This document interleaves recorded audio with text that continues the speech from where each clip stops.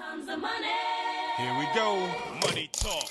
Here comes the money. Money, money, money. Dollar, dollar. Dollar, dollar. Ching, ching, bling, bling. Cut the chatter. You ain't talking money, then you're talking no matter.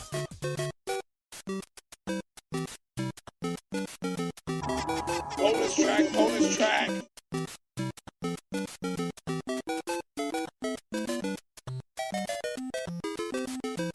That will cost you extra.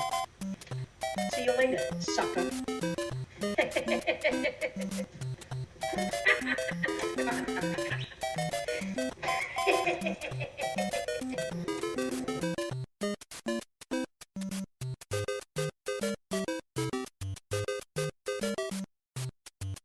You know, the guy in the booth who's talking to you on a tiny little earphone, he's afraid the guys at network are going to tell him it's through if he lets the guy keep talking like I'm talking to you. Because the corporation's got the networks and they get to say who gets to talk about the country and who's crazy today.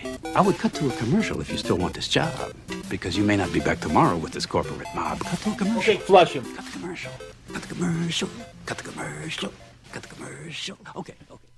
Hello and welcome to Overlapping Dialogue, a podcast of audio commentaries dedicated to discussing cinema that fascinates us in a way we hope fascinates you. We're your co-hosts, Kyle and Levi Huffman. I'm Kyle. I'm Levi. And here we are.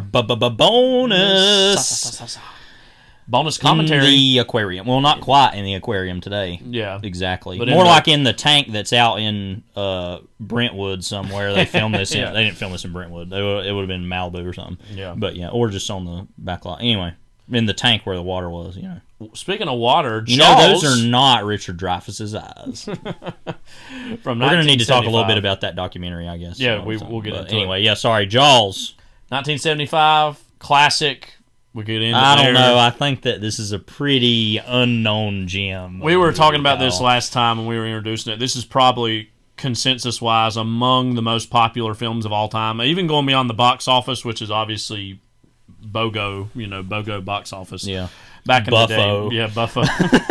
I mean, what else, we're like, what else is there to say? Well, we're going to find a way to say some stuff. Yeah. I mean, truly one of the most iconic films of all time. I mean, I feel like it's saying, well, Hollywood ever produced, but I mean, this is one of those movies that transcends time, nationality, language. It's just one of the most iconic films ever made, This is, again, as I said last time also, this has been on our list to maybe do forever, so we're finally getting around to it. This July 4th coming up of 2024. Just short of the 50th anniversary, which will be next year, actually. Yeah. 49 years of Jaws.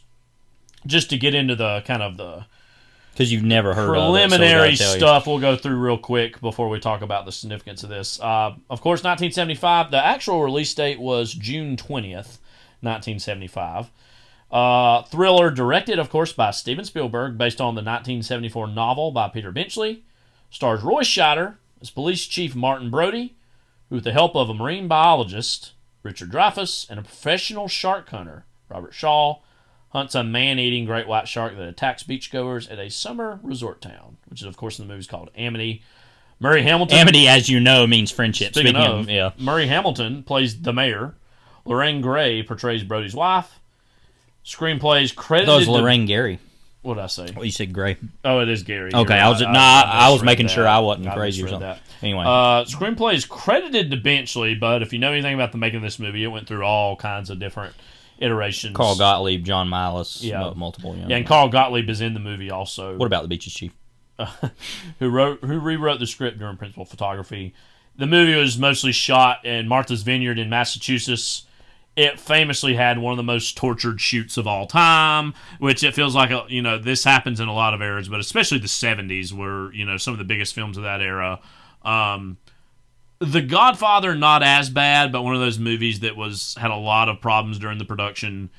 This was just more than anything logistically, technically tough to do. Of course, Star Wars went through its stuff. Apocalypse Now, the all-time crazy. I mean, it's one of those things. There's a lot of people that haven't even Heaven's Gate. seen Apocalypse Now that, it Know has just about that. become synonymous with, troubled production. Well, I mean, that's literally kind of the name of the title almost writes itself. Yeah. You know. One of the great I was jokes- about to say right. I'm not even kidding you. It's ridiculous. One of the great Hollywood jokes of all time is it was in one of the trades when that movie's being made was Apocalypse When, because it was just kept going on and on and on the whole production. The title, right?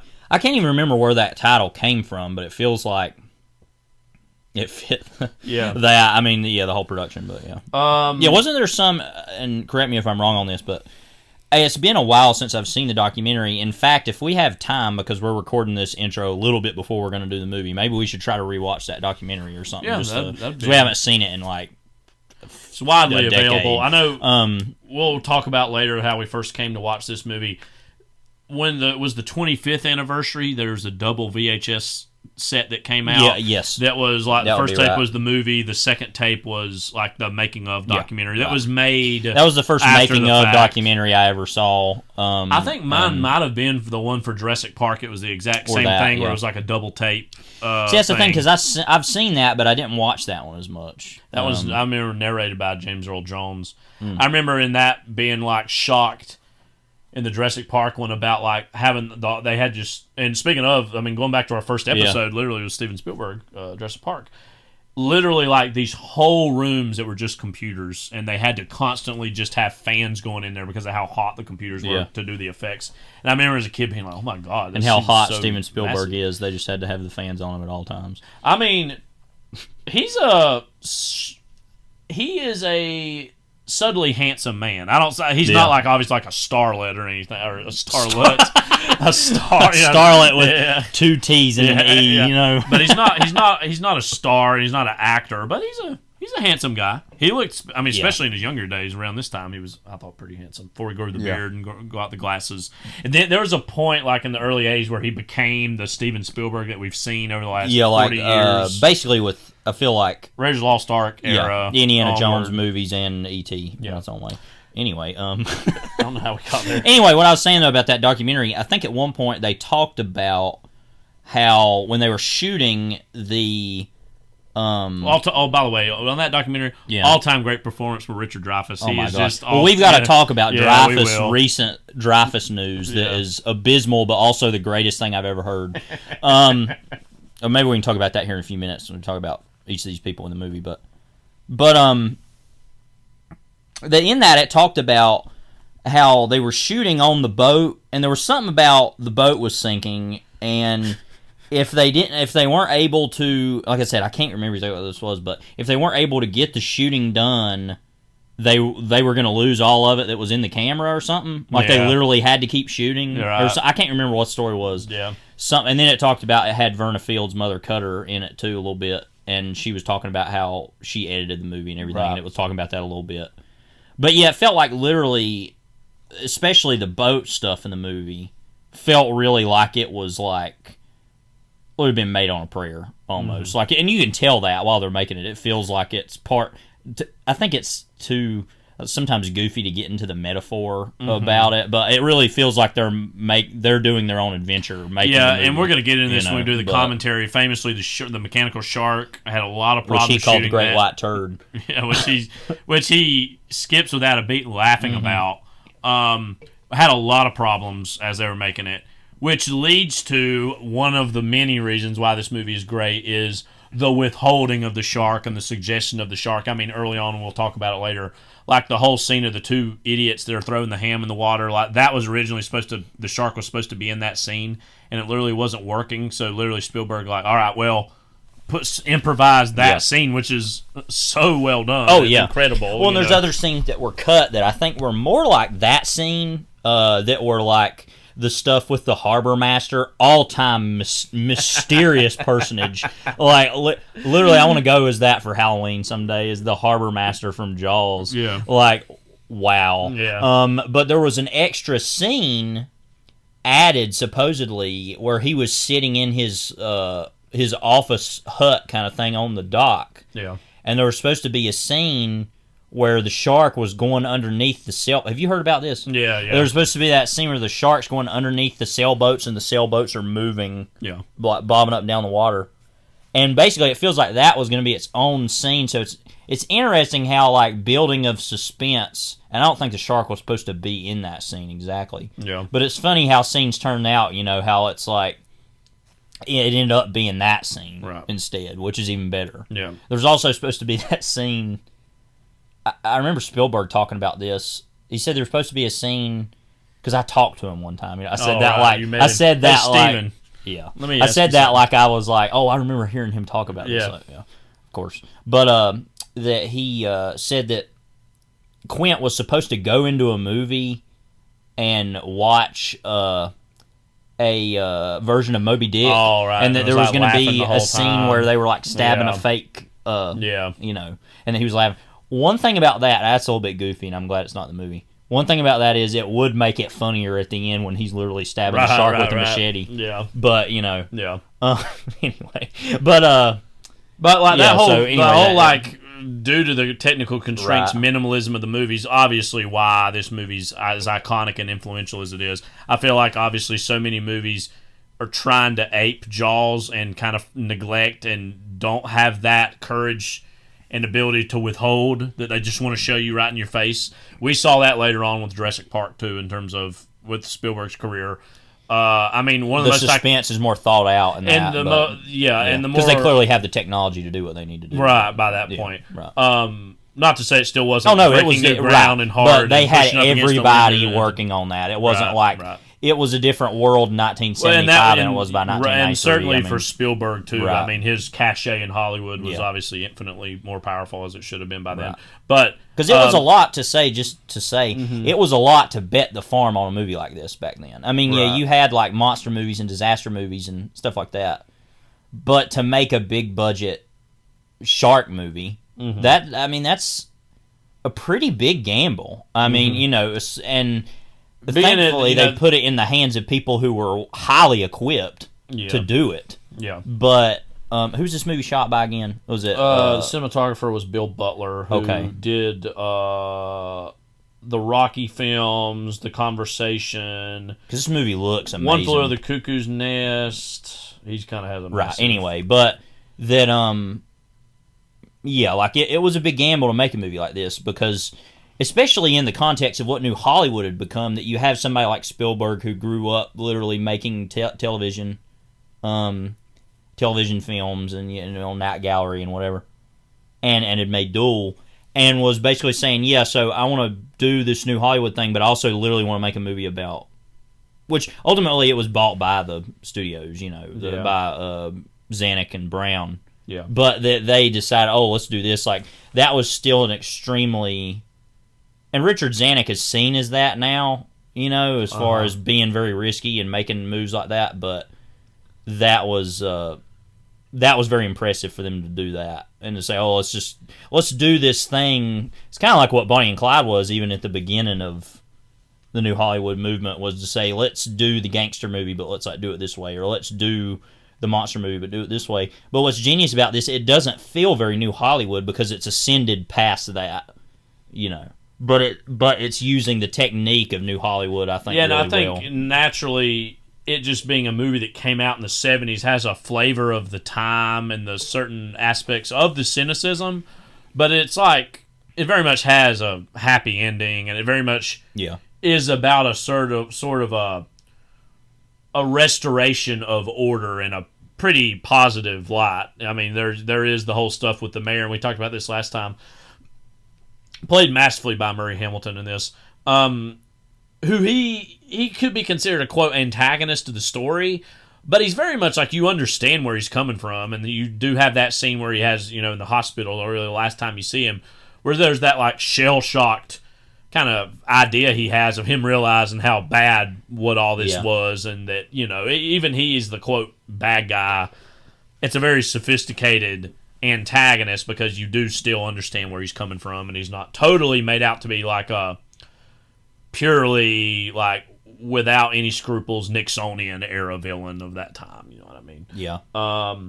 Another thing that sometimes is not talked about with why this movie was a success, among many reasons, and I have read this before, that Universal Pictures released the film to over 450 screens, wide release. This is one of the movies that pioneered the wider release of a lot of places all It wasn't at like once. the road show like it used to kind of be sometimes. So it was like, this is a big movie, and then also had a lot of advertising, stuff and tie-in merchandise which Star Wars, of course, on all of these things would later massively expand.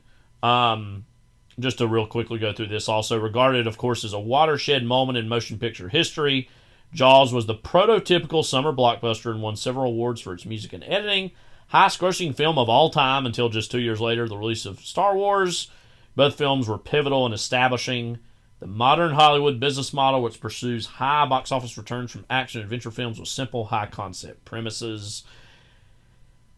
And, you know, there's a lot of context to talk about Jaws in. That's undeniably the one that I think has had the biggest impact of its comparisons to Star Wars and how Star Wars and that both changed Hollywood. Most people would say cynically for ill.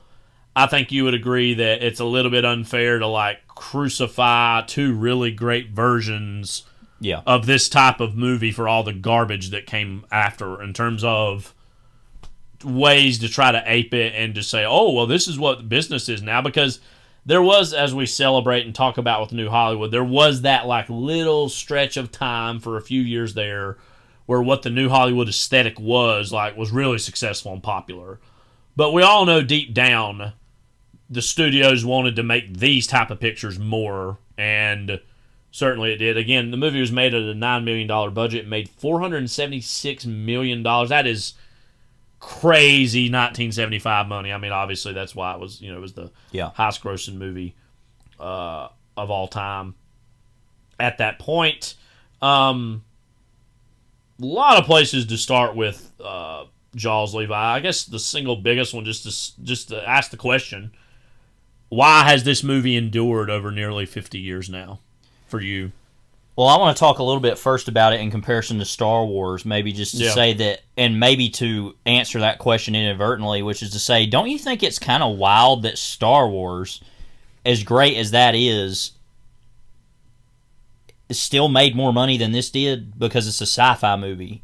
And it's like that's still an entry point. And also that's like starting from scratch. This at least had this book that it was based on. And so this, is a simpler story that is told in the real world ostensibly. Obviously this is a fantastical, ridiculous thing, but that with Star Wars, it's literally like creating a mythology as it goes. And I just think that's kind of crazy that people was that successful. Well, I think it shows and maybe they got the kid market in that too. I don't know. Yeah, and much has been made about Star Wars' success, how and why it happened when it did, and just to go through some of the cliche answers, which are certainly, there's truth in them. After the downbeaten 70s, people were just wanting to have a good time at the movies again. I mean, I feel like that was, we're cynical about stuff now. That was the height of cynicism, was the 70s between Nixon and Watergate, Vietnam. And Star Wars, interestingly, and Lucas has said this, and I think there's a way that this can be overstated but also understated weirdly, is the Rebel Alliance's proximity to or approximation of the Viet Cong against the empire that is in some way representative of the United States. I don't think a lot of people were exactly thinking about that, obviously, in 1977, modern audiences at that time. But certainly that idea of the underdog story in Star Wars is very much why I think it was successful. And also it just was there. And then, because this is something else to talk about later with Jaws and with Star Wars, we have always been alive where these things were already on the Mount Rushmore of Hollywood. You know what I mean? In terms of, these are all, when we were born in the 90s, these were already considered these great, mighty, triumphant pieces of popular cinema.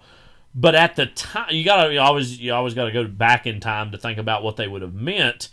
Is that, again, for all the really high quality stuff like All the President's Men or Network or Taxi Driver, these very, cutting edge, beautifully cynical, popular movies of that era. This just was something different, and it was just something that fulfilled a scratch and an itch that even the earlier 70s disaster movies that were on this sort of a plane of a movie just didn't quite have the the simplicity and economy of storytelling that those movies later brought to the fore. Because we talked about it a little bit last time, and you mentioned it here too. Those airport movies, Earthquake, Tower and Inferno, some of these disaster movies, horror at this point was going through a little bit of a renaissance, obviously, in terms of The Exorcist. What else was I thinking of? Texas Chainsaw Massacre. Horror was going through a bit of a moment, and this just came at the right place and the right time, and really just threaded the needle of something that felt so new, but is as old-fashioned as cinema itself in terms of a monster movie or a thriller. And there are even aspects of the Western in this, too, in terms of the lone gunman and the lone lawman in the form of Brody in this, which is one of the, I think, is weirdly one of the more underrated lead performances in the movie ever in terms of you've got to deal with the Robert Shaw-ness of this in terms of how big of a character Quinn is, and obviously what Richard Dreyfuss brings to the table masterfully in this as Brody, or not Brody, excuse me, Hooper. But Dreyfuss's Brody, he just is a guy that's he's looking at his scars and they can't quite compare to the other scars they're talking about. He's getting drunk on a boat, talking about how he's glad he's not in New York City anymore, that he's a cop that's beleaguered, and certainly the vision of New York City that we got in the 70s cinema, even from the French Connection, which he literally was in, or something like Taxi Driver. And, it just plays on the era's fears and anxieties, but in a way that, and this is true of a lot of Spielberg's career, he just knows how to make movies. I mean, he's just one of those people that knows how to frame a shot, knows how to build suspense with sometimes literally nothing to work from. So this movie, it's just the centerpiece of, it's almost, I've said this about Star Wars before, but I think this is even sometimes more true of Jaws. It's kind of at this stage of cinema's literal life, it's kind of in the middle of where that trajectory loosely has been. Yeah. And the origin story of Steven Spielberg is obviously a big part of this. We can talk about later about how he's made plenty of other great movies, but this still consistently remains one of his best, if not his greatest film of this time period. We can get into talking maybe about the cast a little bit here. Well, can I go back and answer your original question, I guess, which is that why has this remained memorable, or why is it so beloved? I mean, I've been thinking a lot over the last few days while we've been preparing to do this about this movie, because like we said last week, this is probably my first favorite movie that I can think of. Too. I think Batman '89 would be mine, but this is up there too. And so I've just been thinking a lot about the film's economy. Yeah. Now, of course, that's not going to speak to people on a literal level, because most people watch movies and they just see it as what it is, But it's just such a well-made, perfectly crafted encapsulation of the characterizations that it finds, Yeah. I mean, and it's also using these characters who are these archetypes. Yes. It's using these a town as an archetype, a season as an archetype, also very fine-tuned, gelling together how everything goes along with that.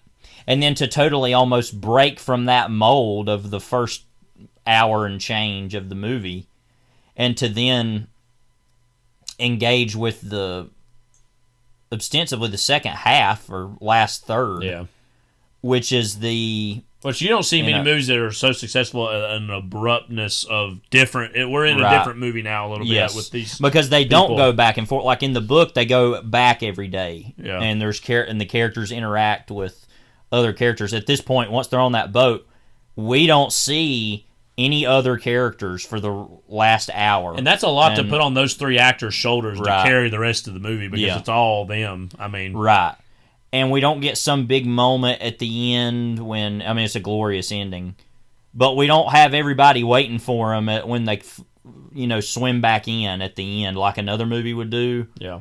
It just ends, and it's just nobody was and that's its own statement of saying, no, they weren't waiting on them. They just expected that's what they were going to do. Yeah. But it is also, in its own way, as triumphant an ending as it is, seeing that final image of the beach, and them kind of coming up in the background. Yeah.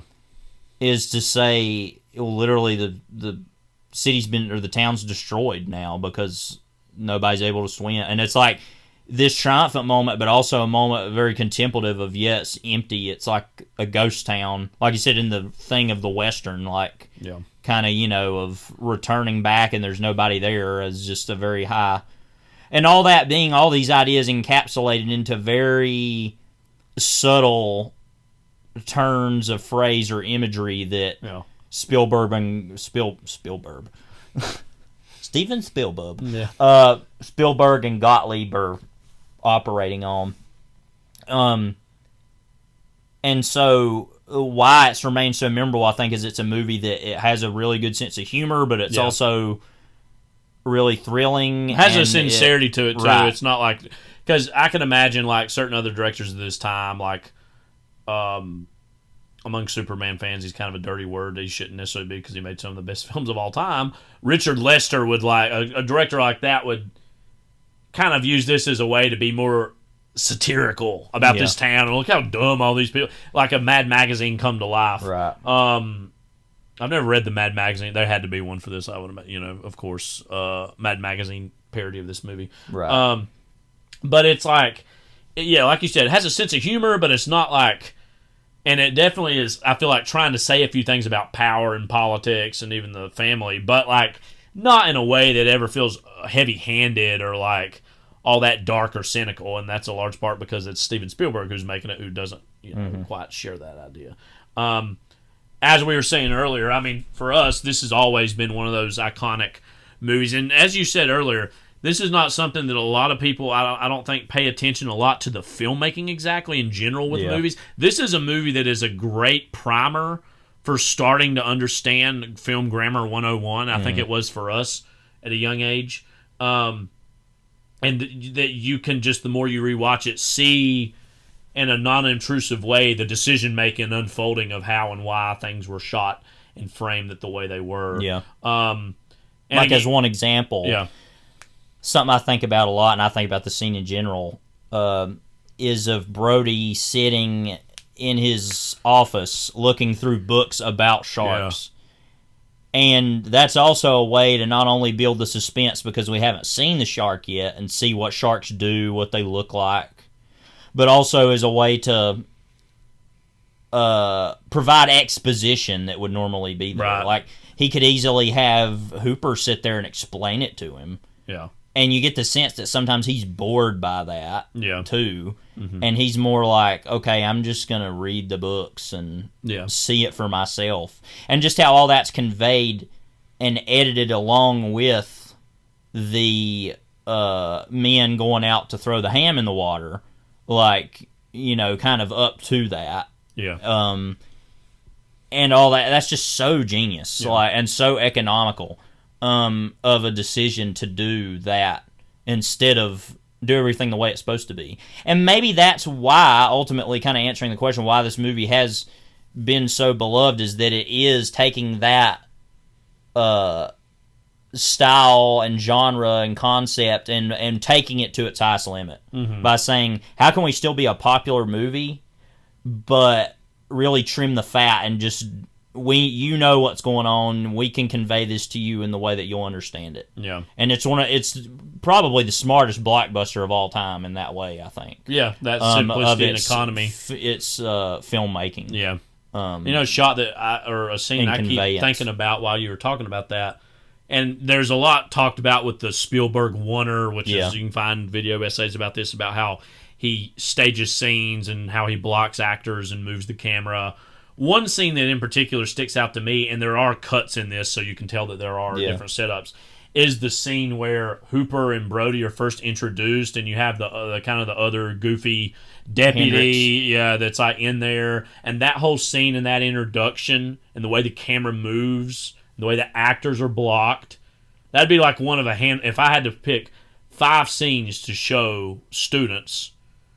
And I went to film school, and I didn't have a teacher that exactly did this. They did it with other things. It's like, how do you make a movie show that scene? Because you just, like, the way that everything's cut and looks is just, you know, perfection. Yeah. And, I mean, even, like, you could just go through the whole thing, as we're going to do here in a little bit. The whole, like, scene in the town, like the town meeting scene where Quint is introduced, like one of the all-time great character introductions. It's been parodied and homaged like endlessly. And so like there's all of that, but then you even go deeper into the movie where you have like Shaw giving probably one of the most iconic monologues in film history about the USS Indianapolis, and for all this is a very like talky, chatty movie, especially early on. Naturally, that starts to kind of phase out a little bit more in the second half because it's just going to be three people, and just the stillness and confidence of all that. And a lot of Spielberg movies, even after this, are not known for their wordiness exactly. I mean, they're more visually dynamic movies. They're not necessarily always relying on dialogue. But for the movie to kind of stop in the middle of that and tell this intense story, and the simplicity of the camera just to be on shoulder and all that, and like, any other movie would have had it as a flashback or something. Yeah, and just and the music's great. Yeah, I mean it's just all so on point, and then even Dreyfuss in the background taking it in and hearing the story. Right. It's just I mean, movies don't get much better than all of that. Yeah. That's kind of the height. Yeah. Anyway, talk about the cast a little bit. We'll go through this real quick. Roy Scheider, Chief Martin Brody. Again, Scheider feels like, I feel like there's certain people that really celebrate him as an underrated guy, so I'm not going to necessarily go all for the mat for it. But, I mean, he is, you look at his 70s, French Connection, this, Sorcerer, which we're both huge fans of, and all that jazz, among other things he was in. He's kind of the perfect guy at the time and place for this. I mean, there's certainly bigger stars that could have been in this part, but like... Was he also in Marathon Man, or am I making that up in my mind? Oh, yes, he is Dustin Hoffman's brother, I think, in that, so that's also something else. Yeah. And I say this as someone who loves like Paul Newman and Robert Redford and those type of guys. If they were in this, like, would you ever have... And again, it's a movie, so and he's the lead, but like, would you ever have any doubt that they weren't going to win in the end or like be successful? I mean, but with Scheider, there is an element of like, and the character expresses this, like doubt in oneself that he brings to it. Yeah. That he looks like on the outside he can get it done, but that he's certainly a man filled with angst and doubt, so much so that he's not even wanting to have his own kids be in their sailboat that they had. He was also in Clute. Which I do. But wasn't he like a pimp or something in that? What? Maybe I'm making that up. He had some part maybe like that. But anyway. Yeah. Levi, what do you think about Roy Scheider in general, and certainly how he functions as a lead in this movie? Well, it's interesting because as a kid, I didn't think about it. You know, I mean, and this movie, as far as my understanding of it, was pretty much crystallized as a child. And I think that's the case for most people now. Yeah. But, I mean, not that I haven't, understood the complexities of the movie and kind of the political kind of subtext of it. Excuse me. Also, just the more adult ideas about, what it's about. But I didn't think a whole lot about it. And then as I got older, I had seen other movies. I'm like, oh, these actors are great. Oh, I love Robert Shaw in this. Richard Dreyfuss is great.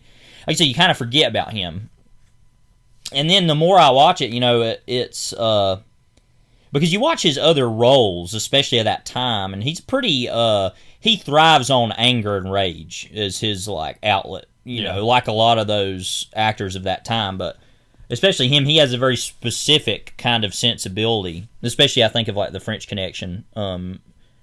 And just the... He's a little more cool in Sorcerer, but there's still some of that there. Right, and Marathon Man or what, and all that jazz. I don't even know what that is. Yeah. In a good way, but... That's obviously, naturally, by virtue of what it's about, much more theatrical. Yeah, right. And so, with this, you get those flashes of that in moments where he's mad about something, but he plays such a perfect role of, a cop who is really... and a police chief who really does have the best interest at heart. I never doubt that he's a good person. Yeah. Even lightly heroic. Yeah. But the problem is that his own, like you said, his own belief in himself is so tenuous that he doesn't know if he can ascend to that expectation. Yeah. Ultimately he does, but there's plenty of times when it's because at first it's Quint is more like, I don't know about this guy. Like, Yeah. It's your party, it's your charter, it's my vessel. You know. Then there's a whole other dynamic Quint has with Hooper, which is another which thing, is just but- total hatred. Yeah. And with Brody, he's more like, I don't know. But then it's funny that Hooper and Quint have more in common as seamen than he does. And it's, But then yeah, Hooper right. and Brody get along better. right. So that whole Yeah. trio is incredibly fascinating. But and the but there are moments when even Dreyfuss gets mad at Brody. Scheider, Yeah. and so it's like, you know, it's very complicated, like I said, in a good way.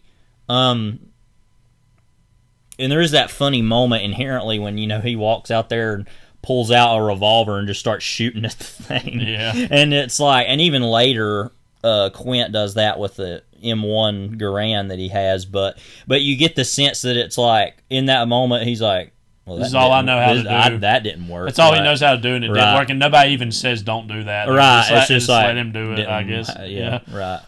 I got a little bit of backstory here, actually, on the casting of him, which is interesting. Okay. So the role was originally offered to Robert Duvall, but the actor was interested only in playing Quint. So imagine Duvall as Quint. I could see that. And I've got some other actors Yeah. that apparently passed on Quint that are interested. Charlton Heston expressed a desire for the role, but Spielberg felt that Heston would bring a screen presence too grand for the part of the police chief of a modest community. Scheider became interested in the project after overhearing Spielberg at a party talk with a screenwriter about having the shark jump up on a boat.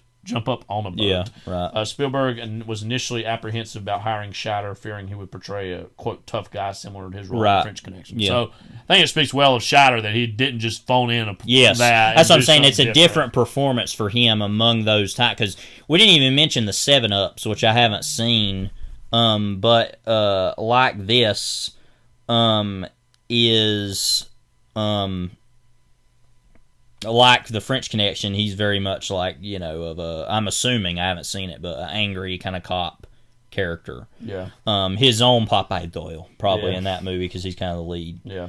But yeah, with this, he's a totally virtuous man, but the kind of Scheider aspects of the movie come in the form of these more tempered frustrations with things. Like one of my favorite moments in the movie I was thinking about recently, because we talk a lot about the counting money all your life, and like the insert shot of the hands real quick. But then after that, and he's like pushing them apart, and he's like, "You're not going to act like this on the boat, are you, Mr. Quint?" He's like, that Paul's like, well, why not? why would that be expected? Yeah. But that great moment where he's literally just like, "You're not going to do this there, are you?" Like, Not gonna act like a child. yeah, man. like just the honesty of that Yeah. question I've always thought's funny. But anyway, so he's great. Of course, Robert Shaw is Quint, one of the all-time. Well, we just talked about Shaw classic recently. movie characters. Yeah, we just talked about Shaw with Black Sunday. Yeah.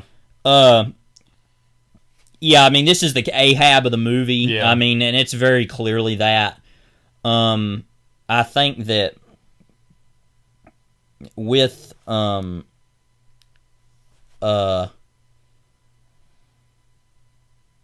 this, it's not, you know, it adds another dimension to that character with the whole USS Indianapolis speech, because it's like, well, yeah, he was in the military doing something else. He wasn't always a fisherman exactly, or that he was a, you know, and you get a sense exactly of who the guy is, and yeah, he's a great fisherman in his own way, but he's also just kind of a it's totally arrogant alcoholic loser in a lot of ways. I mean, and he's ultimately trying to run from that fact in his life, you know. There's always, prior to this, presented on the outskirts of the town and the community as this, like, kind of this, Quint, he's that crazy fisherman. Yeah, because there's that moment I love, I laugh about it in the movie when he's watching them, they've caught the tiger shark, and they're all gonna, and Carl Gottlieb's like, "Please, I need a picture for the paper." Like he's going by on the boat, right? And they like say, just like in high school, one row kneeling, one row standing, and then he laughs because he's like, high school, like, you know, just like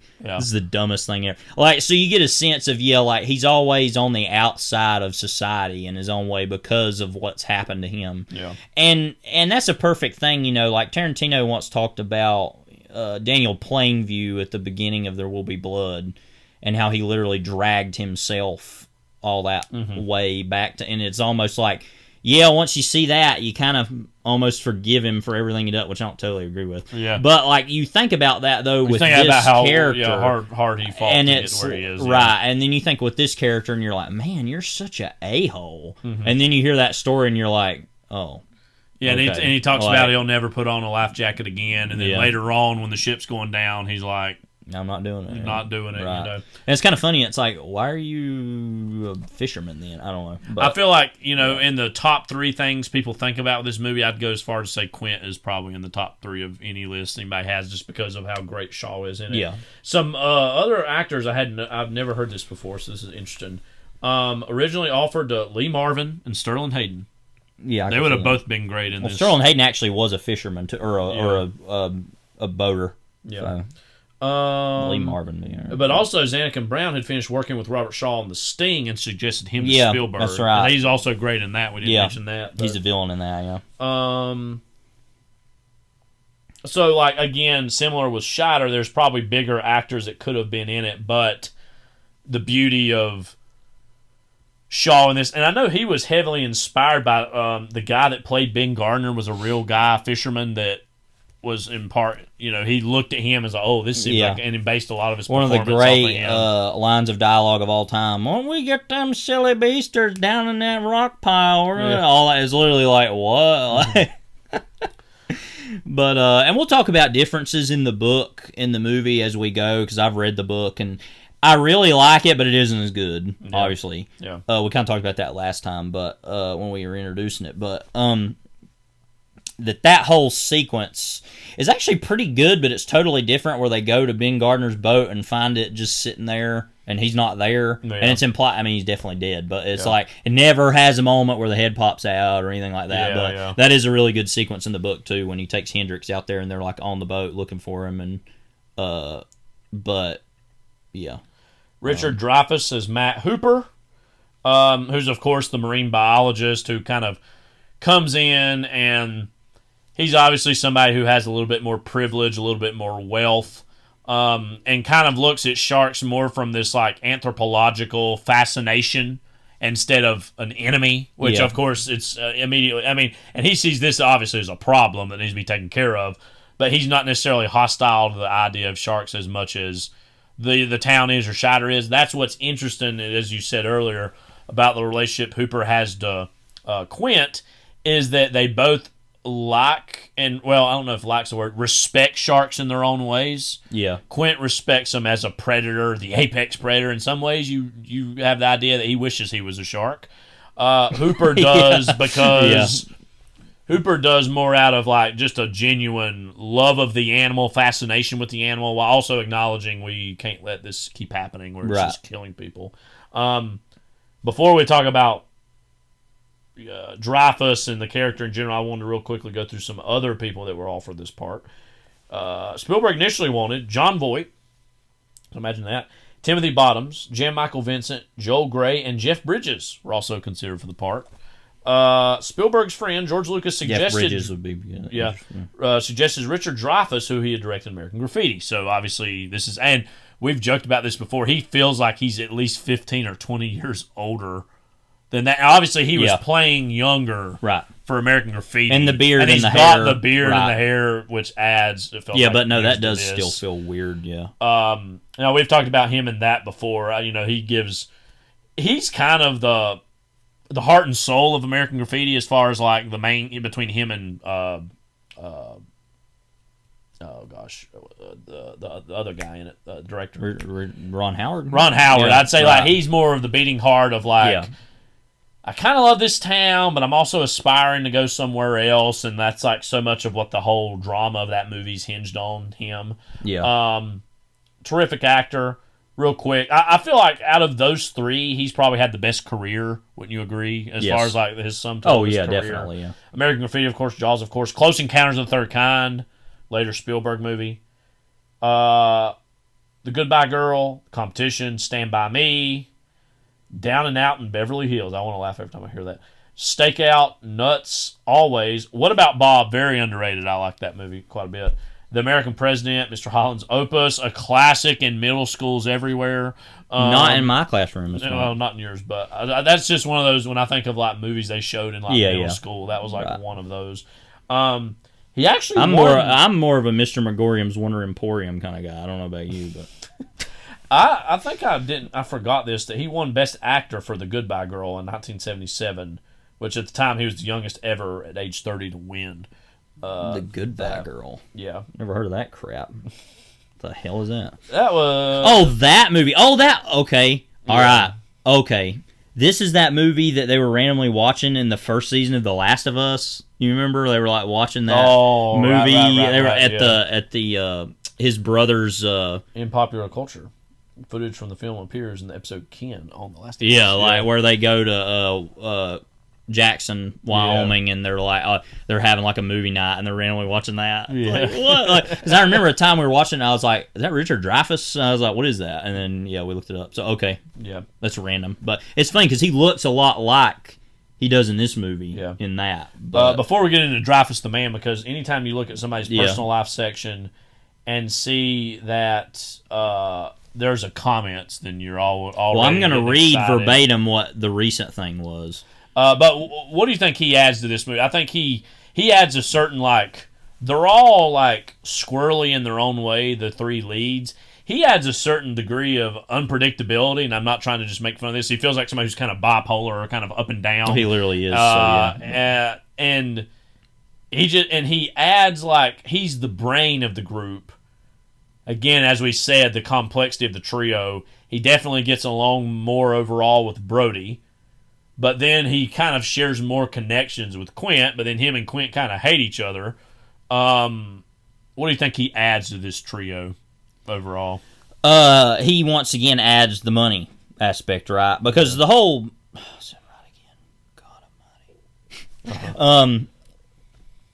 he adds the money aspect because you have, and this is the whole thing about this movie, you talk about the politics of it, that like, Quint representing the working class. Hooper representing the elite, rich, kind of bourgeoisie class. And then, or even you could look at it as Democrat, Republican kind of thing there, or more conservative, liberal, or whatever. And then there's a culture war, definitely. Right, a culture war going on. And then you literally have Brody in the middle, and he's just kind of like, I think we just need to do the job that we're here to do, Like, but yeah, so like he adds this whole other element of like, not that he ain't going in and getting his hands dirty. I mean, he literally does it, and that's maybe the question of the movie, rightfully, is to say at the beginning, and early on, like, oh, he's got all the cameras and he's got the got the Late Show on this thing, like, he's got all the underwater TV cameras, he's got the nice boat, he goes out there with all his equipment, but is he willing to actually go out there, you got city hands, Mr. Hooper moment. And by the end, he literally does go all the way and is like, all right, and spoiler, in the book, he dies. In the movie, he does not. But that, that he's like, all right, I will go out and do it, and so that, I think, is and even though he's mostly easy to get along with, you get the sense of his ego throughout the movie is very large, and you're like, okay, like, Yeah. But yeah, that he does what I said he needs to do ultimately. So right. Now we won't get into Richard Dreyfuss, I guess. Okay. As far Where do you as want to recent start? Things he said. Well, I'll read the quick version here on his Wikipedia page. And you have some. You said you had some stuff. Yeah. The recent stuff. So there was a recent screening of Jaws at the Cabot Theater. Oh, that's what I was going to read in about. Beverly, Massachusetts. Yeah. On May 27th of this year. He was criticized. He criticized diversity initiatives launched into what is described as a transphobic, misogynistic, homophobic, and sexist rant, causing many attendees to shout at the actor and many to leave the venue in dismay. Yeah. According to eyewitnesses, Dreyfuss criticized the Me Too and LGBTQ movements and disparaged parents of transgender children, suggesting that supporting a child's transition was indicative of bad parenting. Okay, so to be more specific. Says Dreyfuss began his Q&A session at the Cabot with lighthearted whimsy. I'm not making this up, by the way. I want to be clear. Yeah.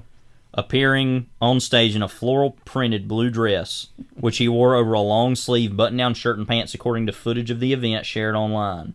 The actor playfully, not prayerfully, swayed his hips and swung his cane like a baseball bat as Taylor Swift's love story played in the background. Wow. And then here it says, Dreyfuss had previously been outspoken in his socio-cultural views, including his perspective on diverse media representation, responding to the Academy Awards representation and inclusion standards in a May 2023 interview on Firing Line with Margaret Hoover. Dreyfuss said the requirements make me vomit. So... by the way, a little thing underrated in all that is the Firing Line has been brought back in recent years. Yes. That kind of by the Hoover Institute, Yeah. Hooper, I don't know. Yeah. Hooper, what are you doing up there, Hooper? He's literally... Why are you a transphobe, Hooper? Like, yeah, he's like... you would know Quint would have some spicy takes on current... He wouldn't even know what any of it is. He'd be at the bottom of a bottle half the time. Yeah. I mean, but... I mean, he'd be like Chris Stapleton said, I don't have a problem if I don't see the bottom kind of deal, you know. But, one of the great modern lyrics. Yeah. Very questionable. He's has a history of kind of saying some strange things. This is definitely by far the craziest thing. And they haven't even put out done. footage of it yet that I'm aware. Maybe it's out there now and we don't know about it. I'm just going to look on YouTube. People were talking about how bad it was. They're right after it happened. There's a lot of news. Right, that's been like about a month ago now. So Richard Dreyfuss Cabot Theater drops down. Let's see. All right. There's an end of a Q&A of him on stage. Okay, we'll have to watch it later. We're just seeing the kind Can of. we just go ahead and thumbnail. play it and we just hear it on air for the first time? Okay, yeah. Let's see. There's a Mr. Beast ad here. Hold on a minute. This restaurant, it's a green screen. I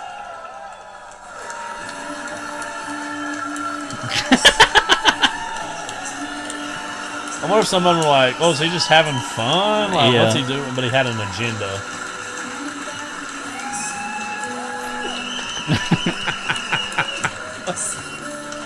So was this after they showed the movie? I think it was just a Q&A after, yeah. Imagine this woman, how confused she would have been, probably.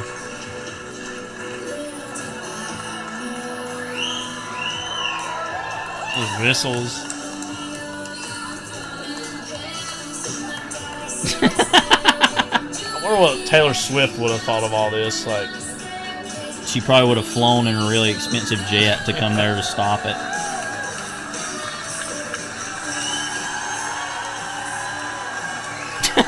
so I'm not gonna watch any more of this for now. But imagine you're like going. Imagine you're just an audience member going to a university or like an anniversary screening of Jaws.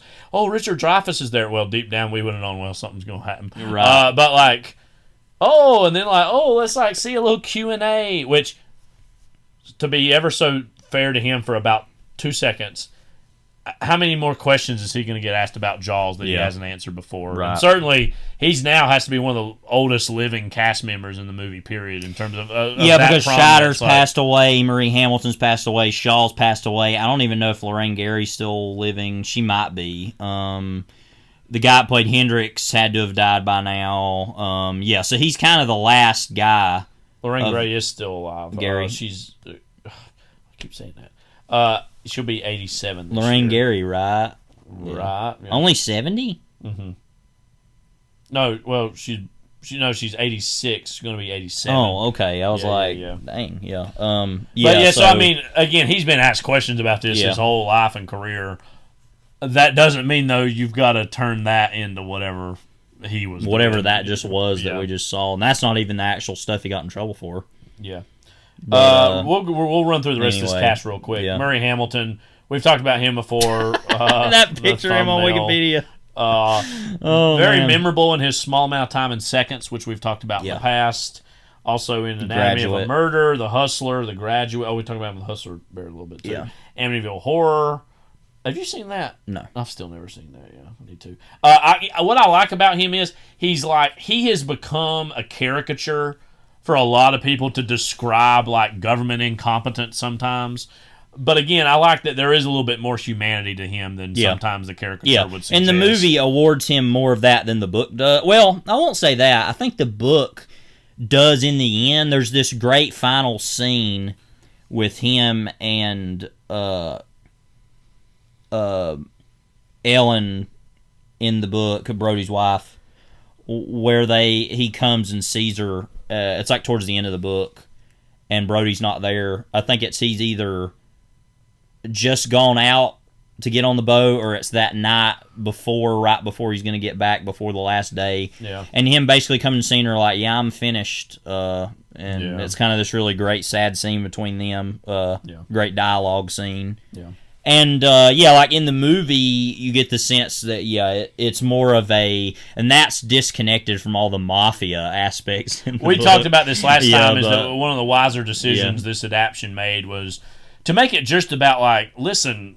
I mean, there's that whole little speech he gives towards the end of which the beaches will be open this weekend. You know that scene where he's like, "Listen, we need that. This summer is always our lifeline that gets us through those very tough months later in the year." So, I mean, while certainly there should be stuff done about getting rid of this shark, I mean, you do understand the problem being that if this beach shuts down, then this kind of ruins the reputation of this town, not just for the year, but perhaps indefinitely, you know. And I feel like the movie does a good job. You're the mayor of Shark City. Yeah. Be like ringing the dinner bell, for Christ's sake. I mean, yeah. I mean, he, of course, iconically also has a anchor jacket in this, there's a whole internet meme community dedicated to that, which is quite funny. So, shout out to Mayor Larry Vaughn. It's always this time of year, by the way, we start retweeting the tweets. Yes. About...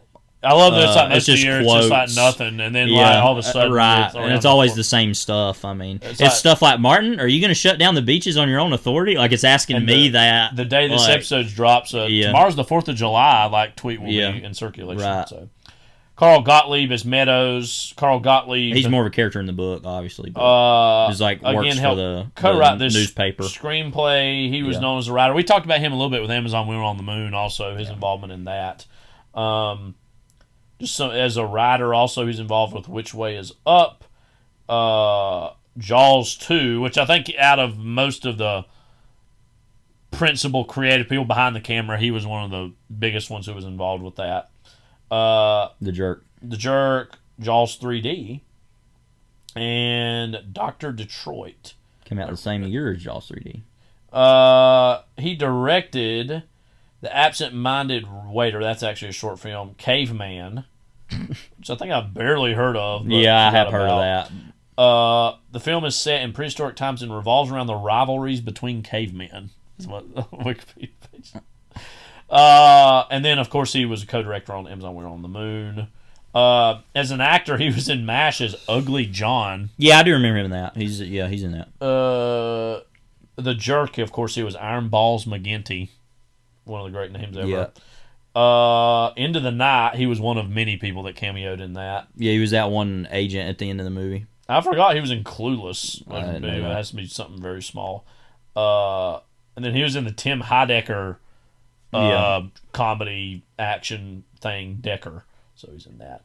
As himself. Yeah, I mean, he don't have a huge part in this, but obviously behind the scenes, he was a big part of helping craft the screenplay to what it was. That show also had Al Jardine, I believe. Yeah, Jeffrey Kramer, Deputy Leonard Hendricks. Again, I think he's still living? Yes. It says he is still alive. Well, good. I'm glad. I know he's still living. He's definitely like one of the younger cast members in this that has some. He was in. I don't know if you remember. He was in that movie Hollywood Boulevard that Joe Dante directed. Yes. Yeah, because he's. We have a clip of that movie in the intros. It's starting. Like, no, that's Targets. Oh, that's right. That's right. Yeah, you're right. No, there's a clip from that movie I like to play a lot. Maybe that's what I'm not going to talk about, but anyway. Yeah, that he says something in.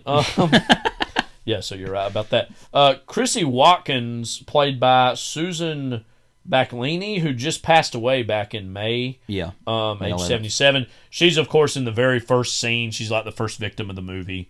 I don't remember that one guy's name. Total bonehead that she's with. I mean, he just seems like a total freaking doofus at the beginning. Yeah, I'm an Islander. Yeah. It's in that she must have drowned. Harold poured it to you, didn't I? But I mean, she's the really one of the big pieces of iconography of the movie because she's on the poster. Yes. And so, yeah, she's a great opening victim. I don't know how else to say that, but yeah, no, she's but just really a good representative. It's like Yeah. in a slasher movie. It's like, oh, beautiful young woman dead. Like, I mean, Yeah. that's what starts the whole thing up. Right. Obviously, Lee Fierro, who plays Mrs. Kittner, who doesn't have a big role, but her son's killed. He's like the second victim. And she has that My big boy scene got killed last week. where she you knew it. slaps him. You knew there was a shark out there. Just let them go swimming. You knew it was dangerous, but you let people go swimming anyway. I thought you were Anyway, keep no, going. I forgot. What was it? Oh, no, my boy is dead now. I remember the riff track. You know riff tracks, Yeah, which is yeah. like basically the second guy who did Mystery Science Theater Theater. 3000 does those. And there's the part of that movie where they're walking up, Yeah. and he says, "Man, her husband must be over 80." I always think about how old that guy is. Like, Yeah. but anyway, I know that scene where- really sad character, really sad scene. I know that's there's like all these takes of how many times she slapped him in the face. Like there's like you can watch. It's like a bunch. Like I don't know. And Spielberg isn't somebody who That's necessarily a really does lots good of takes. slap Foley, by the Yeah, way. yeah. I don't know if that's the actual one or Yeah. what, but there's that great moment we'll talk about when we watch it. But Then there's when Peter, Hooper's like, yeah. "Oh, flag." Peter Benchley himself, Yeah. who's like has a very small, basically a cameo role of he plays like Don't a forget Peter newscaster. Benchley, the Benchley family, enemies of Stephen King. Well, I was Don't going to bring forget, this yeah. up because this is one of the more random things to me. Is you know all about the New England literary happenings of the 1970s that they had beef with each other. Okay, so the main reason is, well, first of all, look up who was Peter Benchley's father because he was actually a bigger writer Nathaniel than him. Benchley. Yes, so Nathaniel Benchley actually was a very respected English writer. Or no, they were from. Never mind, they were from there. Okay, but they have this very transatlantic accent. I guess is what I was thinking of. Anyway, that he was a more well-respected writer of New England. Yeah. I knew he lived there. For some reason, I thought they were British. I don't know why. But that he was a lot more respected. He was well known, and Peter Benchley, of course, wrote some other, trashier like airport novels. But that he ultimately, the problem was that it was written by, I think it was Doubleday, wrote the novel to Jaws, or published the novel to Jaws. Sorry. Is that correct? Let's see. Yes. Yeah. Hardcover. And so Doubleday also put out Carrie around the same time. Carrie famously had a very poor opening as a hardback edition. Came out right around the same time as Jaws. And so they promoted, because did Jaws come out like 1973? Is that right? I think it said 4, published in Okay. 1974. Well, Carrie came out, I think, in 73, but yeah, because that was February 74. They did a very high promotion of Jaws, primarily because of Nathaniel Benchley's standing as a Pedigree, literary, author, and they really pushed Jaws as a big hardback sale, and it was a big sale. It was made a lot of money, and then ultimately they kind of prioritized that over Carrie, and it performed very low. Yeah. Now, when Carrie came out as a paperback, it was a big hit, even bigger. I mean, that's what success. launched King's career. Right. So that is all to say that he has been public in the past, Stephen King, about, screw the Benchleys and screw Doubleday, which is funny because it sounds like a random amount to be angry about something that worked out for you, but Yeah, like, yes, Stephen. I think, but I mean, that shows you when you're young, you remember those. No, he remember. He things, talks like- about it. He's talked about that. I've heard him talk about that at least 2 or 3 times. Yeah. In different. Well, we don't like contexts. Kubrick either. Yeah, he'll bring but that up whenever. right. Yeah. But that's just something I randomly think about when I think about this movie and Yeah. the book, especially. Is that he's like, Peter Benchley, he screwed me on Yeah. Carrie hardback, like. Yeah. Which is funny because it's actually another thing is too that I think the Carrie hardback is actually really expensive compared to other ones because of the fact that it there were less printed, Right. I believe, than obviously because of Jaws. So that also goes to show when you have these competing books, you don't think about that you think about that more with movies more than you do books, but how publishers will promote books is different also. But anyway, that's random, but I always love telling that story. It was funny to me that you would care that much, get that pissed off. Well, you maybe talk a little bit about the Jaws sequels, which we've never seen. Will we ever? I mean, I always told myself no, but I don't know. You get a certain age, you kind of like, why not, you know? Yeah, and Spielberg has, throughout his career, not made many sequels to his most successful movies. I mean, you look at, like, E.T. never got a sequel. I think that's one that would have done massive, in the 80s if he wanted to do that. He did do Indiana Jones sequels. I think we would agree that kind of is, and I say to someone who loves the first Raiders of the Lost Ark especially, and I like Temple of Doom a lot too, but like... sure, it's like the man with no name almost. It's like you can just plug him into a new situation. He definitely has more personality than that. But, like, you can plug it into a new situation. He did do the sequel to Jurassic Park, it should be said, obviously. But on the whole, he's not made what about 1942? He never made 1942. But, so Jaws 2 came out in 1978, directed by Janot Schwartz. I don't know, it sounds like a made-up name. The guy who made Santa Claus the movie, and also Supergirl. Oh, gosh. Yeah. Man. That's such a weird movie, by the way. What? Santa Claus the movie? Yeah, because, we talked about this forever ago. I feel like... Well, no, actually... When we first watched that movie was slightly before we started this podcast. I remember it was that December before. Right. So I don't know if we ever talked about that or not. But that movie is produced by the Salkinds, who of course had it was basically Superman, but Santa Claus, and so it's like very weird. Yeah. It also has Dudley Moore in it, and John Lithgow as the villain. A really great villain performance, I'll give it that. But yeah, and then Supergirl. What a strange career that guy must have had. Wow. So he's clearly like, just come over here and do this right now. Yeah. Jaws 3D. Yeah. But first off, Jaws 2 does have one of the great taglines of all time, just when you thought it was safe to go back into the water. That feels like that's the movie almost, is the tagline. And it's like... Jaws 3D. It's a real... They were drawing panels before they were even written, kind of deal. Going to that was in 83 that came out. And then... What, Jaws 3D? Jaws 3D. Yeah, because I know that was a whole thing in the 80s. Everybody wanted to come out... In 1983, they wanted to come out with 3D stuff. Yeah. Because I think it was like that... Friday 13th and Amityville Horror, they did a bunch of those that were all like 3D movies. Yeah. Were all like that year because 83, 3D. And then Jaws the Revenge in 87. I'll give you Jaws the Revenge. That's so far been it. There was that video game I always kind of wanted to play that was on the PS2. Jaws Unleashed. Yeah, I think that was the name of it, yeah. Did you ever play that at all? No, I always wanted to. I remember when it came out, I really wanted to at that time, and my parents and mom and dad were like, "No, you can't get that." I was like, "Dang it."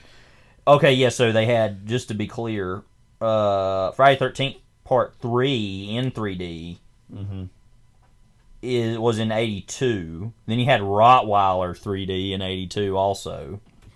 Jaws 3D in 83. Treasure in 83. The Man Who Wasn't There 83.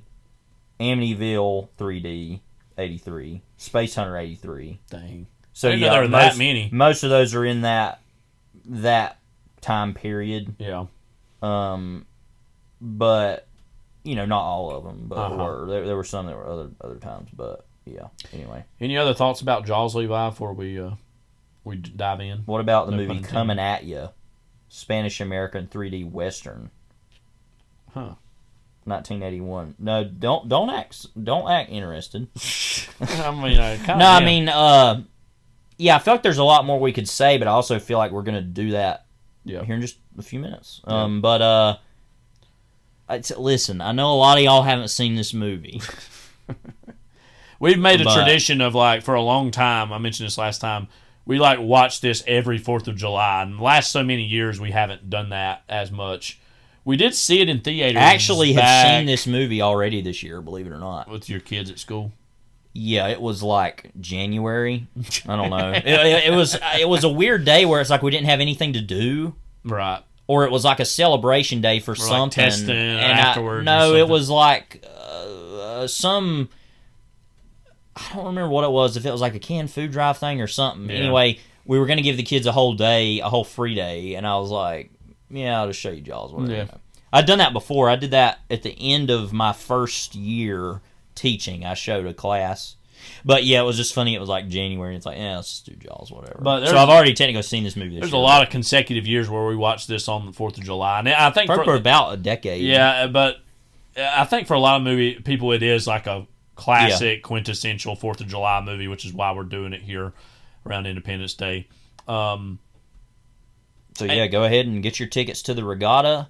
And then we saw it in theaters regatta for the first time for a few years ago. Yeah, we when did. That was exactly. It wasn't on July 4th or anything. No, it was like in June, I think, or it might even been in August. I don't remember when that was actually.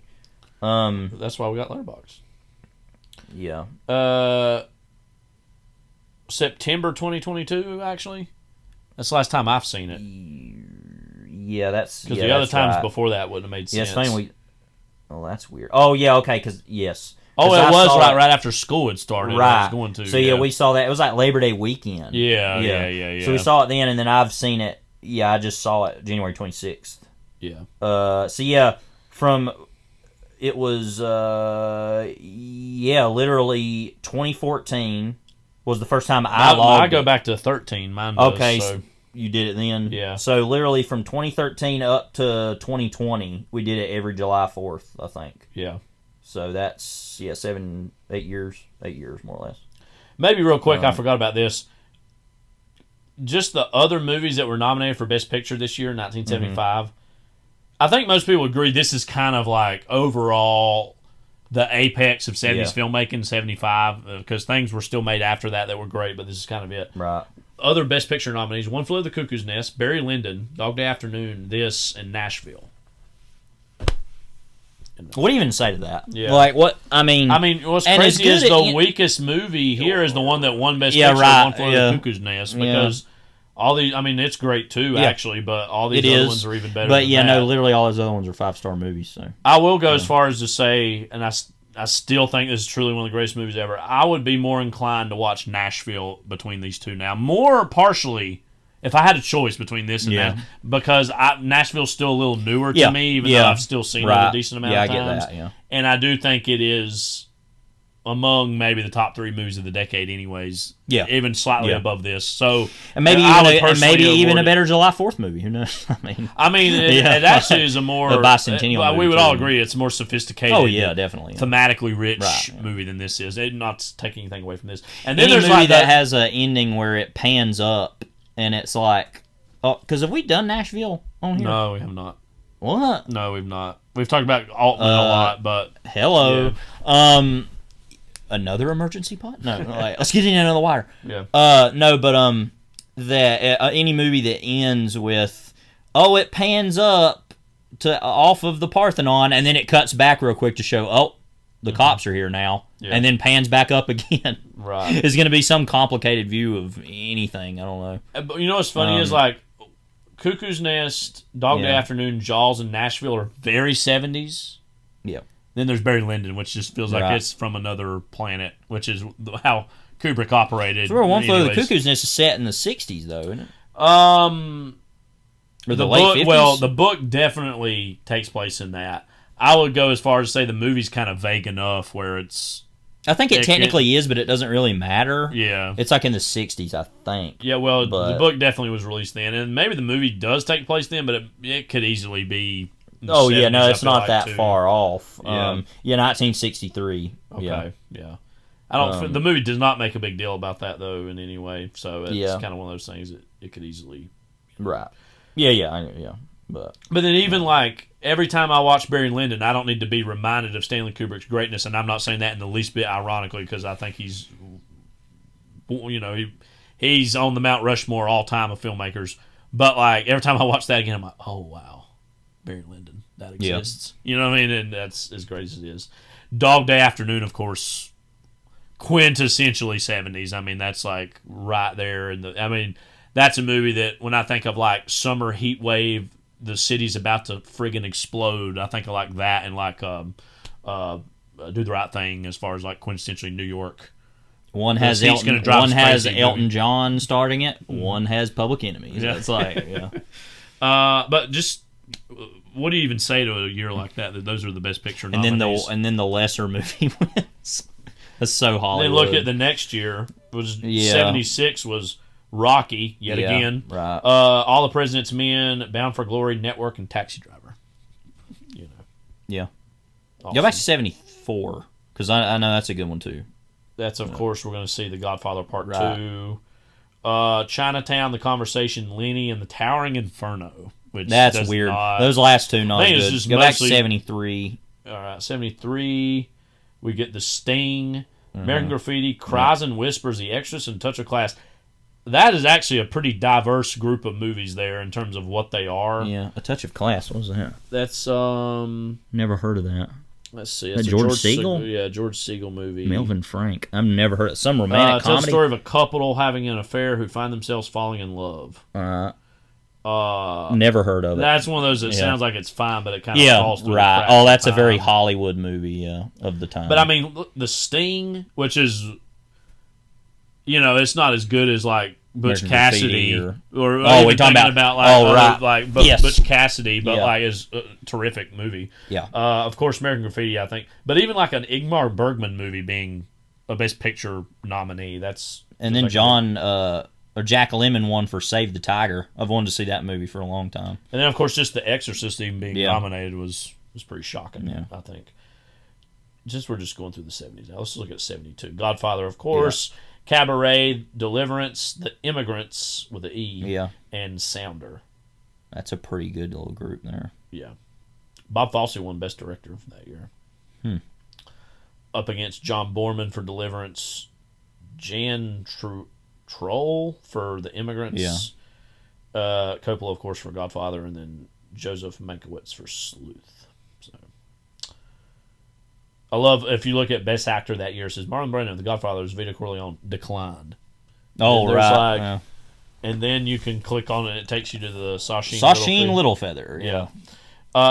Yeah. Never forget Roger Moore's real like. Yeah. It's like you a-hole. Like, Yeah. it's like you racist a-hole. Like, yeah. Anyway, time for Johnson. So we're going to take a brief break here, Yeah. and then you're going to hear a trailer for Screw you, 1975's Roger Moore. Jaws. There is a creature alive today who has survived millions of years of evolution without change, without passion, and without logic. It lives to kill. A mindless eating machine. It will attack and devour anything. It is as if God created the devil and gave him jaws.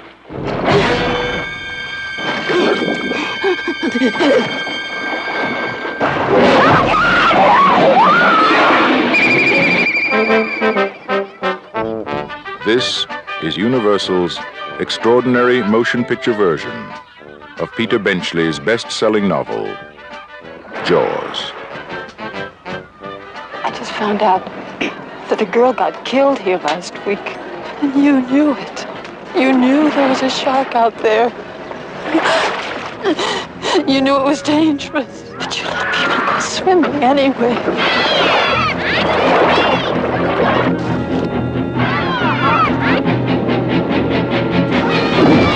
Did you see that?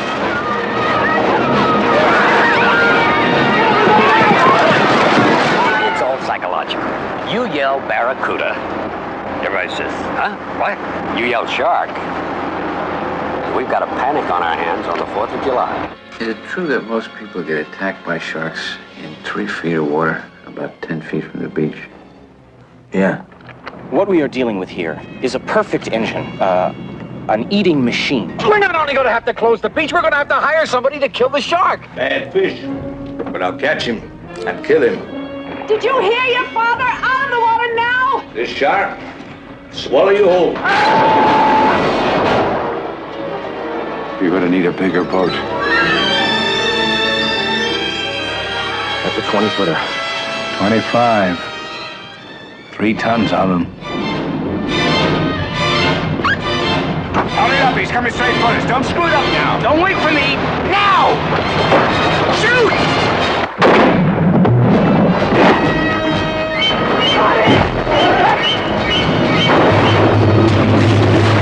What's his tail? Give him room! I can't, he's trying to run! Oh! Come quick! I can't hold it! Hurry! Take it up! Brody!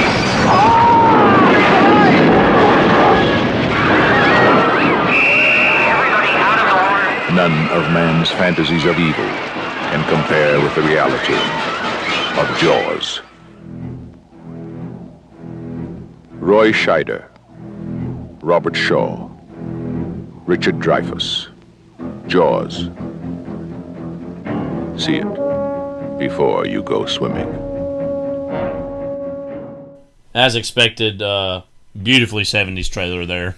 Yeah, my too favorite, long, but yeah, also right. too good. Well, they spent so much time on the land stuff in the beginning. I thought they were honestly not going to show much at all. You could tell they're really trying to withhold that, probably Right. as much of that as possible. But makes sense. But one decision they made correct in that trailer. Yeah. Another decision I love, I don't think it's the correct one, is to do the weird looking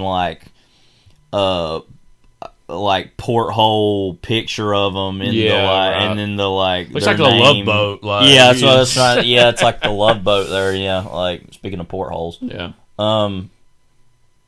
Yeah, but I mean it's a '70s trailer. I mean, shite. Yeah. All right, Roy Shite. Yeah. We're watching this from the Universal Blu-ray. We're hitting play in 5, 4, 3, 2, 1. We've talked about this when we did American Graffiti. This is our favorite era of the Universal logo. We can't hear it as good right now, but the weird little noises there is one of the best choices in any movie ever. Yeah, I remember what when I was a kid and seeing this, and you see the Universal logo and the stars. It almost sounds like something from outer space, but and a lot's been made and said over the years about that we know sometimes more about vast stretches of the universe than we do about our own underwater areas. So there's a certain kinship there. So why you're here. Menacing instrumental music playing. We're watching it with subtitles, which we've talked about before. The Universal subtitles are always interesting because they actually direct on the screen where the actors on the screen, which is a little different. Murray Hamilton get a bigger name there. Spot. Music by Johnny Williams. Yeah, they keep calling him Johnny Williams over and over. Just kids hanging out, I've always thought about that opening, when and where did they shoot that underwater? Where is that? I'm just, I don't know, it's just something I think about around about. Very 70s, obviously, of around the campfire, playing some tunes. And these are supposed to be younger looking people, but half of them, and part of it's because it's the 70s, just look like they're in their 40s. Yeah, right. One other note on the first shot is one thing I was thinking is that it's kind of ambiguous. Is it from the shark's perspective? Guess, it could be or could not be, but because I know we were rewatching the documentary that we were referring to. Mm-hmm. In the intro, which we've seen a bunch, and you've read the book. Yeah. But it made it sound like the book starts off with that, it says idea. The great fish, it literally, or the fish, or whatever, it says from the beginning, It's like you said, though, kids back in their 20s and the 70s look like people in their 30s now. All that cigarette smoke. It's great also to have that introduction of the Chrissy Watkins character through the smoke, like she's already almost a ghost or dead or something, Don't want to get too metaphorical here, but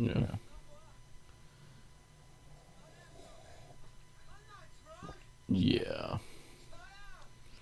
He's not drunk. I don't think so. I think he's alive. This is what happens to the free love generation. Yeah. you know there had to be like middle-aged men who were seeing this at the time. Like, see, that's what happens. Like, Yeah. sometimes you just get eaten by a shark if you ain't careful. They have to be so cold. Yeah. Well, not only it being New England, but New England in the 70s, it would have been even colder than it would be now, you know. So they talked about that, how like nobody really swims until August, like, yeah, because it's so dang hot, like, or cold. Cold, I mean, yeah. So dang hot, yeah. Yeah, the water being cold.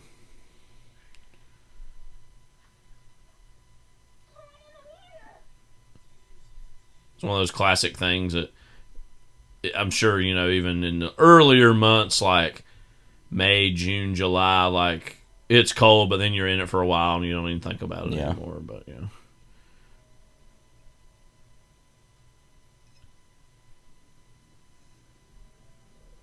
You know, something I've been thinking a lot about recently with horror movies in general is like the most basic thing someone wants to do is painted as this like, oh, that you shouldn't be doing that. Yeah, like moralist. It's like to it, what, like why? Like, you know, it's just sometimes it's like a little much. I think, but I don't necessarily think this is doing that exactly, but yeah, I don't think so. Either. So we watched the that documentary we were talking about. Random little and it talked about how they did this was they were literally running back and forth on the beach, I think. Yeah, right. Like, yeah, and they had gimbals that they were pulling her back and forth. Yeah, which had to be pretty violent. Painful. Yeah. Also, wasn't it that Spielberg was under there at some point pulling her a little bit too, or something? I think I might have heard that. Yeah. The impotence. Oh, don't you love like earlier? He's like, "I'm coming," like just laying on the beach, like, "Yeah, I'm gonna make it." And no, he didn't. It's funny because earlier he looked perfectly fine when he was sitting there at the bonfire, and then when oh man, I'm out of shape, man. Like, we got the introduction of the Brody family. I think I said we got the introduction of the dog. Like, okay.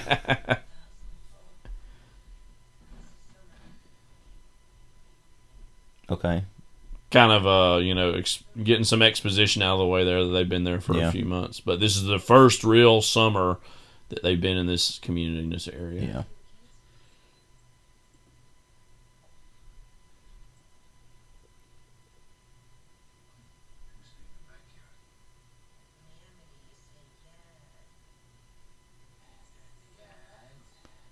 It's interesting, too, that they would just let the kids be up and doing whatever, but also that they're like, yeah, whatever. We lived in New York, everything will be fine here. Like, which I'll talk more about that later. Some ideas about that, but people always refer to as the latchkey generation of the Gen X kids. Just let's let them go run about. Like I said here a while back, there was that idea the latchkey kids, and I was like, who are these latchkey kids? I keep hearing like about. A gang, right, like roaming the streets. Yeah. Like, well, that basically was, I guess. I mean. Yeah.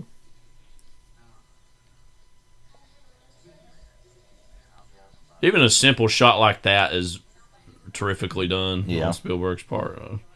Bill Butler, it should be said, I think we mentioned, was a cinematographer also who shot a lot of big movies. And then he has multiple phones.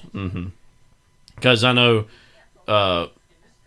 Spielberg's DPs kind of varied over the years up until the 90s, and ever since he's worked with Janusz Kaminski, really since, I think, Schindler's List. Yeah. And obviously plenty of his movies look terrific before then, but certainly looked even better, I would argue, overall since. I can't remember who the Close Encounters DP was. There's this movie's known obviously for its musical score. Vilmos Zsigmond, which there you go. Yeah. This movie's known for its score. I love some of the sequences though that don't have any. Is very purposeful, like this. I love it's quiet because it's like the town's not really awake. Yeah, right.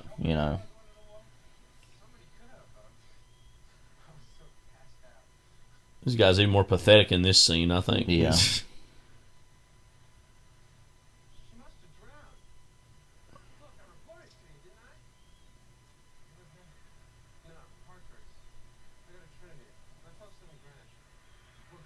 So he's from Connecticut. This whole movie's a big deal about I'm an Islander, I'm not an Islander. Like, yeah. And one thing I was going to mention earlier is like them making fun of these Massachusetts accents. We in the South, like, oftentimes, not we, me and you, but other people are like, oh, them Yankees, and kind of just throw them in this big category of accents. But obviously, there's a lot of variations that even New Yorkers have a different accent than these. And upstate New York has different, too. Yeah.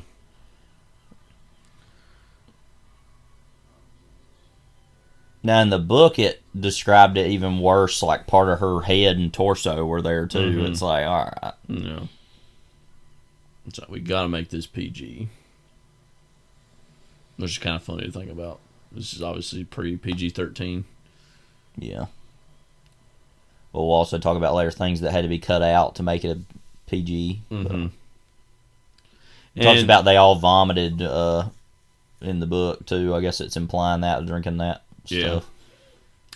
And, we talked about this a little bit earlier, but one thing I really love about casting Roy Scheider here is obviously inherently it engages the star power of him being in the French Connection and coming from that like violent New York world, and that this is obviously one that's much more lax, but then is visited by this incredibly even extra violent act by a shark attack.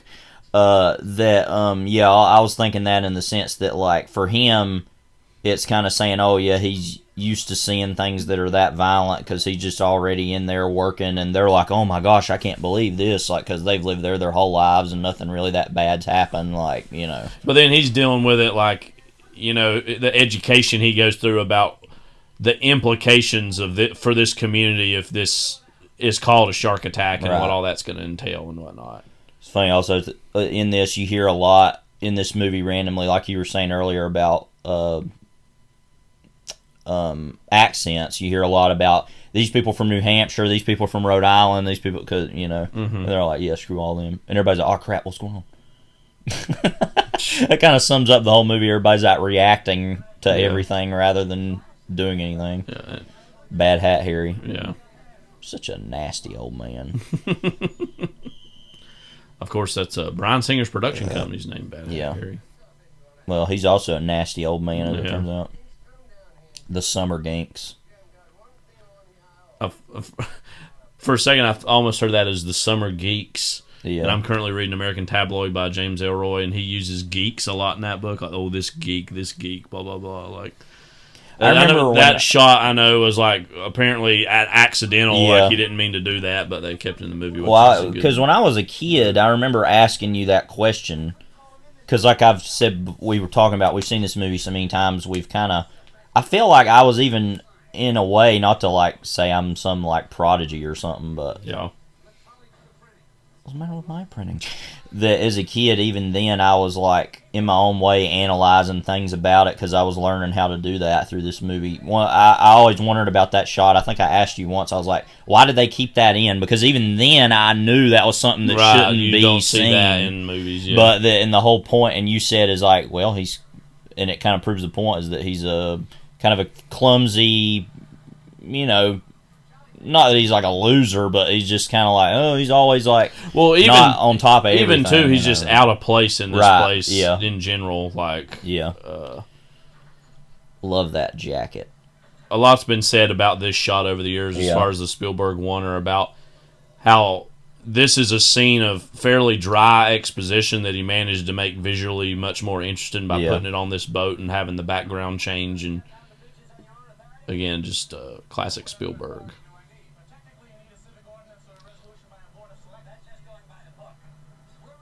You got that guy in the background that later on the mayor tells of that his is what's kids funny to get is in the water. you watch this movie enough times, you start recognizing the people that are in regular clothes and then they're like on the beach clothes, and it's weird to see them like both,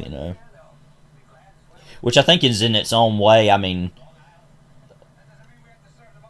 and you've seen this movie so many times, you hear all the little things. But that I don't know if this is intentional on Spielberg's part But it almost feels like since he always is wearing something when he's on the beach, like a shirt, it's almost like he's making these other guys look even more ridiculous by like having, they're in the bad hat, and then they're like a board of selectmen guy, and it's like in its own way showing how stupid all of them are. Yeah. And for all of like Martin's awkwardness and clumsiness, Brody's like, he still seems much more of a credible authority figure by just saying, hey, we need to take this seriously, as opposed to Bad Hat Harry sitting on the friggin' board, like he said. Well, also, he's used in that sense to cheerful instrumental music playing. Well, we'll see how long that lasts. But this is maybe one of the best scenes in the movie, I think, because you have the woman walking down there, and we're going to show her later, and you have him walking back up, and good camera there. But yeah, and like how for him it's normal in New York City to just, okay, we need to do this, so we're closing this down. Sorry, whatever. Mm-hmm. And it's like here, it's like, oh my god, what? Like, Mr. Taft. What is William Howard Taft there? Like, well, just this woman's like, so leather. You'll never be an Islander, so why even try? Like. But, New York City, if something closed down, there's like 16,000 other things to do. Yeah, but here it's like, well, you could close down one beach, and then all you have to do is go to another one. I mean, there's a couple. You could drive a ways, but yeah, this is really is one of the best scenes in the movie. We were hearing it in the documentary, and we've noticed over the years, too, about like the people passing back and forth as he's watching them. And there's also multiple people that it's cutting to and you're watching. So you're like, oh, the dog, and then, that woman, and then, the couple, and it's just a lot of different things keeps your attention. And also, like, the closeness of the camera to Brody keeps you off. You're kind of disoriented, Like, and the busyness of the scene, too, is... this part, I got some cats parked in front of the house.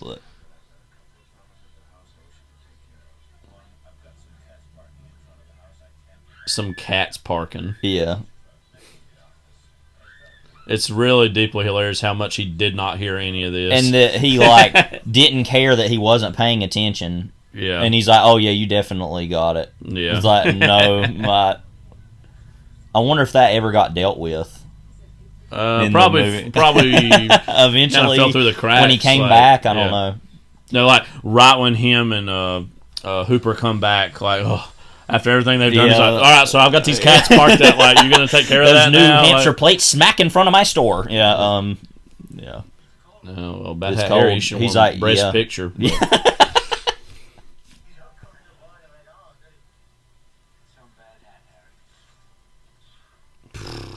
Like, I can't even believe you said that to me. Look at him over there.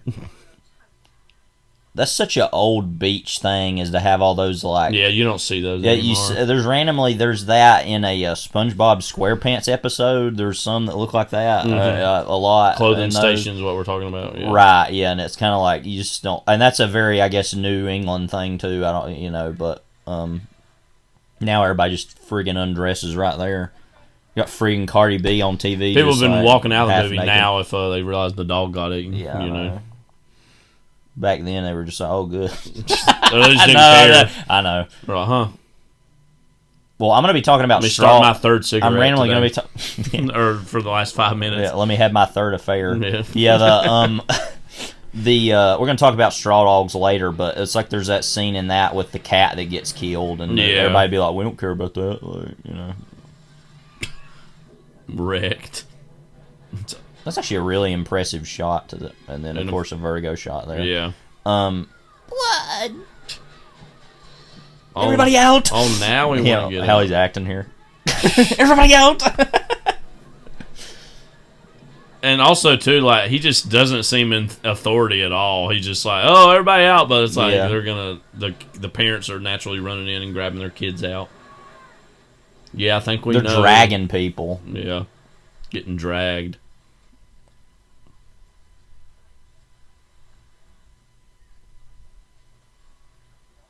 That's a bad hat too. I'm sorry, but I'm not into that. Like, is that actually the worst hat of this scene? Like, yeah, I think so. We gotta cut her some slack though. Her child did just die, but we got a mother cut her some slack. That's a great shot too to have. Yeah. I'm sorry. Well, the whole movie we're just gonna be. Oh, like, that's great. That's great. Yeah. That's great. That's great. Yeah. I take this. I can't argue. I can't talk with you. And then it's funny. Even she's like somebody now. It is interesting. Of course, that Spielberg chooses to show a lot of these characters on the beach before they're here. Yeah. In the selectmen and stuff, and it's like it's showing you all these people look stupid, like, you know. Well, if like her husband right now is like, those cats are still parking in like Yeah. my garage, like. What's also funny to me about this scene is it starts like this, and then at some point Quint comes in here and draws all that, and then sits there. Yeah. That'd be fun if he was just sitting there, just in the background already, waiting, and everybody's like, "What?" Yeah. This room gets smaller every time I watch this movie. It feels like it's so big, like when I first saw it. Yeah. I love that guy on her left. Yeah. Looks like our Uncle Chad, kind of. Mm-hmm. Oh, wow, that's your novel opinion. Talking about the motel. Yeah. The no-tell motel.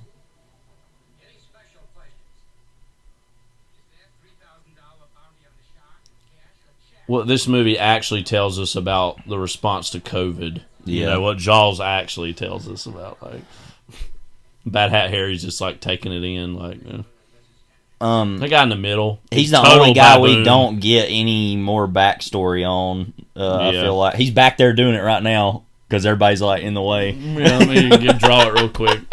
Yeah, the Quint, underrated artist. What about the Beach Chief? Yeah, really. Like, should have been a political cartoonist with that his satire. Yeah, you know? yes. I've got this scene. I don't remember if I showed it or not, actually. When I did my cinema club, I was going to show this. There's a version of this scene, they have an example of pan and scan. Uh-huh. How bad it looks. Because, that was very common back then, to do that on TV, but, like... Oh, one of the great lines of the movie coming up. Yeah. 24 hours is like 3 weeks. People speaking loudly. And then... You notice, like... Wait. The woman that got hit in the face with a shovel here. Sorry, what were you saying? I'm not even trying to point this out as a flaw, but if you look, there was nothing on that board when you started to hear the chalkboard. Like, love his... he could have worked on the man in the shark's mouth. Yeah. I mean, it goes without saying, as we said already, so I guess we shouldn't go without saying because we already said it. # said. One of the great character introductions of all time, of course, with Quint. And I mean, it's smart to introduce him early and then not have him in the movie. Well, I was going to say when I first saw this, I was like, "Oh wow, this guy." And I think I kind of knew he was going to be later in the movie, but then you don't see him for a while, and so deep down, and obviously in the audience, that just creates an anticipation of, "Ooh, want to see more of him. When's he going to show up? Oh, he's the only one who's going to be able to deal with it anyways." Like mobile gas. Yeah. But love that hat too. Bent in the middle. That guy to his right. He looks like Stone Cold Steve Austin here. I've always thought, like, this really is the like definitive Gerald Ford era movie. Just like we don't really know what we're doing. Yeah. It's kind of all accidental. Like, let's just kind of get through the next little bit. Who knows what's going to happen? Like. I guess they're all like, yeah, okay. It's funny because he's like just so like intimidated by him in general. He's like, yeah, all right, goodbye, thank you. Like this movie had to have been shot during all the Watergate. Yeah, kind of coming to an end. Like, just realized. When did Nixon resign? Was it in the late summer? It was, I think, August of 74. Yeah, that's what I was thinking. It was like this late summer. I'll get you an exact. This is one of my favorite scenes, too. Just a lot of funny stuff in here. Yeah, but that poor dog's just like, whatever.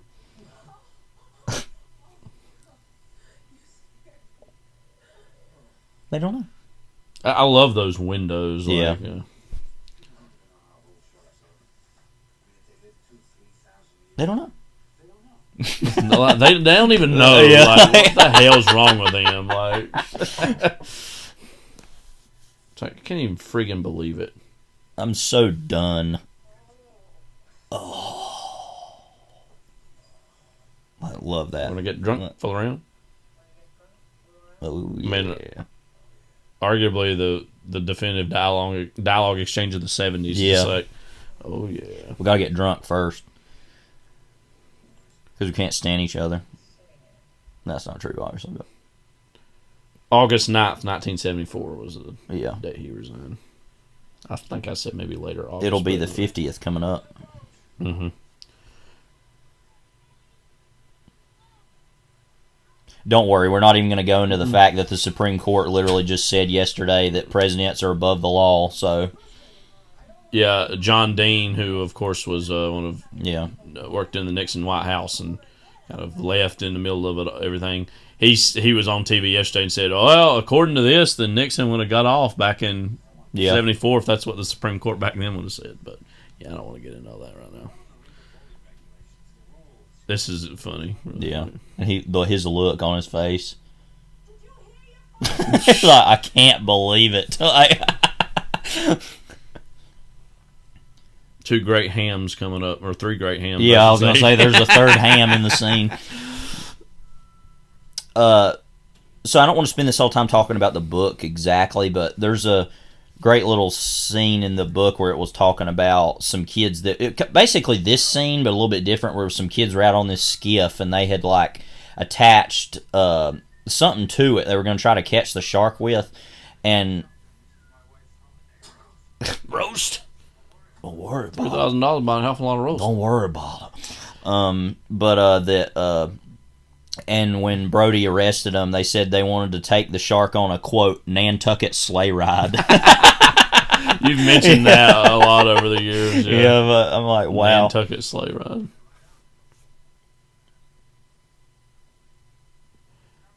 This feels like a honeymooners situation of like. We were talking about this earlier, but this is a great way of exposition too, to have, like I said, images of sharks, rather than have to show it. Of course, the next scene's famous, for using the dock instead of the shark to show where it's moving. Love that picture. That one, not so much. Here you got. Yeah. That's really bad. Yeah, not cool. That's kind of problematic. I think this movie needs to be canceled. No, I don't even mean like I know. Yeah, the movie's canceled. Right. Like, oh, that's problematic for that person that they have to deal with that. Like, I know. I'm just saying that. It is funny that we should have got an after credit scene, by the way, of him telling his wife like, so that roast, that you had, like the holiday roast. Yeah. For what holiday? It's June. Well, I guess it would be for 4th of July, maybe, like saving it for that. But the summer ganks come down here in June. This guy's sound effects are just another level.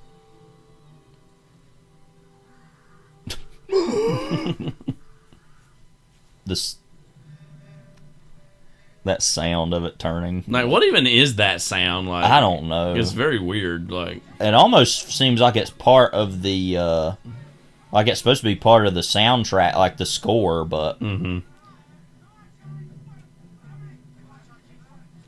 Keep swim, Charlie.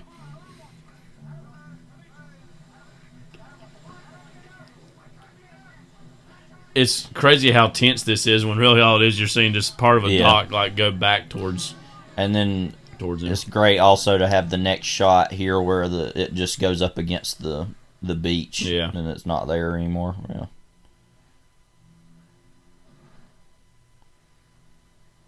Okay.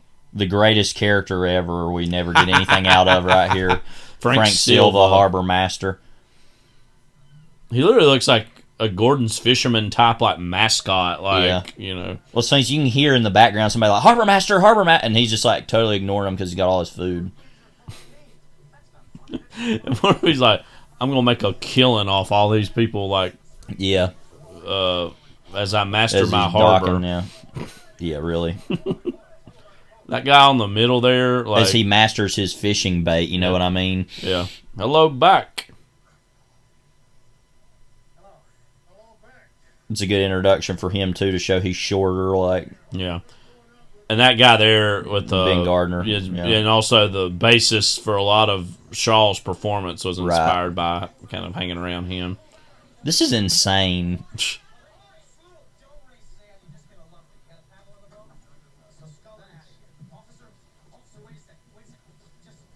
It's funny they're talking all this like naval speak. I have no idea what it means. But I'm safe, right? Guy walking by with dynamite, taking it on the boat. Well, Roy Scheider would later find out what dynamite, driving dynamite across the jungle would be like. But sometimes I think about with this movie that Roy Scheider is the same character from the French Connection. He had to go into like whip protection or something, and or just had to like leave and like and then now he's doing this and then this all ended so desperately he turned to a life of crime and then had to get away from that, and Sorcerer he's like, oh hey, how you doing? Okay. And then Sorcerer, don't you love he takes his cigarette out, like, how dare you smoke in this room, like. Well, there is a lot of like oil sitting around, so he probably thinks he'll probably daggum blow something up. Which, I would be worried about that too if it was him.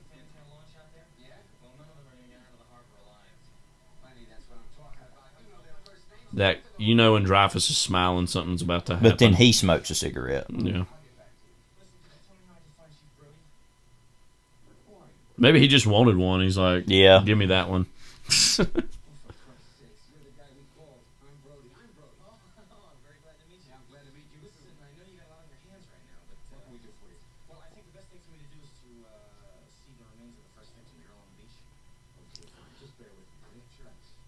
Maybe they get along because they're both Four Eyes. Meanwhile,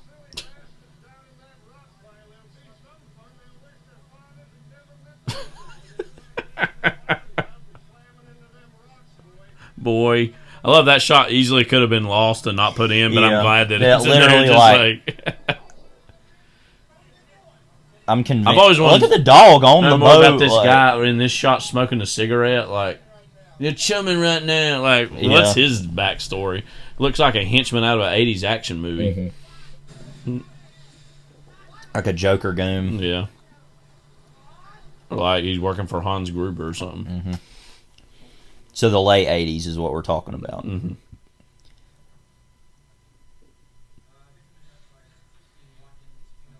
This guy's giving off slight Kissinger vibes. Yeah. There's the glasses maybe, but I think he gives off total effing idiot vibes. Yeah. Again, Kissinger. No, just because he was not an idiot, but no, he was way more evil than that. Yeah. I love that he's like, he knows the whole time. Yeah. He's going to be contradicted, and he's just standing here like, well, it is what it is, like,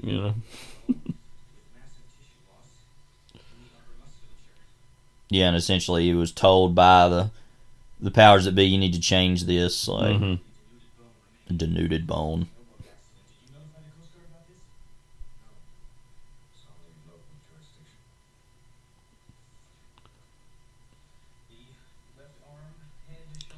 Big moment.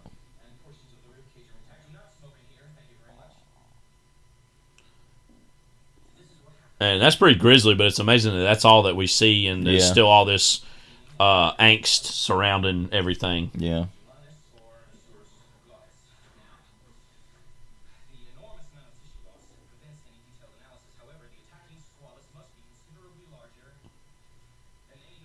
Squalus. If we get a boat, we need to name it that. Yeah. Squalus.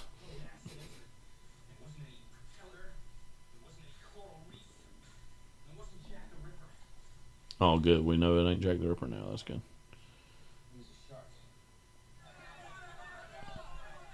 So one of the bigger scenes in the movie we've talked about already, but yeah, it's got like the arrow still in it. Like. Yeah. We had the clip from a part of this in the preview from last episode.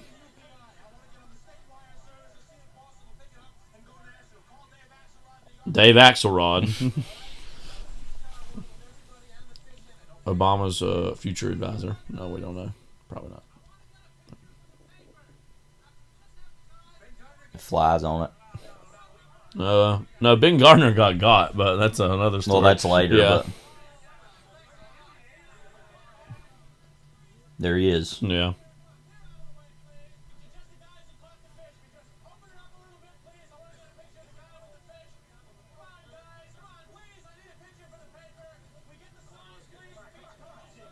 Oh, let's celebrate it, yeah.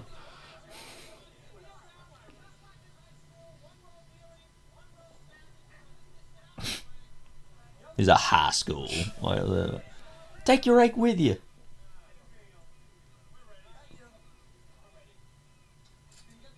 He was not clearly out of the frame, by the way, Yeah. when the camera snapped, but Doesn't matter. yeah. Him approaching with that smile on his face. Oh, I've got all my money.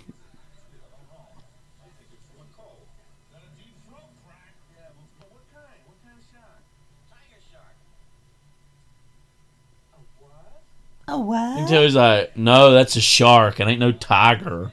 Like,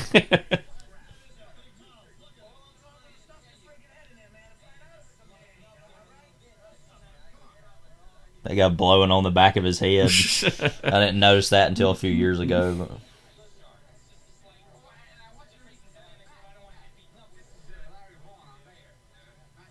Yeah. I hate you. Yeah. okay, I'll never see you again, and we got our problem taken care of. Yeah. Not really.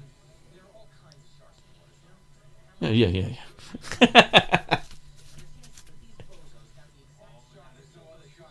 And the mayor's like, oh, God, still going He's on. listening.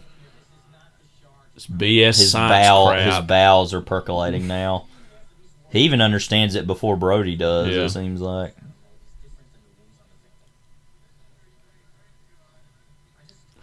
And it seemed like he deep down knows that it's true, but he's like, well, we're going to just, who cares?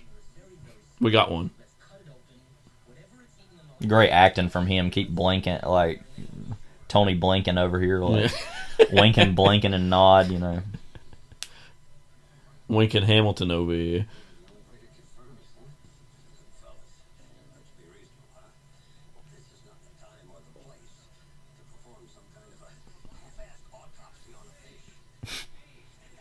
We say this all the time in a different way. All over the dock. I love, by the way, that like. Meanwhile, this scene's gonna happen where, Yeah. of course, Brody's blamed, and the mayor takes zero responsibility whatsoever for putting any pressure on him. He does say she's wrong, but he doesn't say, "Oh, it should have been me." He's just like, "Oh, okay." Husband must have been over 80. Like.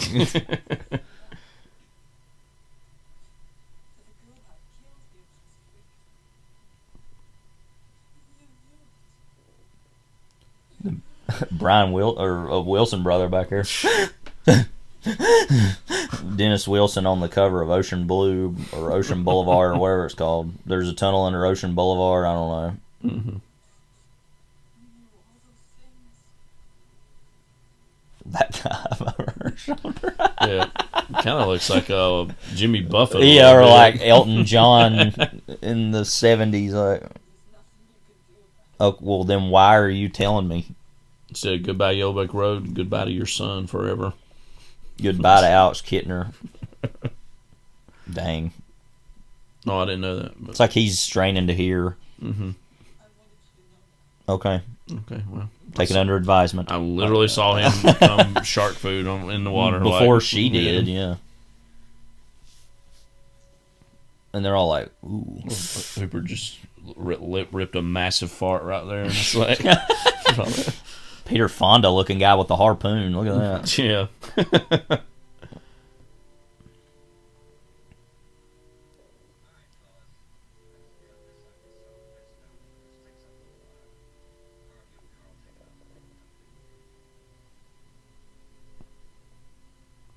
Now, you've talked about in the book, there's like this whole affair that happens between them two, between Hooper and Ellen Brody. Yeah. I think that's some interesting writing. Yeah. And I like that section of the book, but yeah, it totally doesn't need to be in the movie. That's just dumb. Yeah. Because that's like adding a whole. Because I mean, that shot they just had of Hooper looking, I feel like, is him sort of realizing in his own way for the first time how much pressure that he's really under. Yeah. And he feels this kind of guilt for having to tell the truth in a way too. But we've talked about this. It's a great little scene of, you know, reminding us there's kids here, because it could be so easy for him to just be like, oh, there's a family, but whatever, like, you know. And it prioritizes some of this stuff early on because they know they're not going to get it later in the movie. Right. But Yeah. the look. We talk about it all the time, like, what? Another thing we were talking about, like, oh, he turns a life of crime and sorcerer after this movie. Then all that jazz is like him, like, literally having this massive, like, during his death at the end of Sorcerer, this massive, like, fantasy. That's him going like, full BOGO, buy one, get one free. Buffo, like. Nice little Martin. Get out of here. Yeah. So would I. And he hears that and just is like, whatever. Whatever, yeah. He walks in like he's already drunk off his ass, the way he's holding them look. Like, when really it's only begun. Yeah. This night is about to pick up. Like, we don't drink, but this scene we've all you and I've always laughed about would be very similar to us, where he's like, "You gonna let that breathe?" And we're just like, just pour the friggin' thing, like. And most of it makes sense because Brody is his first point of contact in this town. But I love that he's like, "Oh, you're not a total friggin' idiot like everybody else. Like, I'll come and hang out with you because the rest of these people are Is anyone eating this? Anyway, or what we like to call Yankee rednecks. It's a good way to also get some exposition out about Hooper. I love he's not laughing at any of this either, by the way.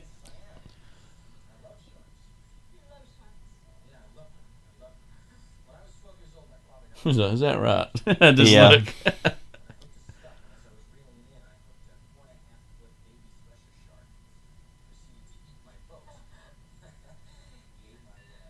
We'll hear about it later, but thresher sharks are those that have those really long tails that can cut things with. They're actually pretty short, but they have that really long.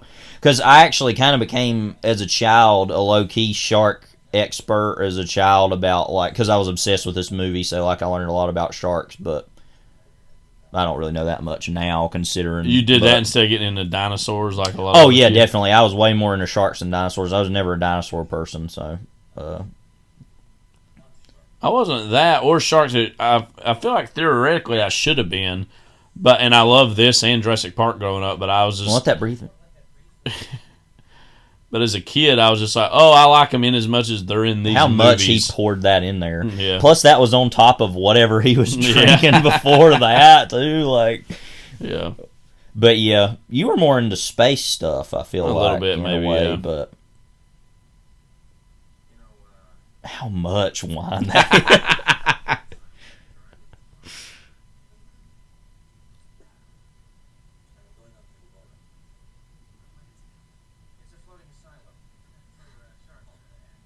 Shark addicts. Woods Hole, Australia. I'm kind of a big fan. Call me a shark addict. Right.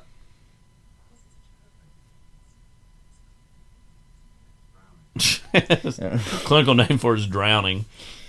I've said this on here before. I almost drowned once, and you actually saved my life from that. That's not a experience I recommend. Yeah, I mean, I've heard people that have experienced that. It's a really awful feeling. Like that famous scene I always think about in The Prestige. Yeah, because I was watching that. It's like going home, and then later on he's like, No, Yeah, it's not. Yeah, because I was watching that for the first time. That obviously was after that had happened to me, and I was like, "What?" And I kind of forgot about it. And then at the end, he's like, "No, I lied," and I'm like, "Yeah," but yeah. So they're talking about the idea that sharks hang around, swim. He's like rogue. This rogue swimming around like this look. This is me when a kid asks me if I can do something at school. I'm like, anything. I'm the chief of police. I'm the teacher, right? Yeah. And then I get called to the office and time to pack your things. And then get patted on the back. Yeah. Milk. Got milk? I can't even imagine how awful this would smell. I'd love it. Fish in general don't smell good. No. So. Oh, all that milk. Milk. Now, we're big fans of the milk, but... Some of that MLK. Some of that MILK. MI6LK.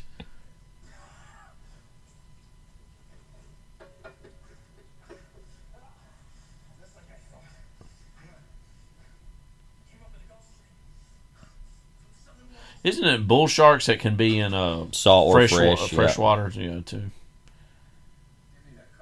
So remember when I did learn that relatively younger in my life. Yeah. Around the time of this movie, and I remember we were at Castle Bridge one time thinking, oh my God, there might be a bull shark out here. They're not really, right? Yeah, but no, that would have got that, it would have washed out, like, if it, especially in Louisiana, probably he said threw it in a river. Yeah. That it probably went out, like, through the estuary. Yeah. That's always a weird part of an ecosystem where fresh water turns to salt water. From what I've understood, is always a very violent area, wave wise, and like it's just weird. Because I've always wondered, well, what is there, like an invisible wall where it just becomes salt water? Like what? Imagine how sloshed the average person was in the 70s. Was like, I'm not drunk enough to do blank. Right. It's like you literally drunk all of that earlier, but now he definitely is. Like, yeah. So obviously here he's talking about the idea of how bad New York is crime wise. I feel like there was a random amount of movies around this time that were, this moment. It feels like at this time there were a lot of movies that were kind of talking about that idea, especially like I think about Straw Dogs was that whole movie, being about going from America's so violent, and then going to Britain and it's just as violent. In its own way, it feels like this movie's saying something similar about like natural violence instead, but that kind of saying the world just kind of sucks. So like. Well, I know objectively you can look at the stats. And that's a very 70s thing, but the crime in the 70s and 80s was actually quite bad overall. Yeah. And numbers now are drastically down from what those were. Right. Which, if you watch especially certain aspects of the news media, you wouldn't believe that because everybody's hyping up things now, but I mean, not to say that it can't be better, but it's not nearly as bad as it was in the 70s and 80s. Unfortunately, a little thing called mass incarceration actually brought some of those numbers down, but that's not good in its own way.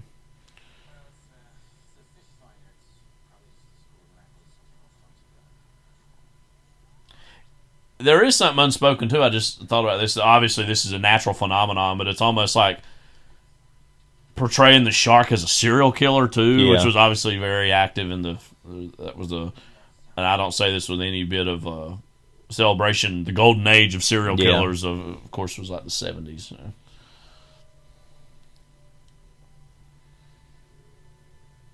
This shot's always made me laugh. It's like a trash can. It's also an interesting decision too, and it makes sense for the story of like seeing how nice and polished and modern his ship is compared with the Orca, which we later spent all of our time on in the second half with Quint's boat. But it feels like it's more experienced and true. Yeah. But it feels like it's so rickety, and then obviously it eventually does give out and sink. But yeah, that's true.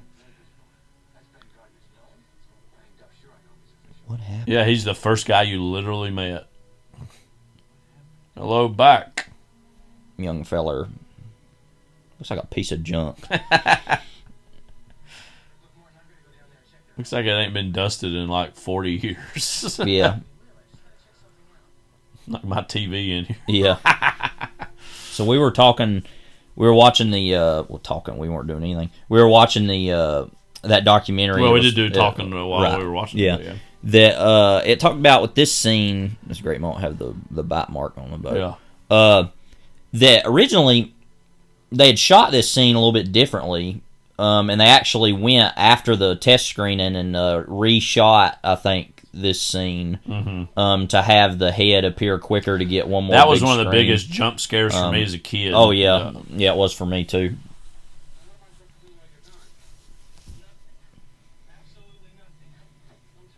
And now when I watch it, I think it's still really well done. There's part of me to see how silly it looks, but when I was a kid, well, it doesn't look like him. Yeah, either. That's the funny thing about it. Is like, but should just put like a Richard Nixon mask on it.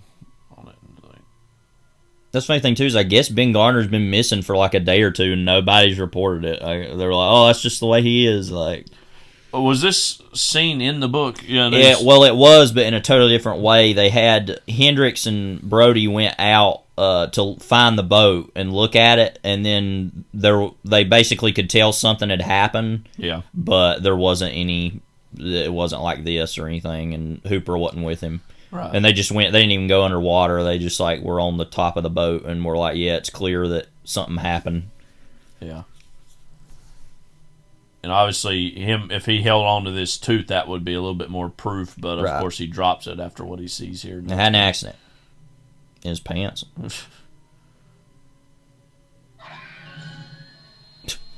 This shot. He had no mustache. Hello back, like yeah.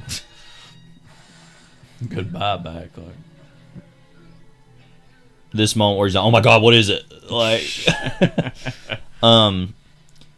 it's funny how the underwater landing lights, as Largo says in Thunderball. Yeah. But it's funny that it turns yellow, looking like up there. If this was made now, they'd be walking around in board shorts saying, "No cap, bro. You gotta get this shark for real, for real." So I'm just thinking about like it wouldn't be super, super, super hot, but they're walking around wearing suits still, like that. And there's a lot to say about this anchor jacket. Would love to own myself. Thing is, if you wear that, you'd have to be wearing it at the beach. Well, he knows how big a shot glass is.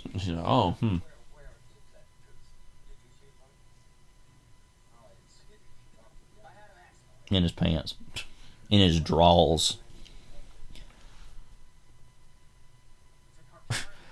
Oh, he's making fun of him for being smart. That look he had, like, what did you say the name of the shark is? That's the look we give, like, people are like, "So you're into movies, huh?" Yeah. Like, you like a movie? You like a Star Wars? Yeah. Like, he had this look of, like, how much of this am I going to get into it with this guy? Like, how much do I want to talk about with him? Like,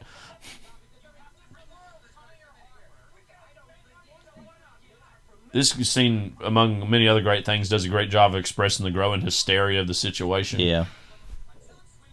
Yeah, this is one of the few bigger movies at this time, I feel like, that is, you see this throughout the whole movie, there's so much overlapping dialogue, hint, hint, that it's very inspired by Altman at this point, I think. Yeah. That the influence of Altman is setting in, yeah. Yeah, but you don't really see that as much in bigger movies like this at this time still. Yeah.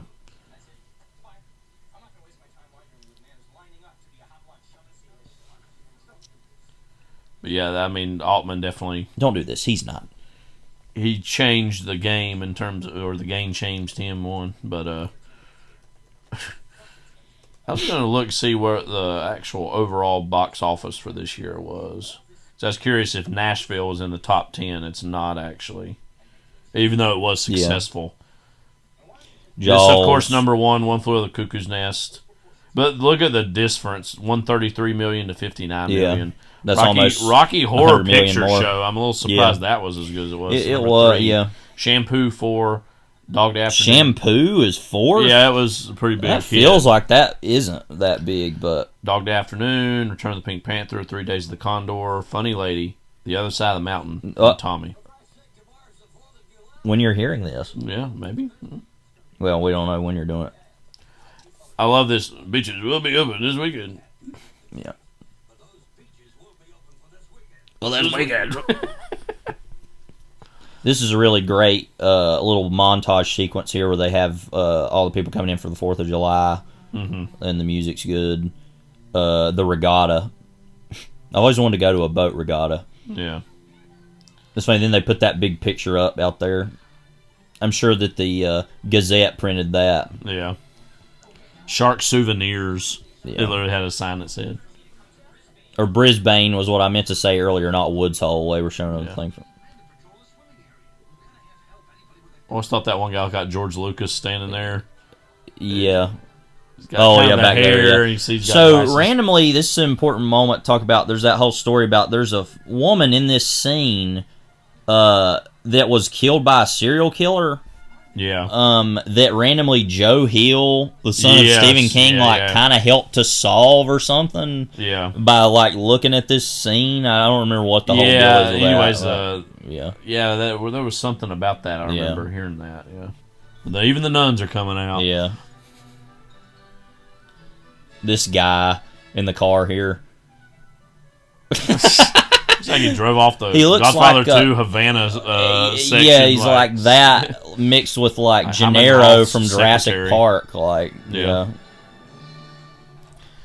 This is also a good little moment to show how unseriously they're taking these sharks. Well, even how that whole little montage, it's almost like celebrating, it's, and I wonder how ironic that's being placed in the movie. Oh, look at all these people coming, everything's great. The news is there. We're gonna see Scut Bucket. Love that carnival instrumental music.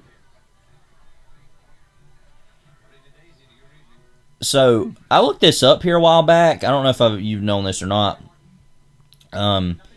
There's Peter Benchley. Benchley. Stephen King's. Speaking of Stephen King, he's this is the real serial killer of the King family going on right here. But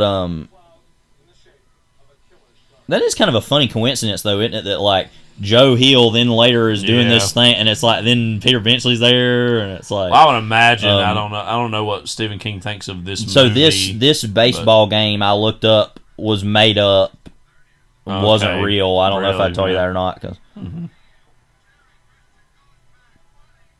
because whenever I hear the words fly ball or deep left field or anything like that, I think of this scene. But yeah, so that was made up. It wasn't real.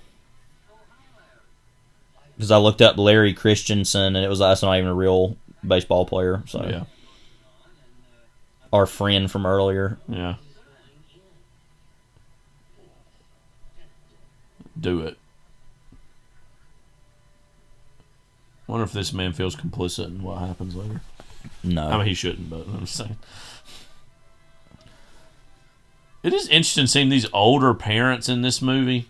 Yeah, like Mr. Kittner mom, and then how much older they look as people. Yeah, and I don't know. What is that? This is weird. That's a great shot too of just them walking in the water. Great shots all around, as we said earlier. How it's probably really the shot of the movie in its own way. They're like, okay, yeah, peer pressure. This grim, that smile he's got, this weird-looking skinny kid, these guys. Yeah, we've definitely tried to emulate that. Before running in the why water. not? I mean, yeah. I love they were waiting, and they're like, all right, we'll go now. Time to launch.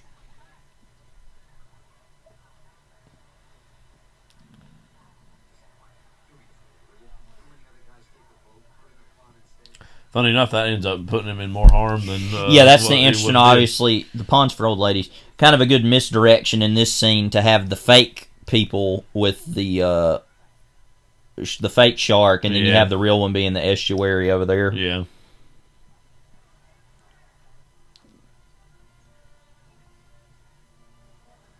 And he thinks, oh, that'll be where it probably won't be. Right. But as we know, this daggum thing... This freaking shark Yeah. is going to do what it's going to do. I've got Sean. Like... No, you don't. That, and then also, like... whenever somebody has to take Sean Penn out in public and they're worried about where he is, it's like... I can stand Harry, you know.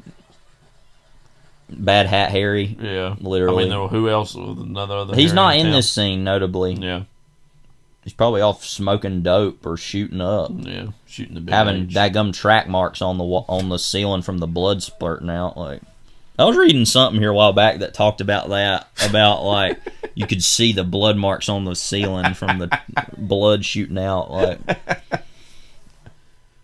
was that in L.A. Confidential? Maybe. No, I'm trying to think because this is so ridiculous. Like. Everybody's like, oh yeah, dude. So I can be on TV. When like really you're in the movie, stupid head, like doo-doo head. And old Gottlieb like, all right, back up please. Like, I forgot that is Gottlieb because he's got. It's funny how obvious that is. Nobody sees it. Like, it's just funny too how fake that does look. Yeah. So they were talking about in the documentary that Bill Butler actually created some stuff where you could shoot right there in the this water like that. Totally knocking over his whole he's family. such a loser. But these guys, the Shark Patrol. Who are these people, by the way? Like Coast Guard people, probably. I think they would have been more official looking if they were, but I don't know. Like. That's a great shot of all the old people. Like, let's look.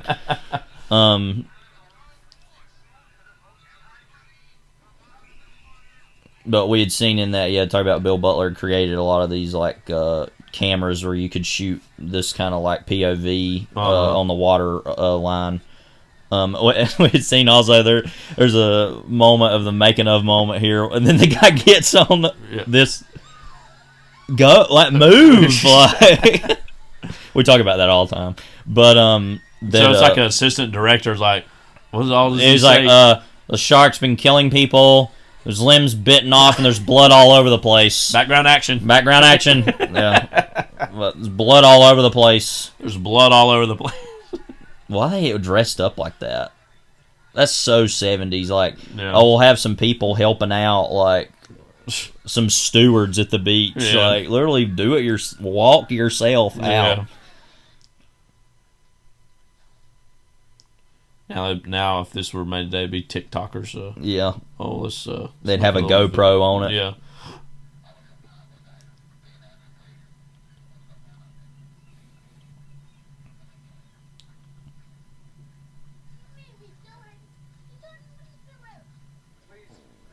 I always thought he told me to do it. Not he talked me into it. Yeah. But. Well, in essence.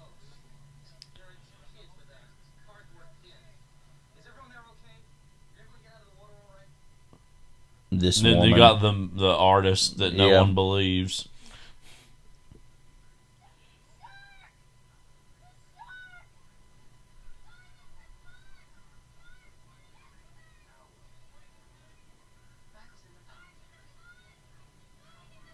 One of my favorite moments coming up here in a little bit where the guy's screaming about the gun. Yeah. That's literally like... Somebody got a gun! Yeah, like he's literally out of his mind. Stupid kid. Like. Up there. Sailbait. Jailbait. Sailboat seems so hard. Like yeah. It's like halfway sunk on the back, like because they're sitting on it, I guess. But he looks like Tony Hawk or something. Like he's gonna look dead here in a second. So famously, they had this cut out. It's funny as a kid when I always saw that moment, I didn't see it as from the side. It always looked like it was like, well. It is funny. You're technically seeing the shark here already, you know. But that's pretty brutal. His leg getting bitten off. Okay. But I always saw it from the side, so I always thought it was its mouth coming up, right, instead of like over. This. It's like a version Michael of Jackson. Are you there? Wait, here he is.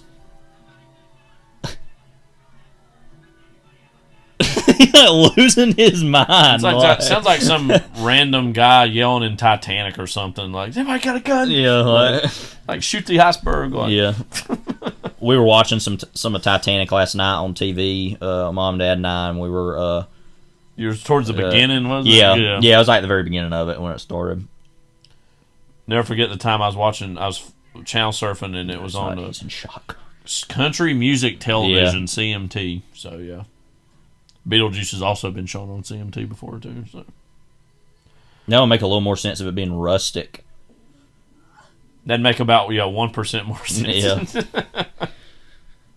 it's got violins in the score. Yeah. I mean, my heart will go on. Does sound like it's a country like song, I'm gonna see it and find it. You can see like a boat wake in that. Yeah.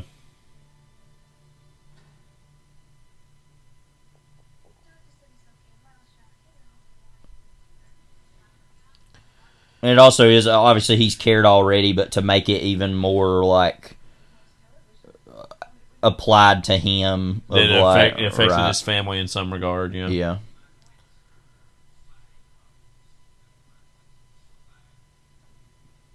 Him just literally had no idea what's going on. He's totally lost in the sauce.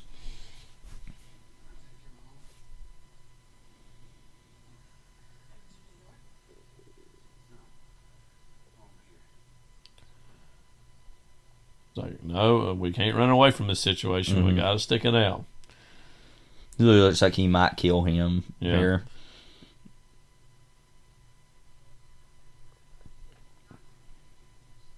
The mayor of Shark City himself.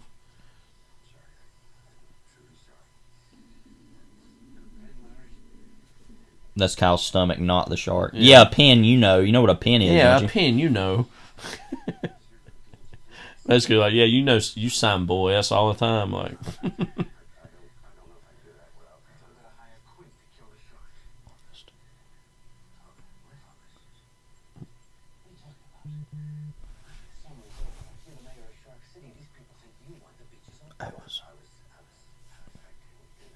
again, totally pathetic, but I do kind of understand where he's coming from, even though it shouldn't have happened.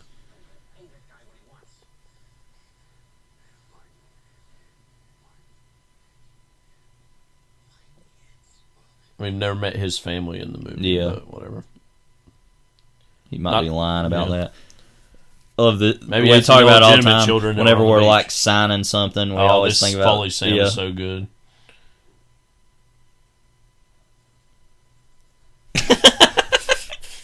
And then his disgust. Yeah. And that's the last moment of him in the movie, obviously.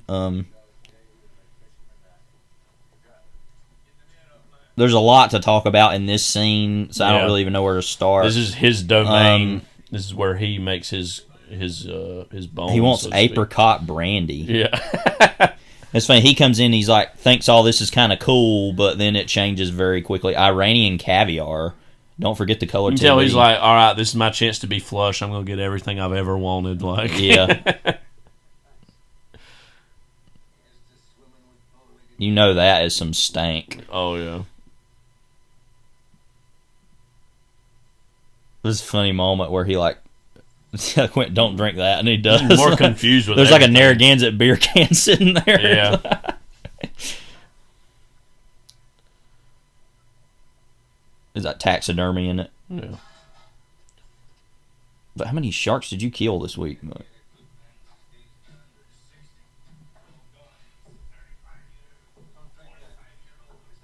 He's, I'll try it, whatever.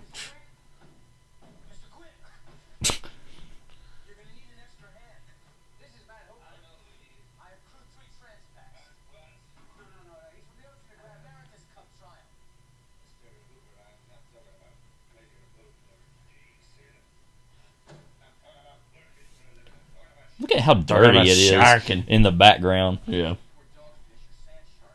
how loud that was when he threw it. It's like, it shouldn't be that loud. Porkers? Talking about porkers? What? I'm not talking about pigs, like. And there's no cops involved here, like. Yeah. This is a real measuring contest, if you know what I mean. I'm like, like, tie this sheep shack is not, like. Sheep shack. Yeah. How he, like. He's like, whatever. This swing. Yeah. Swing your partner around and around. Great shot here of the hands and Brody in the middle. He's like, who is this guy? Love this insert shot of the hands we laugh about all the time.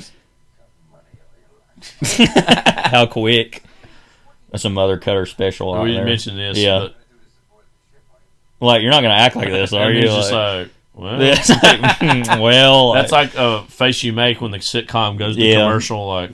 Bam. Yeah.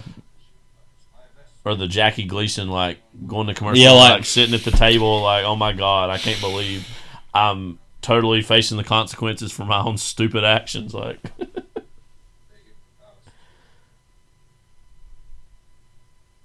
You SOB.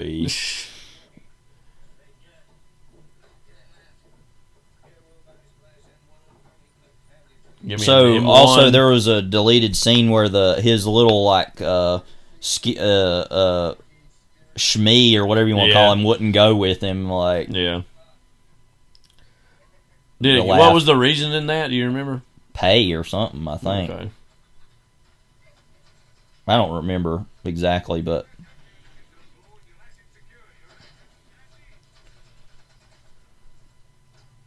the very 70s looking man there. Mm-hmm. The mustache and that hair. Every little boy wanted to be a harpooner.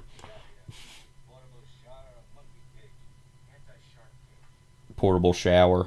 Mm-hmm. Cage goes in the water. You go in the water. Sharks in the water. That's my scientific method. Like, so that's my role in the empire. Like. Right.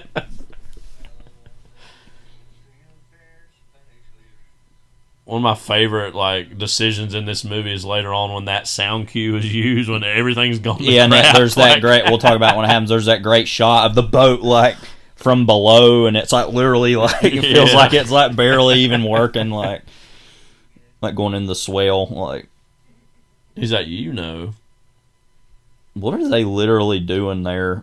Yeah. What is in that? Did you take Dramamine? Yeah, I need some Dramamine.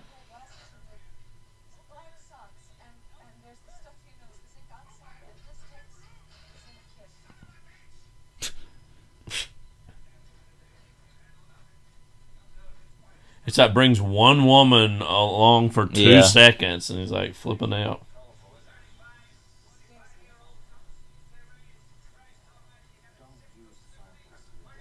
Reminds me of our neighbor. Yeah.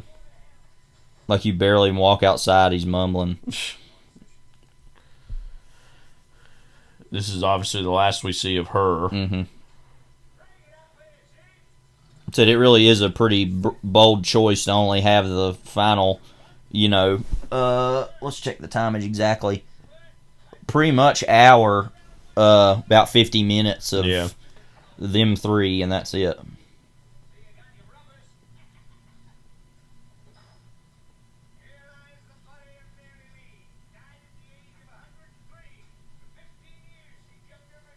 He literally looks at her when he says it. It's like, what do you think of that?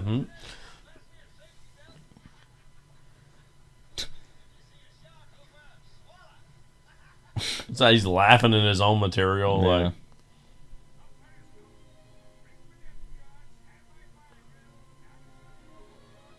it's funny, you can't ever report.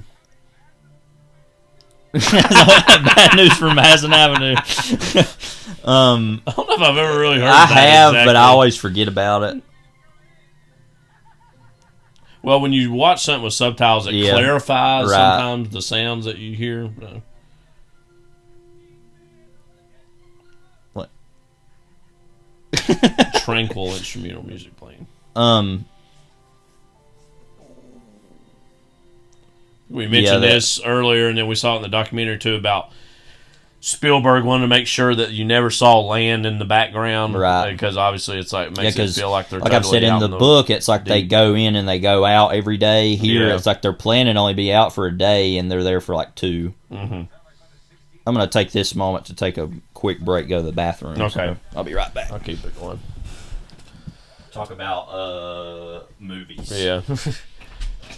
I can't imagine how nasty the chumming would smell. And clearly, too, like, you know, this is the most amount of time we're going to be spending with Quint moving forward, and we're clearly in his domain, his boat, his rules. You know, the great little manhood measuring moment that Hooper's in kind of inherently making fun of as he crushes his beer. Well, as Quint crushes his beer, he crushes his little paper cup. And then also it's a way, and we're going to see this throughout the rest of this too, of Martin not quite understanding some of this equipment and you know, about the air. Also, though, it's setting up, you know, the conclusion, which we know, of course, is the shark blowing up with the compressed air after he shoots it. And it's something that Quint knows a little, obviously, more about than Brody, but he doesn't really inherently like or respect a lot of the stuff Hooper's doing. He sees it as this good old-fashioned Ahab-esque fight with this great fish. This is a good way to build tension, too, of as Brody's tying this knot, and eventually when he does get it here in a second is when Quint's fishing rod finally starts to accelerate at a high rate, showing that obviously the shark's there and it's biting. There's always been something, and I know this is a real thing that could happen, but something that's been inherently comic to me about this massive fish, and so, well, we got a big fish, let's use a big fishing rod, you know, and it's how just massive the thing looks. Looks bigger than like a drum magazine for a Thompson submachine gun, but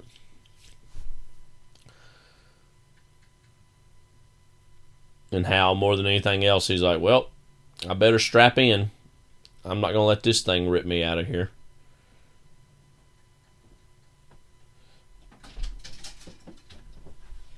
Now, I know I missed one of my favorite moments, which is of him with the Narragansett beer can.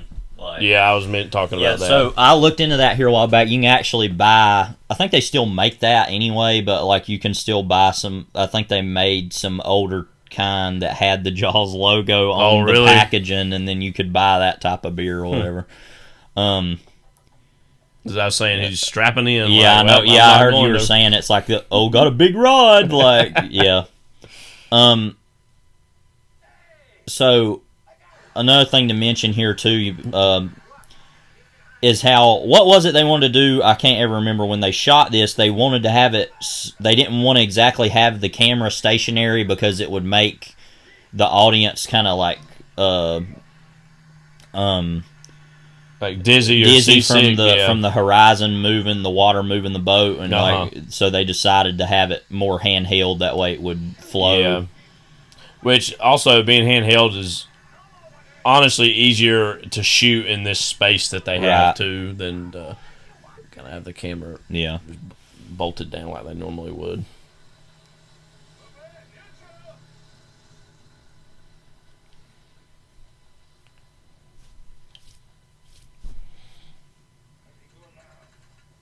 Look how tight the rod is. Yeah. Like it could snap. Yeah, because he's kind of letting it out a little bit. Yeah.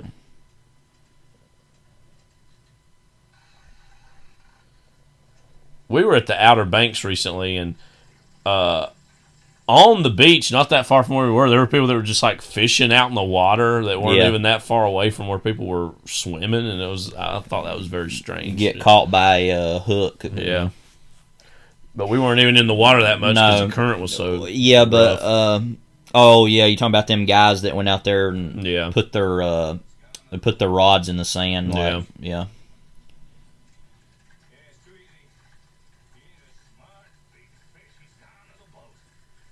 It's a great moment here. He's like, Chief. Like he's afraid it's gonna hear him. Yeah. Like, shh, don't talk too loud. Yeah. He's gonna hear us.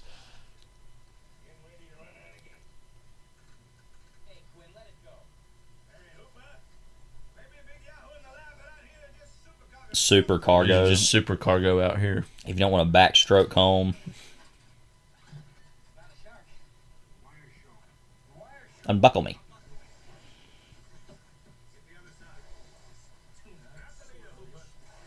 It's funny, the movie never really confirms what this is either. It easily could be that. I mean, it kind of implies it is the shark, but never really says. Well, that's the whole division between Hooper's ideas about things and Yeah. Quint's is, and it doesn't quite give an answer, I don't feel like.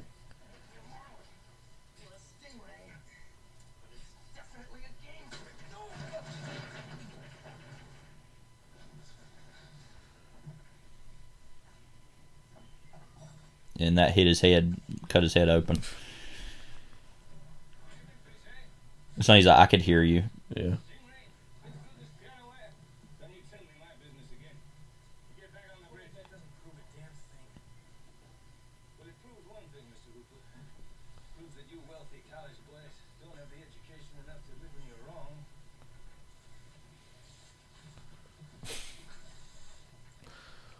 Big moment. Brody's like, He's whatever. Cussing him awful right here, you can tell. And Brody's like, what's the point? Hooks and lines. Yeah.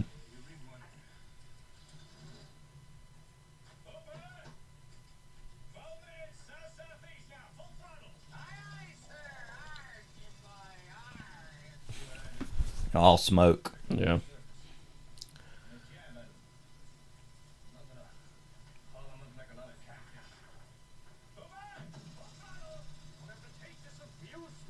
He's really losing his mind. Like, Yeah. Which, I mean, it is Richard Dreyfuss. So. I'm surprised that, head's bleeding. Use some first aid because we know what he thinks about aid later on. When Yeah. he's like, takes a bat to the friggin' and welfare. Radio, yeah. Wonder what he thinks of AIDS. Yeah. Well, he didn't make it long enough to have a big opinion on that in the 80s. But Yeah. Spoiler. yeah. Love the hat. There's some, you can buy some that look like that. They're like, oh, only $100, you know. It's like, I'm good. Yeah.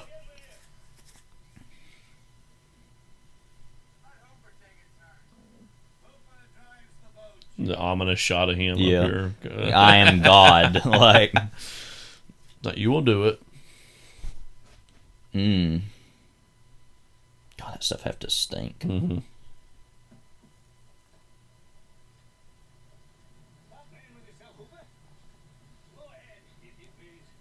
Hoopa, where are you? You do something. Yeah. Slow ahead, whatever that means, is what he's thinking. Yeah.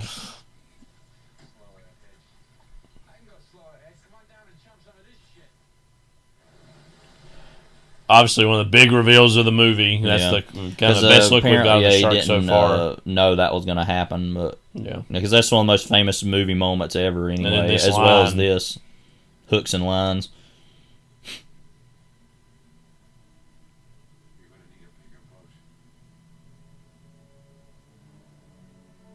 What the F you talking about? Whatever. This is a great facial expression from Shaw here of unbelief. Yeah.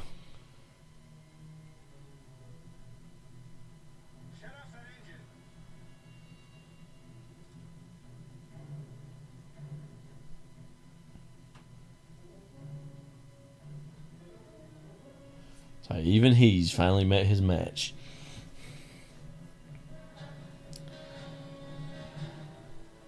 It's kind of fake looking there. Yeah. Some of these shots are, you can tell that's the one time they got the thing working. Yeah. Like,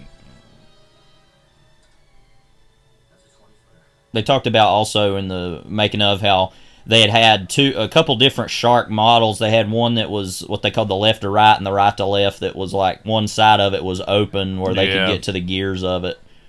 They said obviously the salt water was bad on the inside, so circling the boat, Martin.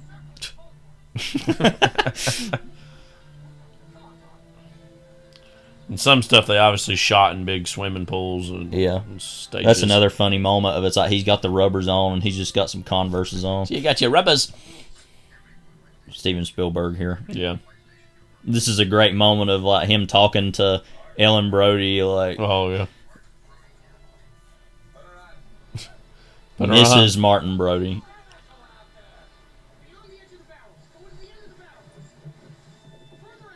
It's an interesting moments like to cut the tension a little bit with some comedy.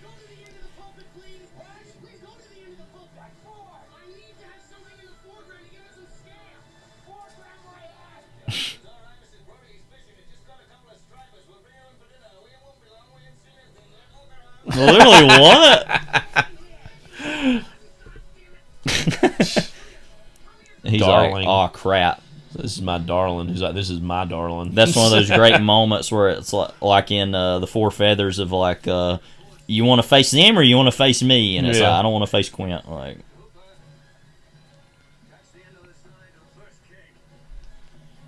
it's a funny shot where it's him running back through the window.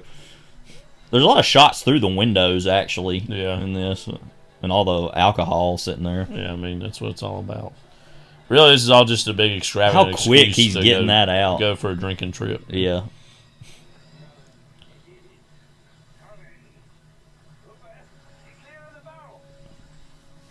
Hoopa. This is Steven Spielberg making Poltergeist here. Yeah.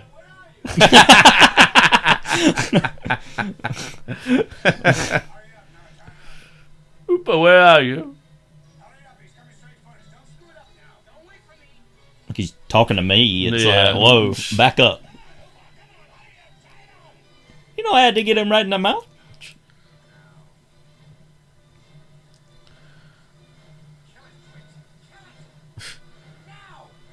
Now.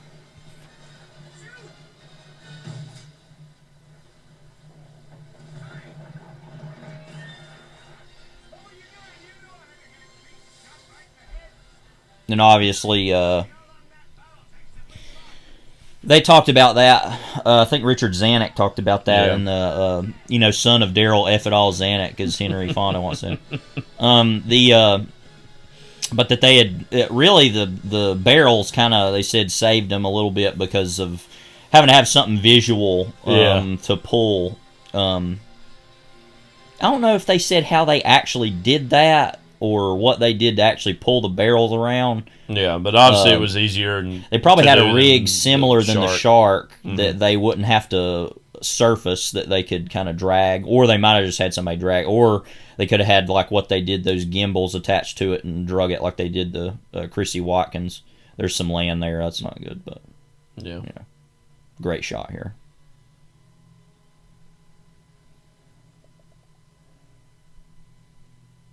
For me, also, this movie was such a part of my childhood of being obsessed with the ocean in its own way, because you had stuff like this. You had SpongeBob was massive at the time, and there's a lot about SpongeBob that's very inspired by this movie too. This. Nah, we're gonna do this our way. Look, Ray, we can get a bigger boat. I love it. Just cuts him out like no. It's not our way, my way. Also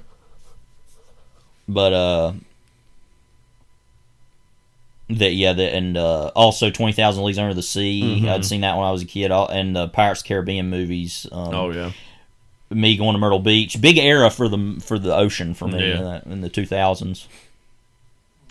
So the 2000s were kind of your ocean era. This moment.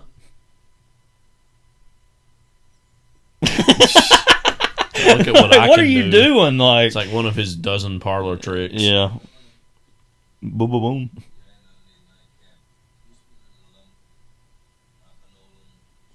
Knocko Nolan's. I want to go there. Knocko Nolan's.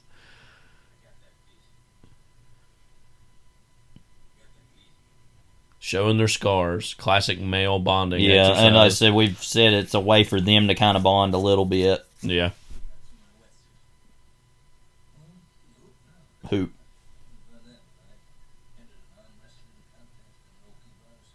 Okie Bar. Yeah.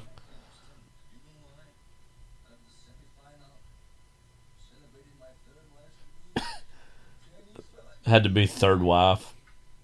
Celebrating his third wife's demise. Like, what, did she die? Yeah. Like,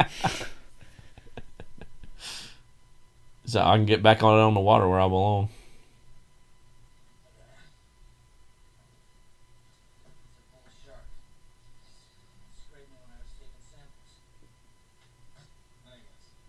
this is a weird scar on the leg. Yeah.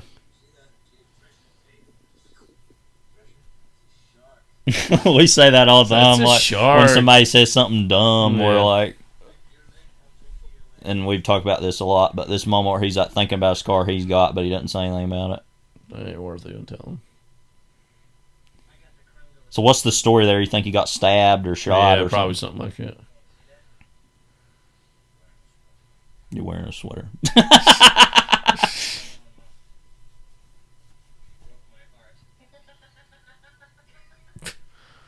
That is kind of funny.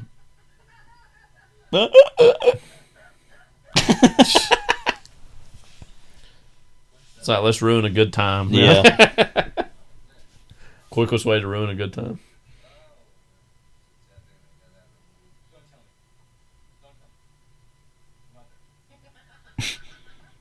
He doesn't think it's funny. He's like, no, it's not. It's not what it is.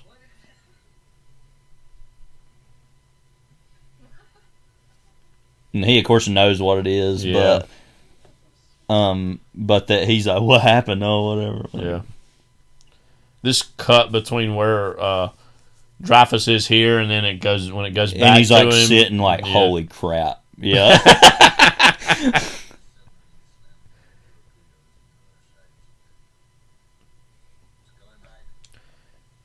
It's important. It's a little sub thing to notice here too.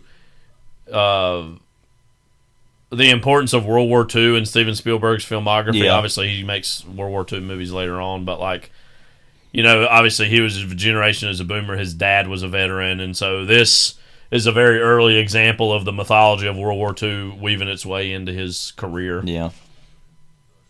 We even see it in the next movie, Close Encounters, of like a World War II era Right. pilot who's Yeah. resurfaced, you know, after being abducted. Well, I don't know if abducted exactly, taken by the aliens and that, and come back. Well, I think it's just actually at the beginning, it's just the plane. It's not the actual person, but then the people at the come at end, the what end. I'm Yes. thinking, Oh, yeah, well, yeah, yeah. right. But yeah, you're right about that. Can you imagine being there that long? Yeah. I don't even know what they would eat. Battle over, I don't know. He says battle and bottle. Yeah. They're kind of one and the same for him. What a coincidence. Not really.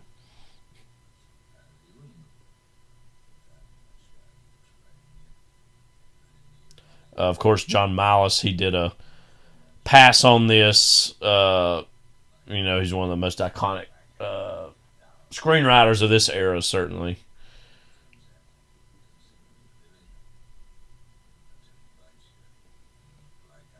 It kind of fits his vibe. Like, I kind of want to die in this awful, brutal way.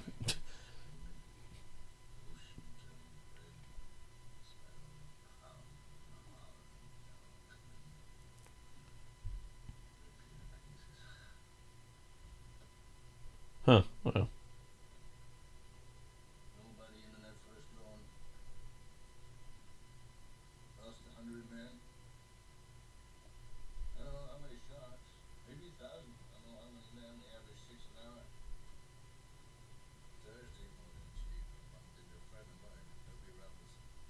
Oh, Herbie Robinson.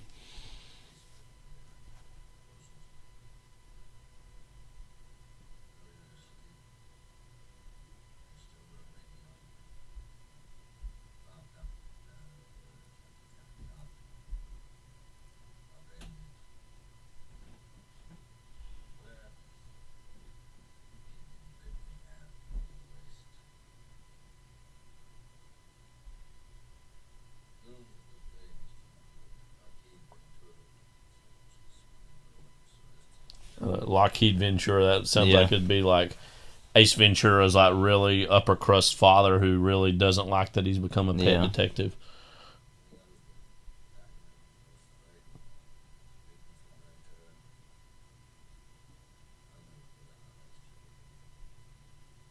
It's a promise that he keeps.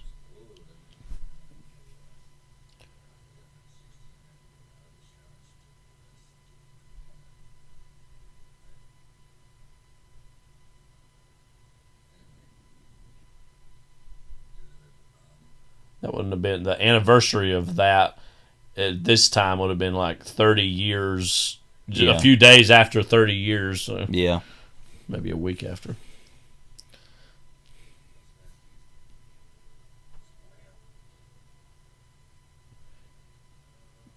It's funny because there's a lot more whales, up north. You don't really have that many down south this way because they're more colder animal, I guess.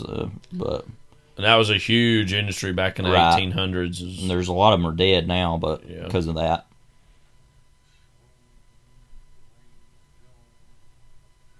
And that's its own way to also compare this to Moby Dick by saying, oh, the whale is now seen as this, oh, well, it's a whale. And now it's like this shark is like the thing. Yeah. They would be singing all about that bass now.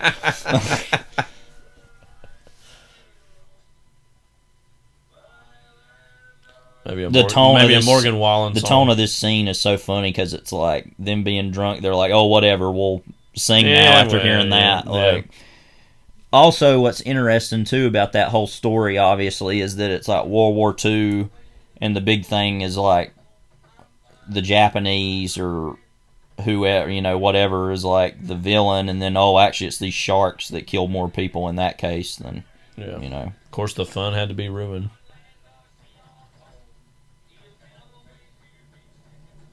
His deep voice. Yeah. He's not that worried about it.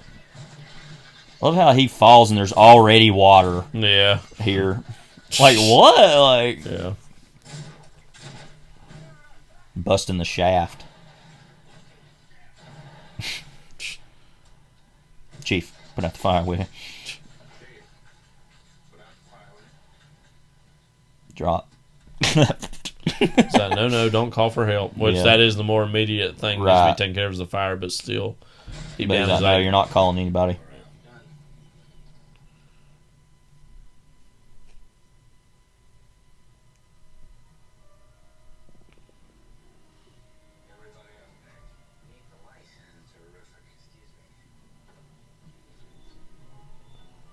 I love this. Just pure meanness. Like.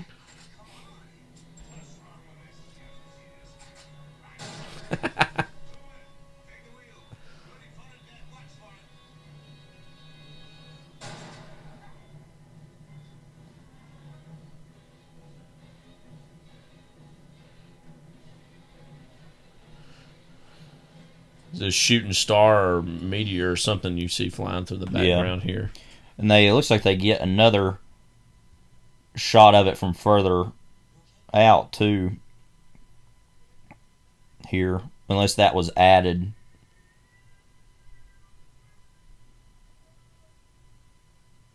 Yeah. I'm not sure. I've never heard about that one. I don't know. Yeah. Because I know that first one just happened. But well, good times are over. And you're starting to get the sense that they're kind of stuck from here on because they're having to work on the boat.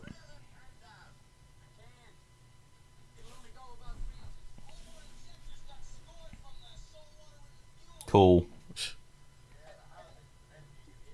Right.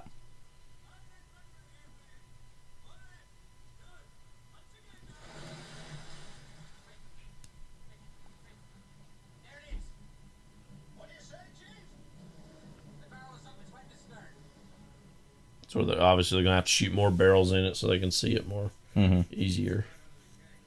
Easier, not more easier. Easier's already more. I was looking here just to be sure that it was 4 days that the Indianapolis was sunk before the PBY came and got them. Okay.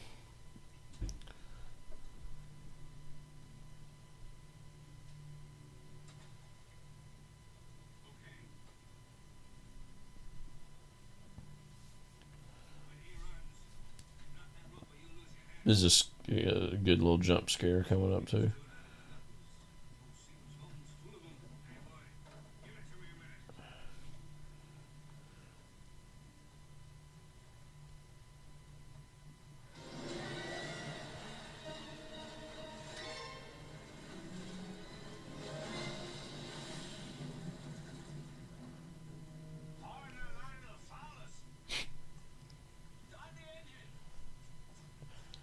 great And moment it's here. also a good way of like disguising the score and like getting shorter versions of like the recognizable theme. Yeah.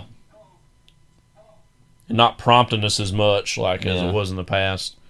Great moment of him coming through the smoke here with the baseball bat. I love he just has all them bats there. Yeah.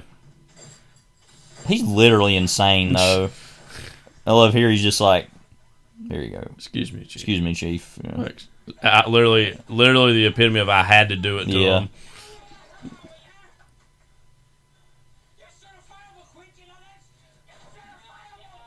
I've heard it before.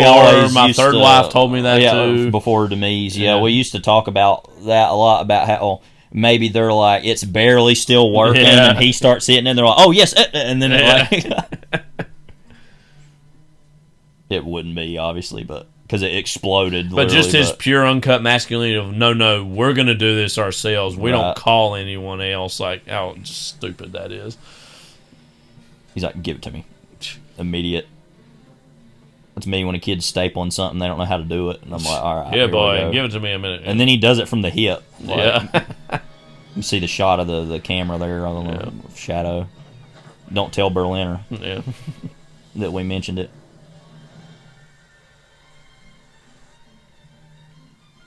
It's like, oh, nice. So I guess it had having fun somehow music. cut the other one, maybe from banging into the boat earlier. Maybe.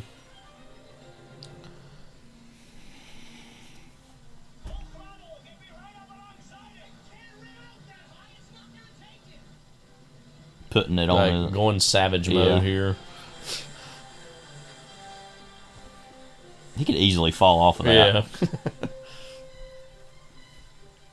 I wonder how much they even use stunt performers in some of these. Yeah, probably some of them. But it's not quite as demanding as some other stuff could be. So yeah, I'm just saying because they're literally like he's just standing right there on the edge of that, like right. Maybe they called up Shaw's from Russia with Love stunt double and was like, "Yo, we need you."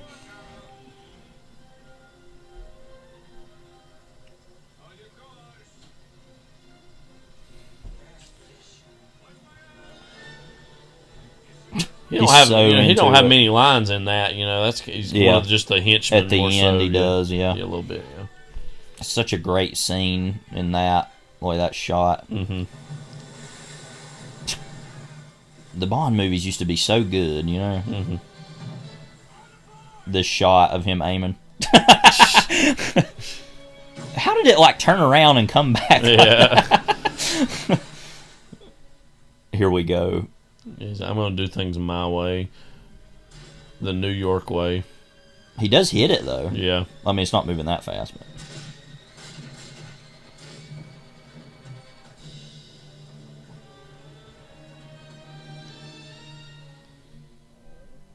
Two barrels and he's going down again. And later on, when he gets to the third barrel, he's like, not with three, he can't play. That's when you give a kid 3 office referrals and they're still here. It's like...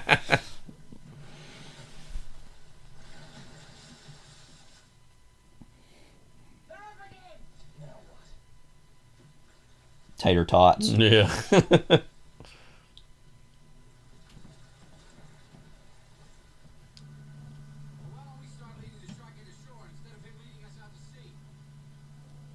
So this is where they're starting to understand he's got a death wish. Yeah. How crazy the engine's already going. Yeah. And then later here when it blows up, he's just like, well... All right, well we got to do it. Yeah.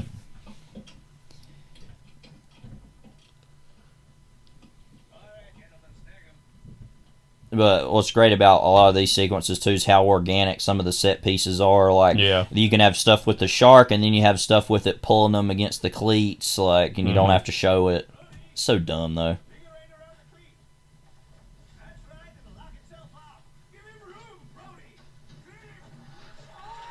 That just hurts so bad. Yeah.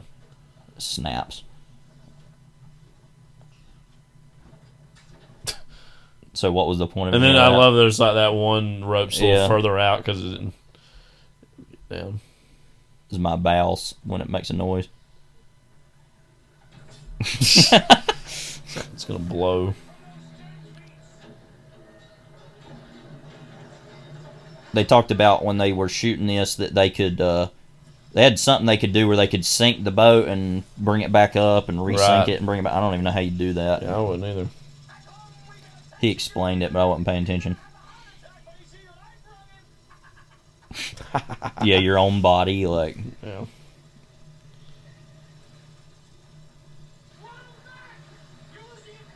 That's what's funny too about the ending in the book. It talks about how he's like. All right, our big moment here. Wait. Hurry! Hurry! Quint! Look, I thought it was looked like it's going to go in his mouth. Right. Imagine how funny that would look. But he's like, whatever, I don't care. Like, yeah.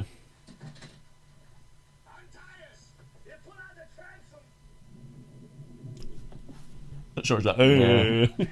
What if it's a she, by the way? Yeah. We never talk about that. I think he's a she, and I think she's a changeling. Getting hit in the head with that. Yeah. That's the same son of a bitch, like sound cue as earlier, sounds like. Mother Cutter was having a hard time that day. She was like, we got to do it. You know, I had to do it to him. I feel like Alfred Hitchcock's Psycho as a whole movie is the ultimate, I had to do it to him. Just like, y'all aren't ready for this. Like, what's he trying to look at? Like, I think he's just enjoying the view for a brief moment there. Because he knows it ain't going to last because he got to cut. Watch your hand. Watch your hand. We quote that all the time, too. But at the end of the book, that's such a weird moment because it's like, I guess it was coming up and then when it let it go, it went on. But there's some funny pictures that were probably like promotional photos or whatever of Shaw with Shaw that, like, holding up the machete. Like a crazy looking face. Yeah. Yeah. Or a little quote, Candids, close quote. Yeah. The ending of the book, it talks about how you can still see Quint's body in the mouth as it's going underwater, as it's going down underwater, Right. And he's like kind of very dramatic looking. In this, it's like, nah, he literally gets blown up with the thing. Weird shot here of the ocean, like there, like, starting to go under.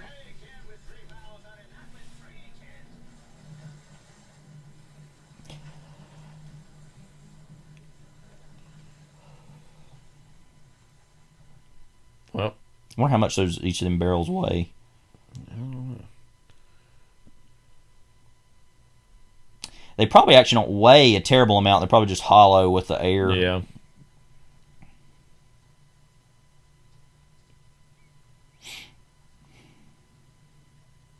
And then the silence of all this here is so good.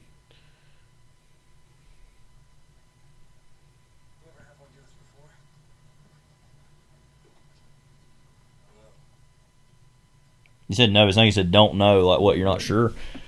Great on the toilet, bowels releasing moment, facial expression here. Yeah.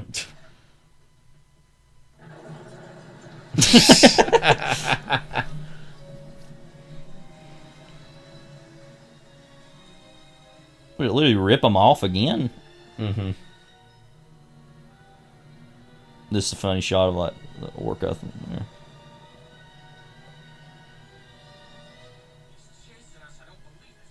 I know that's still got them. I don't know why they. Yeah, that shot didn't show it. Yeah, earlier. Continuity error, I guess. I guess I'll forgive it.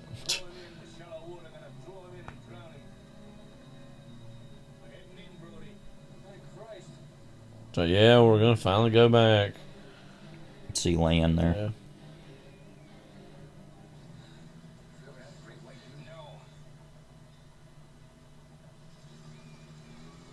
It's funny that both Hooper and Quint are like, we don't even know what to do anymore. So. Yeah.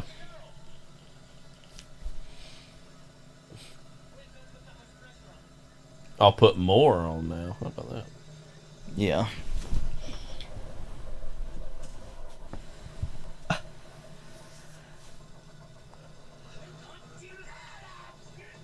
Like we said the other day, this is like the quickest argument ever.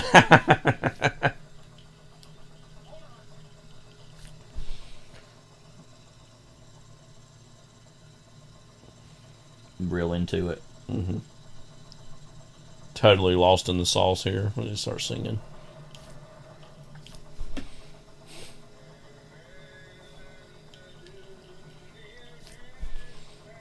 So remember those good times we had? Yeah. This shot here of it, like, going full tilt, like...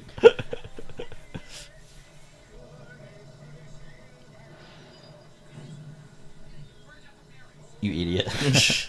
Stop the boat. Stop it. Talking to a child. It literally explodes, like... And yeah, like you said, his facial expression here is just like, all right, we got to do it. All right, well, it's like not at all that mad, or just whatever. Yeah. Like he's trying to save all his stuff. He just went full into manic mania mode, like.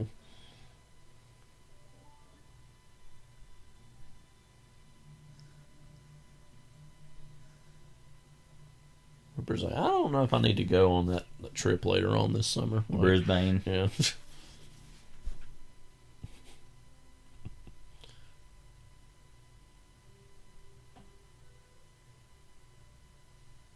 Such a beautiful little, like, oh, you think it's all fun and games, huh? Like, not remember the music you're obsessed with? Yeah. Ho.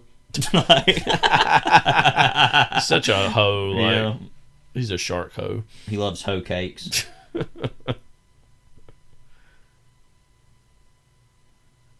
like, well, they'll do it because they're friggin' snowflakes. Snowflakes. They can't even take the water and drown like a man. Like, they don't even really wear them either. Yeah. He's changed, got more, Yeah. got all. Like he's dressing in his Sunday best because he knows it's all close to ending. I love too that nobody even acknowledges that the boat's gonna sink. Yeah, and they can't move. Yeah. Even he's so desperate. He's like, all right, well, do your whole deal. Yeah. Well, he's also, I guess, hoping that he'll just die and he won't have to deal with him anymore. That's part of it. Yeah.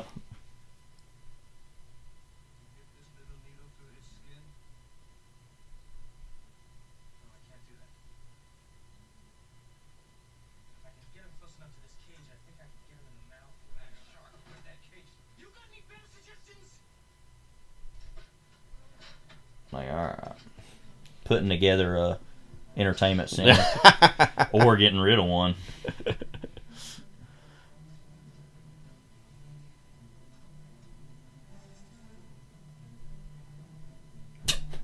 You can tell deep down he's like, I want to prove to all them I can do this. He's been doing it the whole time, and then it's like, I'm a science boy. Like, ooh, good shot of shirtless shatter. Shirtless shatter. Ooh, rah rah.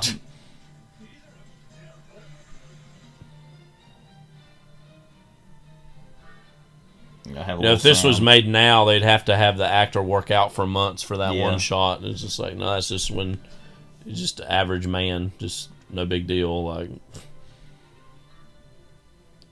it's like back in the day when Robert Mitchum would take his shirt off, he looked like a real person instead of just like some ripped up, muscle bound big old guy. barrel chested freak. Like, you think it's that easy, huh?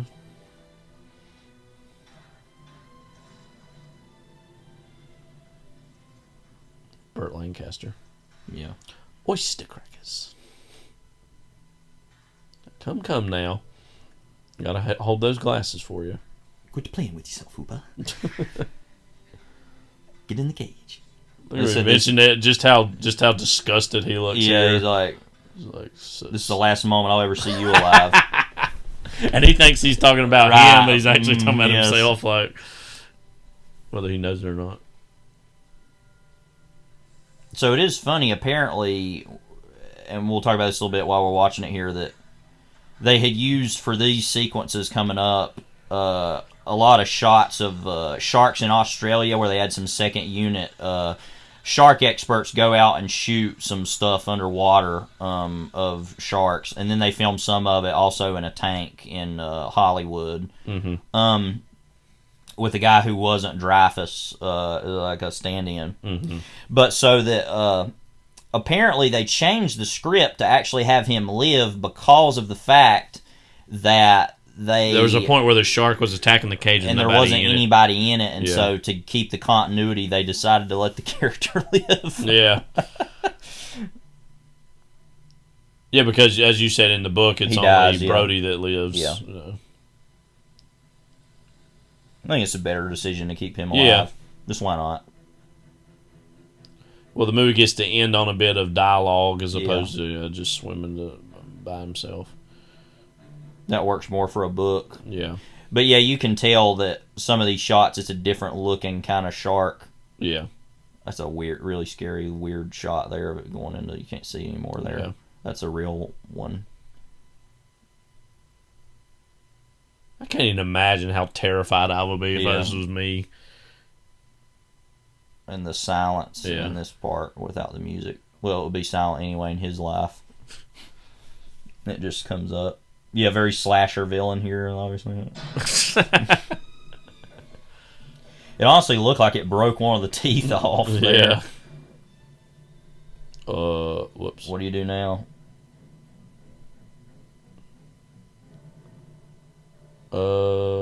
Well, just hold on for dear life, I guess. He's got a knife. Yeah. Look out! He's got a knife!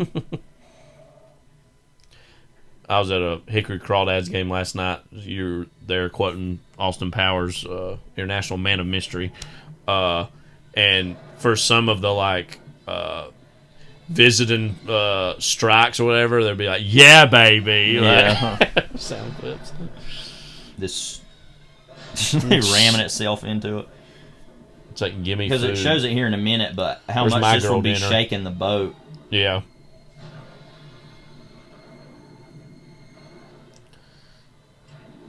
It's like, well, I got a knife. He could easily accidentally stab his own hand there. Yeah. Be a real death by his own hand situation. This really actually does look really good. Yeah. Some of this stuff. It's probably the best the fake shark looks in the movie, I think.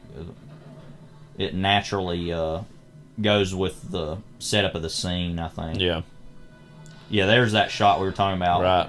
The actual thing got caught in the... Which is only a few seconds of footage, but looks really good. Yeah. Yeah. It got caught in the cage. The cage,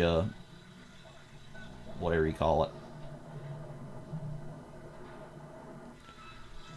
Pulling obviously the boat even more so now.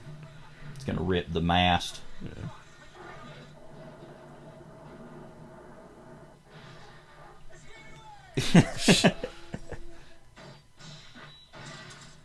That's when you drive by how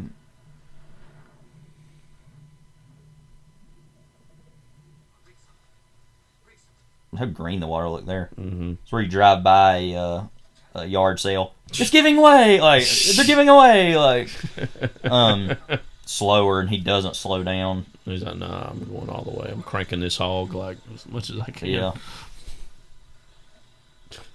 Well, they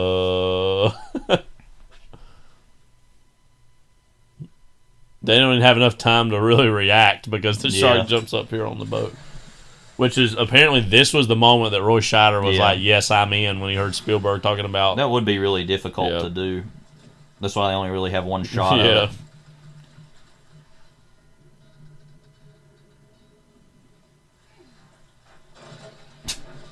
it. All the junk. Yeah. This is really violent. This was definitely, at the age I saw this, the most violent thing I had ever seen. And it remains one of the more violent things I've ever seen. We had actually forgot to mention earlier that they cut out the sequence of the guy, the Boy Scout guy, the Scoutmaster's the whole death scene with him. But you can tell they cut out some stuff from this. Yeah. I think he's still stabbing it.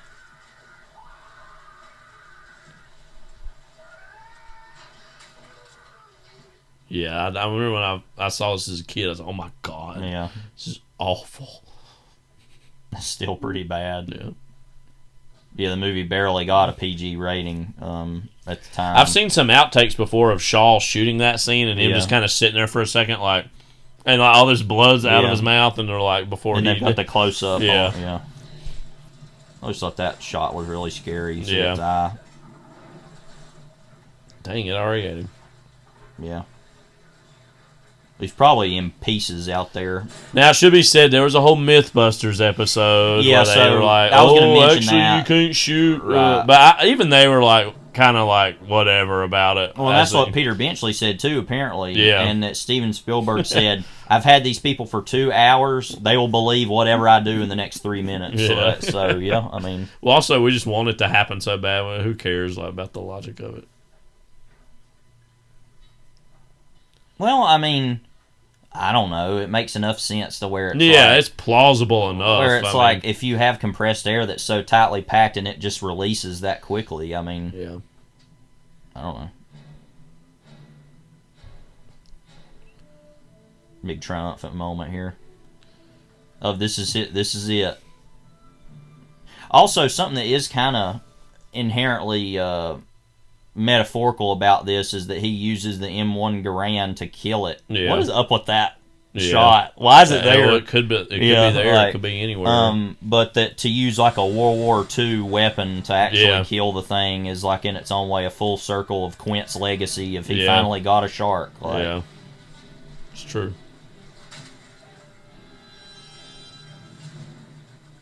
Imagine what you'd even be thinking at this moment. It's like, what do I even do? Total survival mode.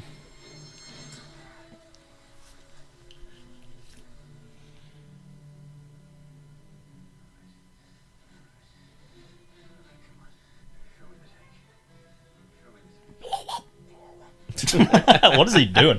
Needs a glow up? What? The shark needs about to be glowed up. The shark's about to be canceled for real, for real. Yeah.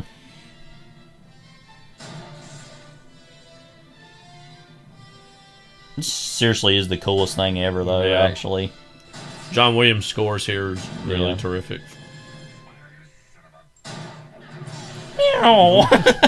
Nice. That's always been a weird shot of it, like blowing up under the fin. Like, yeah. I mean, of course you'd be this way, happy like him, but he's like got blood sucked everywhere. Soothing instrumental music playing. It also, Spielberg said he used that sound from Duel of the old dinosaur roaring sound here. He had to do it to us. Had to duel it to us.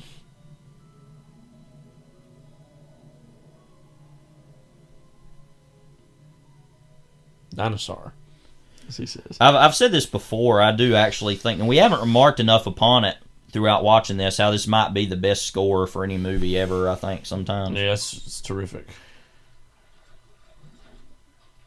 You could say that about a handful of John Williams scores, though, too. I think he's officially retired now. Yeah. Maybe after the Fablemans. He's done a couple movies. Yeah, but I mean, I think officially, I think the Fablemans might have been the last things he did. All the blood everywhere. Another thing that's important to note, Spielberg wanted to have kind of a joke ending where there's another shark fin. Yeah. Like, this is so dumb. I think he was like, he got talked out of it or something. Yeah. He was like, no.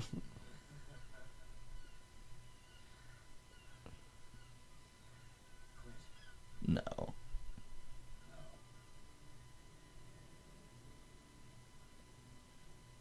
Even they're like, well, what times we had. Yeah. This really is one of my favorite movie endings ever, too. The music and the image of it and the final line. Yeah. Just let it speak for itself.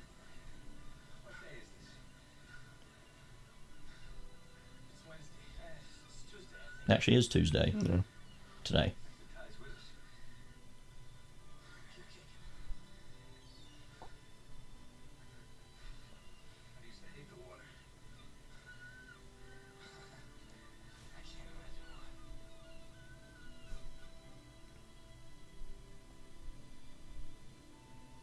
So anyway, Brody, these cats, they're still like he's waiting still on parking like I've said. I don't remember if I said this on air or not. I think I did. I was only thinking about it while I was talking about it. How like they come back, but nobody's waiting for them, and the beach is totally empty, and it's like the town has almost died already. Like, you know, and even though it's like a triumphant moment, it's still kind of cynical in its own way. Like. There's a little bit of the Home Alone score in there. I heard. Ron and Valerie Taylor, live shark footage. Film. Great footage. Yeah. Awesome work for them. Yeah, I mean, so that shows you all the work that went into that for them, and it's like only a few seconds in the movie, but it definitely adds to everything that's going on. So that's Jaws, one of the most fully, totally satisfying films ever made, and will remain so ever since, all throughout cinema's existence. We didn't have to see him coming up on the beach here at the end. Yeah, we didn't create a formalized list or anything. For you, where's this rank in Spielberg's filmography, and what significance does it continue to hold for you? And we've paused it. We're officially done there. Yeah.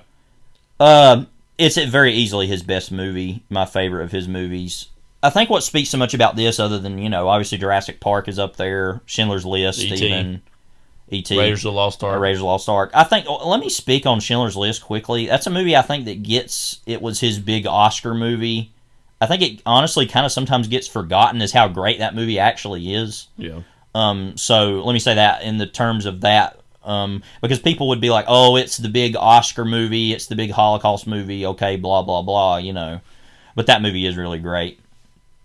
But it's clearly a movie that is more made for the Academy to recognize, inherently being a historical drama. But I'm just saying, I think in his filmography, I think sometimes cinephiles, it's easy to forget how great that is. I did rewatch, we were watching some of the Indiana Jones movies about a year ago now, when the last one came out. I had rewatched Raiders with my class at school at the end of the year, because it was just the end of the year, and we were like, okay, let's do that. We watched that. We'd also watch E.T. So let me say, those are also some of the best movies ever made. Yeah. So we didn't even mention when we were going through all these Close Encounters of the Third Kind, which is a movie that I always liked, but in the more recent years, for me, is kind of transformed for me into one of his. That's one of those few movies that makes me cry every time I see it. Yeah.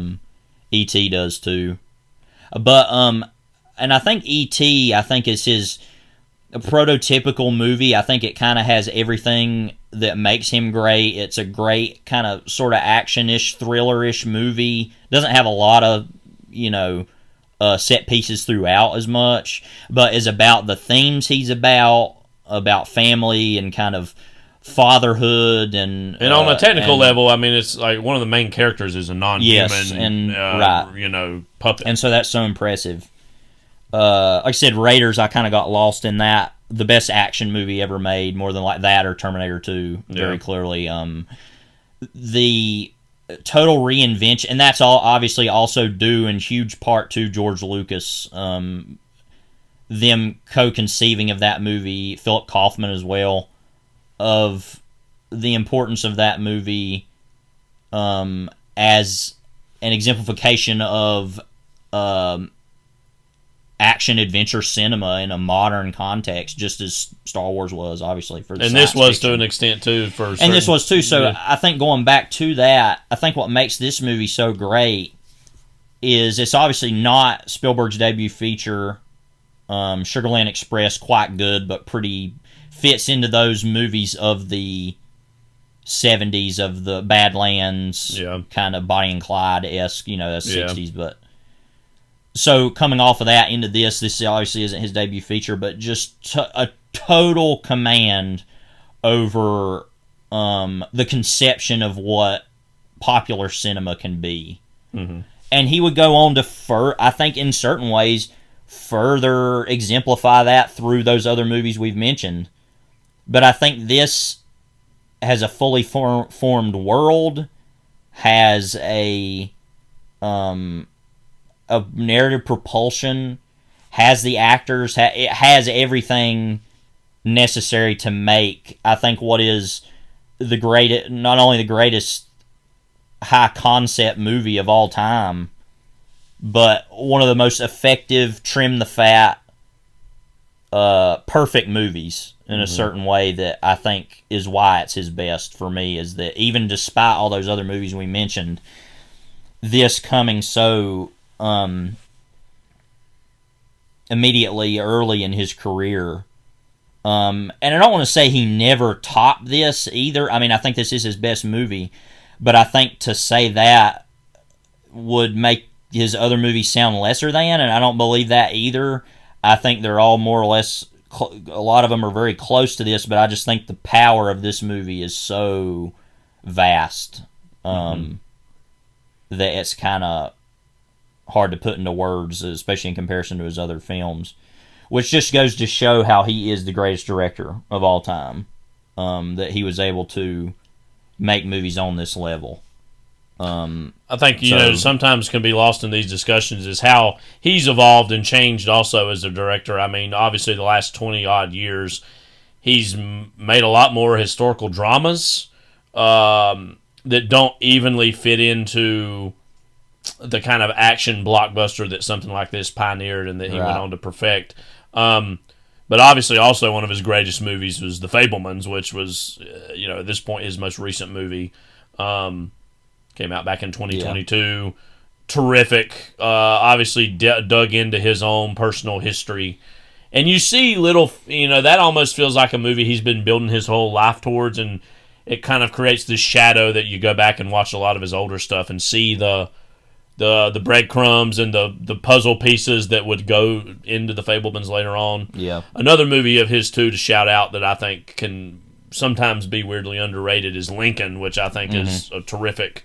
kind of the mastery of his historical drama, specifically those films.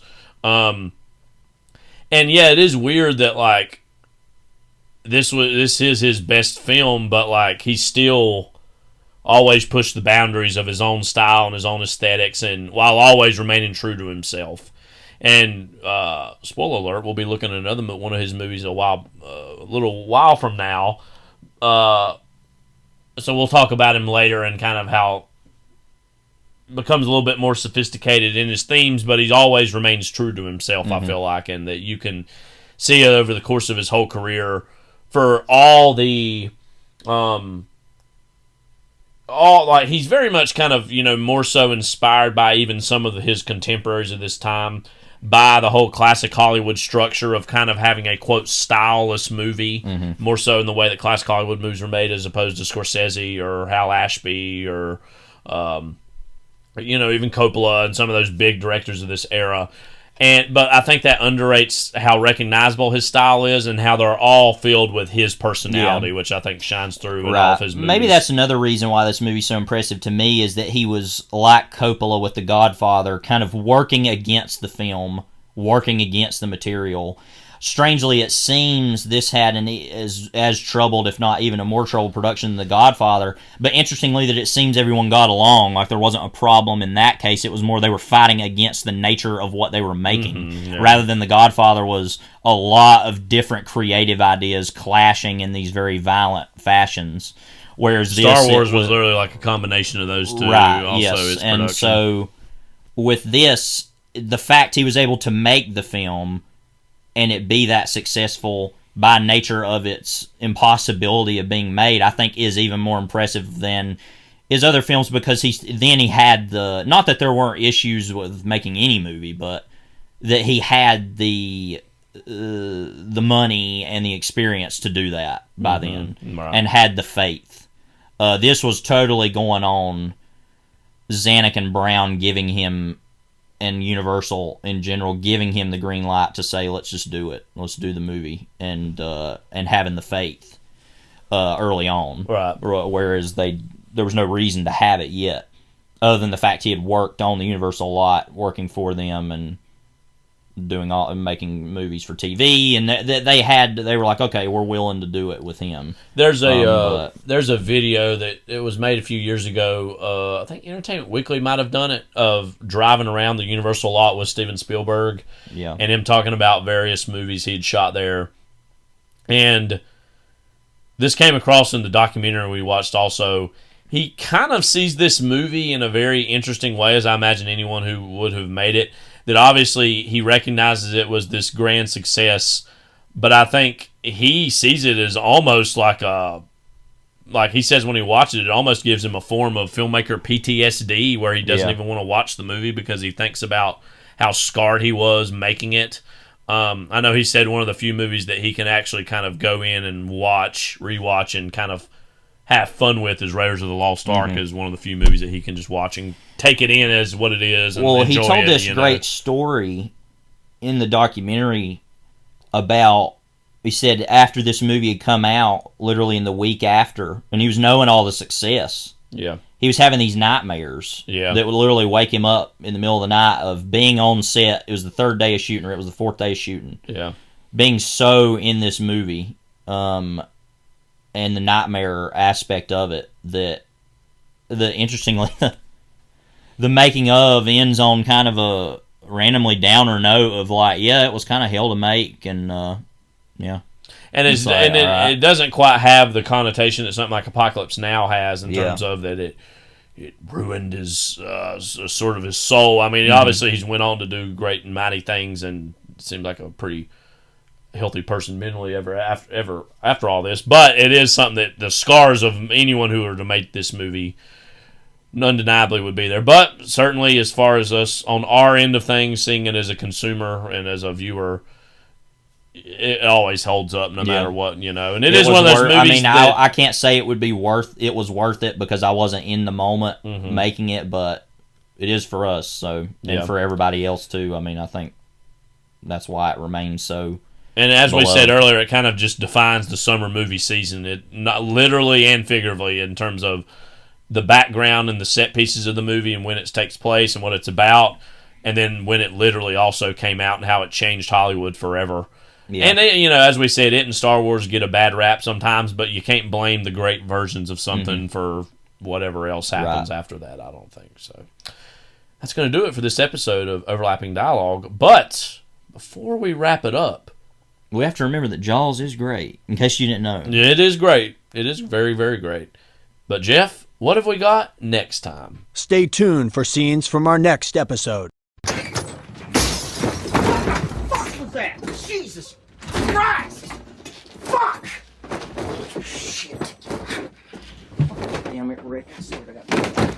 Fucking lines! Embarrass yourself like that in front of all those goddamn people! Well, you were drinking all night.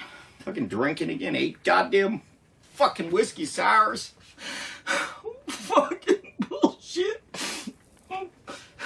You're a fucking miserable drunk. You fucking remembering your fucking lines. I practiced them and now I don't look like I goddamn practiced them. You're sitting there like a fucking baboon. 8 fucking whiskey sours. I couldn't stop at fucking 3 or 4 out of 8. Wow. You're a fucking alcoholic. You fucking drink too much, huh? Every fucking night. That's it. That's fucking it. That's fucking it. You stop drinking right now. All right? Make a promise to yourself you're going to stop fucking drinking.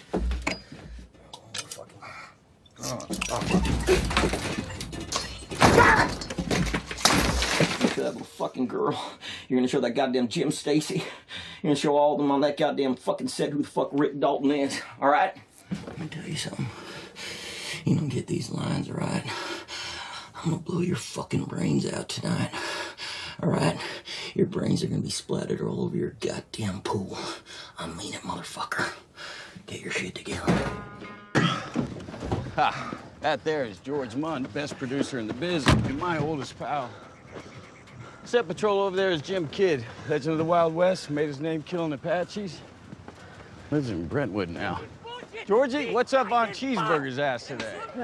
The extras want to renegotiate their pay. Huh. Well, put the kid on. The kid? Yeah, the kid, the Mexican I brought. He's great. What's your name? Me? Manuel. Right, Manuel. Manuel's great. Put Manuel on it. You have experience with strikes? Yes. Okay, good. Well, these are all junkies from Skid Row, so they're pretty violent. Who are you? That's the cocksucker they sent to screw us. Gentlemen, I believe you all agreed to a day's work. And I believe I agreed to ram this knife up the asshole of the first faggot they sent over. This is where you kiss the apparition, yeah? Yeah. She has led you to your destiny through fate, through your lifetime to this moment, yeah? Mm-hmm. Very good, yeah. Yeah. I'm gonna play it adagio. Yeah. For the music, and the poetry. All art aspires to music. I like it. Yeah. Sandwich! What is this dolly doing here?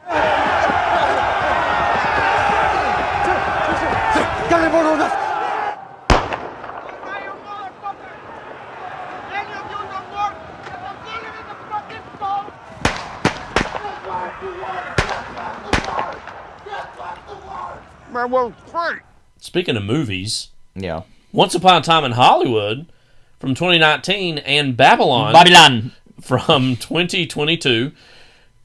Two odes to Hollywood of yesteryear, starring Brad Pitt and Margot Robbie. So yeah, there's you know what's funny is I was thinking too about the connections between these movies, which we'll get into next time. On both of the movies, they don't hardly share any scenes together. Those two actors, yes. they're kind of in their own little stories and subplots.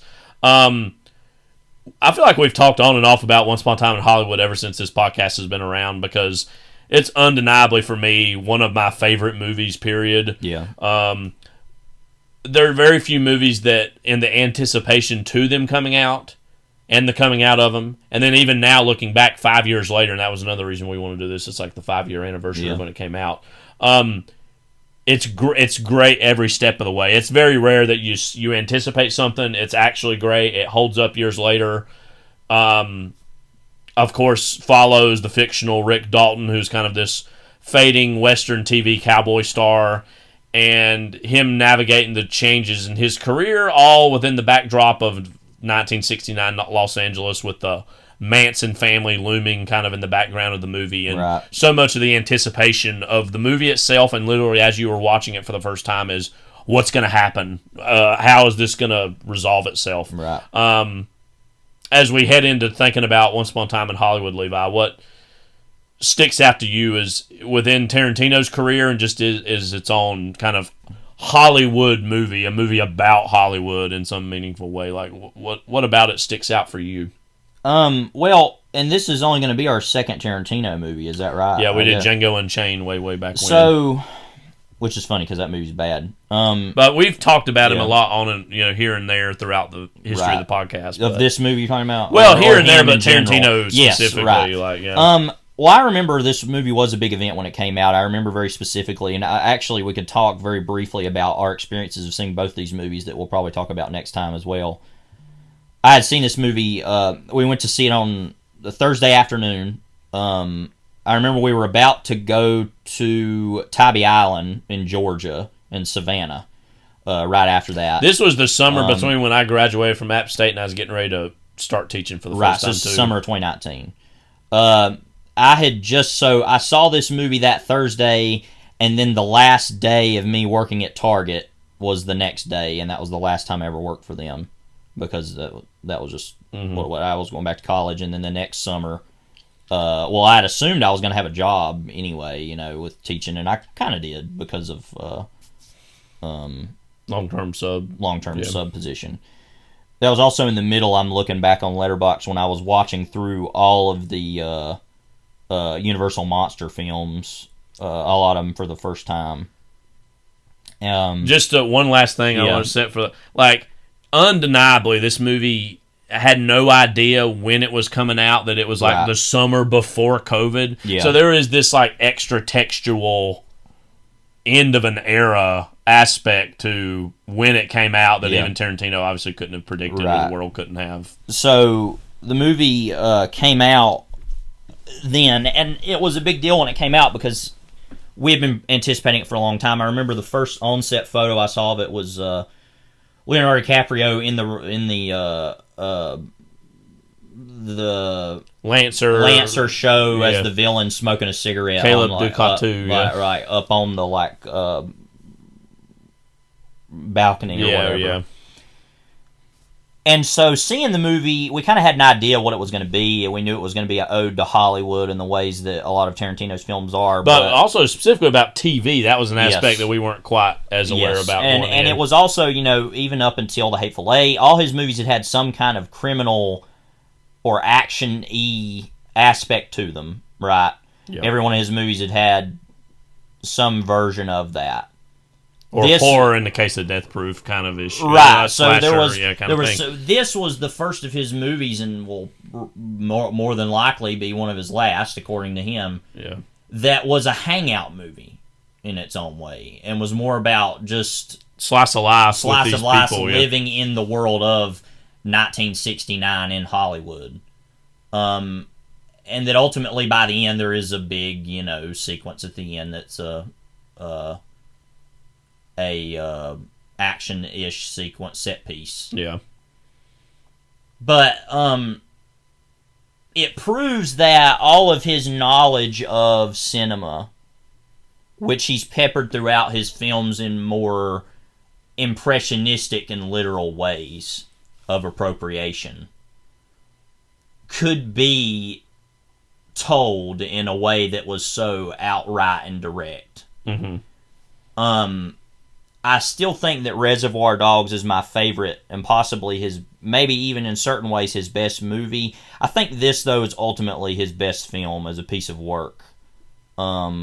As like we had said, an ode to cinema, and also a reflection on a time and place of immense change in Hollywood, and his opinion on that, which is strange because of his love of a lot of new Hollywood cinema. Yeah. Of course, of Don Siegel, of Martin Scorsese, of Spielberg. I know he's a fan of Jaws. Mm-hmm. That he's a fan of, but also saying, let's kind of have a referendum on this, and what did this era do to Hollywood in the literal case in its own way of the murder of Sharon Tate.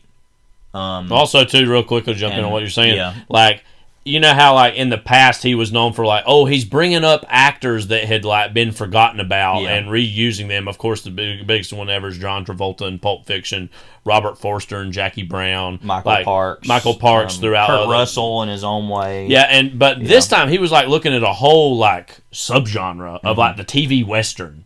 Which, if you go back and watch a lot of that stuff, honestly, is kind of rote, kind of like what I love is he sees a beauty in it that I don't quite see, and he expresses that and characterizes that in a beautiful way. Because we see him so much as the cinema guy, but like you said, it's a lot more actually about television and about somebody who wanted to be more of a movie star, who ultimately became a TV star and had some films that he was in. Right. And then it's just about the world of the moment, and a reflection of his childhood as well, about growing up in L.A. in the late '60s, early '70s. And the movie holds this place in my heart, and I mentioned all that about when I saw it because it was at a time in my life where I didn't know at the time how important it would be about finishing up working my first real job, going back to college in a few weeks at that point, going on that trip to Tybee Island, it being all before COVID. It hit at a particular moment that feels like the end of another era of life for me, too, that I didn't know at the time. Which is what the movie's all about. Right, yeah. And so there was no way that it could, like you said, to coincide with that. But it did, and I think that's why, and I actually haven't seen the movie in a few years now. I've seen it probably 4 or 5 times. I actually have to look. I'll look that up myself. And see how many times I've actually seen it. I've seen it 4 times. But we've talked about it, thought about it, ingested it so often over that time that it has become a modern classic. Yeah. In ways that I didn't think that were actually possible for him to still accomplish. There's a lot of his more recent movies that we've liked, from going on from like Inglourious Bastards, Hateful Eight. That it's like I do like Death Proof. Yeah. But like he certainly got a second wind with, I feel like, Inglourious Bastards. Yeah. Now we're not really big fans of Django Unchained, but and for me, and I remember when I walked out of this for the first time, I was like, oh my god, I might like that better than Reservoir Dogs. But Reservoir Dogs was. And I still love, of course, Reservoir Dogs, but that was also influential when I started to get into movies as far as this holy text. So I was like, I don't know if now I not only know that I like it a little better, I think it is indeed better, and I think it might be his best film. And any director, especially a cinephile like Tarantino, whatever their quote Hollywood movies, very important, because it's like, what is your depiction of this world? and it feels like such a fully realized combination of fiction and reality, which is what movies are all about. Love this movie. Again, it is one of those movies I knew when I saw it for the first time. It happens very rarely where you're like, oh my god, this is going to probably be in my top 5, maybe one day, maybe in my top 10. Right. So we'll see. Get into and we that. can talk a little bit about the book. Yes, next time I too, reread which is it. a whole other aspect. It's like an of the appendices experience. more than anything. I read that book right before I started teaching because it came out that summer, I believe, 21. So I read that, and I haven't read it since then, but I remember a lot about it, and you've just reread it, so you'll be able to remember more about it. Yeah.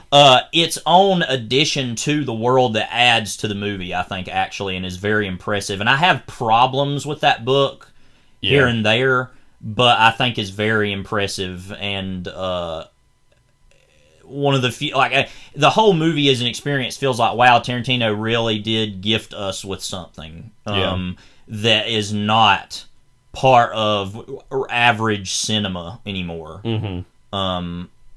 And so, that is so impressive in its own way to me that it adds rather than detracts overall and gives different perspectives on the characters that you can then take to the movie that were not there or were there but are expounded upon. So we're big fans of this movie, obviously.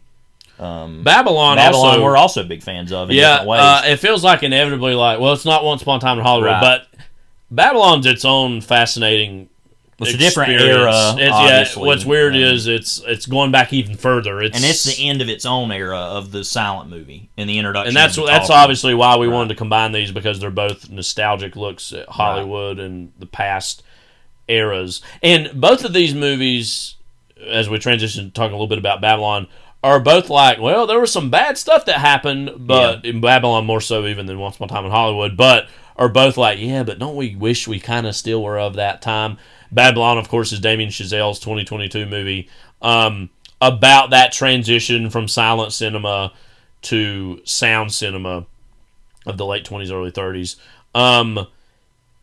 I think, and I think most people intellectually know and understand this, but I think that for a lot of average people, they look at the silent era as a, quote, boring era of cinema and, much more restrictive. And if anything, this movie proves, as far as the behind the scenes of that whole world, was incredibly luxurious, ravenous, sex, drugs, and jazz. I mean, it was very much an era fueled by this new art form. We're going to pile on and pile on and pile on and create this whole new world within that's going to captivate people. And certainly, in a similar way to, Once Upon a Time in Hollywood, even though it's about slightly older characters overall, is about the glitz and glamour and what this new form of sound cinema can be, and how obviously certain modes and forms are going to be left behind in the dust.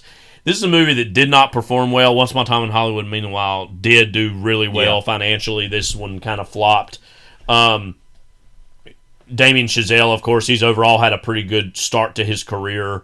And it's a little worrisome. This has a little bit of a 1941-esque. Yeah. And I do think the movie's better than 1941. However, it is indulgent for indulgence sake, undeniably. Mm-hmm. Part of the subject matter, I think it's trying to emulate too. But it's similar to 1941 of this new young director who kind of hits a little bit of a skid, and now there's what's going to happen next? I don't have a lot of genuine fears about Chazelle's career because I feel like he's smart enough to endure, and he's going to kind of go through some new changes and whatnot anyways, as any director who develops should. But Levi, as looking at it as a Hollywood movie, as a depiction of Hollywood and Chazelle, and what it's trying to say about the time periods, and also what it's suggesting about later time periods, which it does towards the end with this very interesting montage. How does it maybe compare to you in preview of Once Upon a Time in Hollywood, and how does it stand as its own kind of expression of the industry and of the town and of the history of it? Well, obviously, let me say, first of all, when I say this, I think that Once Upon a Time in Hollywood's better. Right. However, I think Babylon has a grander vision, a grander scope. Yes. What I love about Babylon in particular is the and I'm going to say the word. Normally, Kyle and I don't curse, but it's what's called in the movie. The asshole of Los Angeles section of the movie. Oh, yeah. That is so inextricable from what this movie is actually about, because the movie is essentially showing, oh, look at all the glitz and the glamour and all that.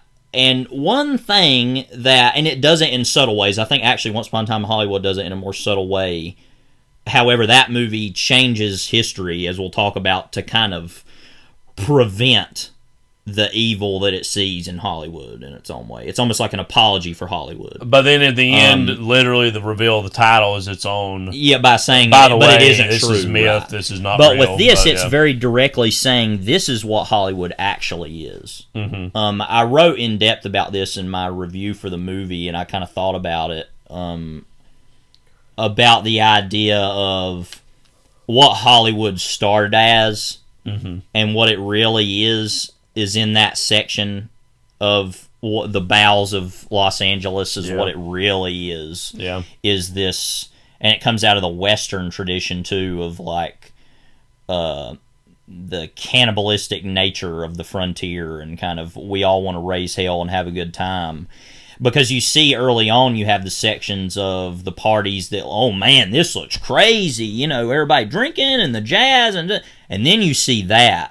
And you think you've seen the depravity, but that taken to a whole other hellish level.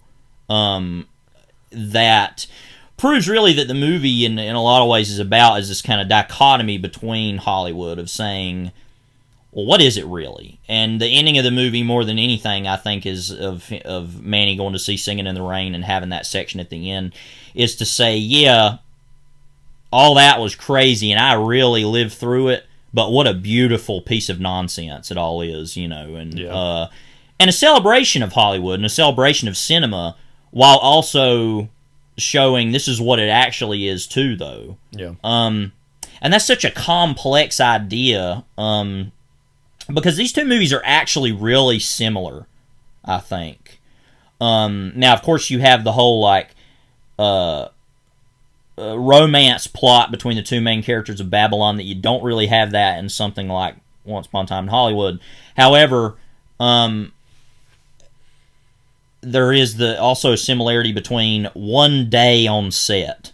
Yeah. There's a long extended sequence that is towards the beginning. At the beginning of Babylon that is basically all of what is the most part Once Upon a Time in Hollywood is. Let's show what one day on set is. Mm-hmm. And that's probably like what, 30 minutes or it 40 feels minutes. Like that, It feels like a long time in Babylon. It's technically a longer movie, also. Yes. I think by like 10 minutes. I don't know, like not, or maybe even not that much, but. I think it might be more. As great as Once Upon a Time in Hollywood is, it actually feels pretty short. It has a propulsion to it. It flows very quickly. Babylon, in a good way, feels like a mammoth doorstop of a novel. It's longer by about 25 minutes. How long is Babylon? Babylon's 189 minutes. Oh, okay. So that is a little shorter. Well, Once Upon a Time in Hollywood's even a little shorter than I had remembered. I had remembered it more closer to the 3-hour mark than that. Yeah, that's an hour and 162 minutes. Okay, like 2 hours, that 40 makes minutes sense. About, But anyway, all that's kind of going in circles just to say that I think what is so impressive to me about Babylon is that it's actually talking about things on another, even more complex level than Tarantino is, about in a more realistic kind of horror level of what it's saying about, and more dramatic. I mean, now, that's not to say it's a better film. Yeah, I feel like I'm just Babylon saying, is more of this apocalyptic, right? And that might seem like a strong word to use, but like no, you watch the movie, it feels kind like of that. nature, and certainly that montage feels like one too, Yeah. as far as like a death of a certain era of literal film, which is the biggest thing I think that's talking about. Right. But and so it's a shame, particularly, I'll say briefly about Babylon, because we'll talk about this a little bit next time. I saw this movie in a very weird way. You had went to see it first. I had gotten COVID. Yeah, we were going to see it at the same time together. And so I had COVID so over Christmas of 2022. This is coincidentally also right when the Premier League was starting back up from the World Cup break. And so I was getting really into soccer at this time. This was another version of what I feel like happened with Once Upon a Time in Hollywood. And went to see the movie a second time. We saw it, I think, on December 30th, maybe, or 29th, something like that. It was very close to the end of the year. We went in there, and the movie performed historically, and, you know, we had talked, everybody was talking about the time, very low. December 30th bad was box that time, office. yeah. I remembered it was like 2 days before the end of the year. Very abysmal box office. We did our part, though, so. We went to see it, and it was about midday. We went to see it. There was a couple in there that came in, and then they left, and then another person left, I think. And so we ended up being the only 2 people in the theater. And I remember at the time we were talking about, and we were joking about, man, this movie's just, oh my gosh, it's just so much to sit through. And I was like, this movie's great, whatever. Also, this movie also had a mixed reception from critics. It did, yes. And so that's another thing to say is, I remember Glenn Kenny was particularly negative against the movie, I think, wasn't he? He was one that is a big critic that was very against it. Yeah. RodRiver.com. And there has been a resurgence of fans, or kind of a continuation of fandom over this movie on Twitter now, that we're a part of, I'd say very clearly. Yeah. Let me just say, somebody who is, and I do like the movie quite a bit, as someone who's seen it 3 times, I definitely understand where people are coming from. Yeah. And some of those criticisms are part of larger criticisms of Chazelle that go back several other movies, so it's not just this in a vacuum. Yes. But it's a movie that I think is so impressive in its own merit, and is such a good pairing. You came up with this. I think it's a genius. Well, it's literally, like I said, it's a retro ode to Hollywood starring Margot Robbie and Brad Pitt of this era, loosely but it's also speaking. An older independent titan and a younger one. Well, I was even thinking, too, these are probably 2 of the newer movies we've even done as subjects for this podcast, too. But they also feel, obviously, because of maybe when they're set old-fashioned in certain ways, as far as the time periods they're set in. Anyways. Right. But, and again, I really love Babylon, don't get me wrong, but also, frankly, understand where people that are not into it are coming from. Right. Also, too, coming after First Man, it feels like, for as restrained and austere as that movie is, it's like him like, all right, I'm going to do something totally more, Another thing that different. should be mentioned, we'll talk about it next time, is the amount of minorities and female characters that are talked about and celebrated in Babylon, which is not really a part of Once Upon a Time in Hollywood at all, aside from Margot Robbie's performance as Sharon Tate, which we can talk a lot about later, which is not as complicated as I think people make it out to be. And I'm not saying that even is necessarily a negative against Once Upon a Time in Hollywood. That's just not the world that it is exploring. I think it's more important for Babylon to explore that because of the monumental nature of silent cinema, recognizing, actually, even in that restricted period, there were so many artists that were not white men, Yeah. So that's its own I importance. do think one of the flaws of the movie is also trying to depict all of that equally. Well, but also, I can't remember his name, the black character. It feels like Jovanna Depo's character. That there was supposed to be a lot more of that, and that got lost somewhere. I don't know. They lost I it. don't know. They lost the script pages under in a shelf on a shelf or under a table somewhere. And that I can't even remember on the Blu-ray if they've got many deleted scenes or whatever. I can't quite remember. One of my favorite moments in movies, and I don't even know how many years, is the end of Babylon, where that moment, and I remember thinking, there's a scene earlier in Babylon where like they're doing the Singing in the Rain number, and it's like Brad Pitt and oh god, he's part of Leo's group, him and Tobey Maguire. What's that actor's name? He's in Lucas Haas. Lucas Haas, of them kind of part of the Pussy Posse, I'll just say. Yeah, like kind of staying there on set, and when they're singing, they're doing the Sing in the Rain number, and there's like the Noah. I don't know if you remember. There's this Noah's Ark like painting in the background. They're like, why is that there? And it's all this rain's coming down, and there's just whatever. And they kind of have this moment of this is absurd and ridiculous, but they're kind of a little moment of joy. And then, spoiler alert, both of those characters later commit suicide. Mm-hmm. And so when you literally rewatch the movie, you're kind of thinking about that and that moment and the sad beauty of them sharing this moment when you know what happens to them later. All of that compounded by, at the end of the movie, when he's watching Singing in the Rain, And this isn't even something his character would have seen, but this is showing you that things are transferred upon the audience and you have associations that the characters don't even have associations with because you've seen the whole story of him mystified by the beauty of the movie Singing in the Rain while also crying and totally broken by the feeling that whole life and that whole world is gone now and is totally non-existent. And he's sitting there crying and he's in his emotions. Then the camera pulls back and you just see this whole sea of faces. And you see a guy that's just kind of sitting there smoking a cigarette. You see two lovers, young lovers, making out. And then it just keeps going out and then the camera kind of goes above and you see just all these, like, all the people watching the movie. And you are sitting in a theater watching these people watch Singing in the Rain, have these reactions.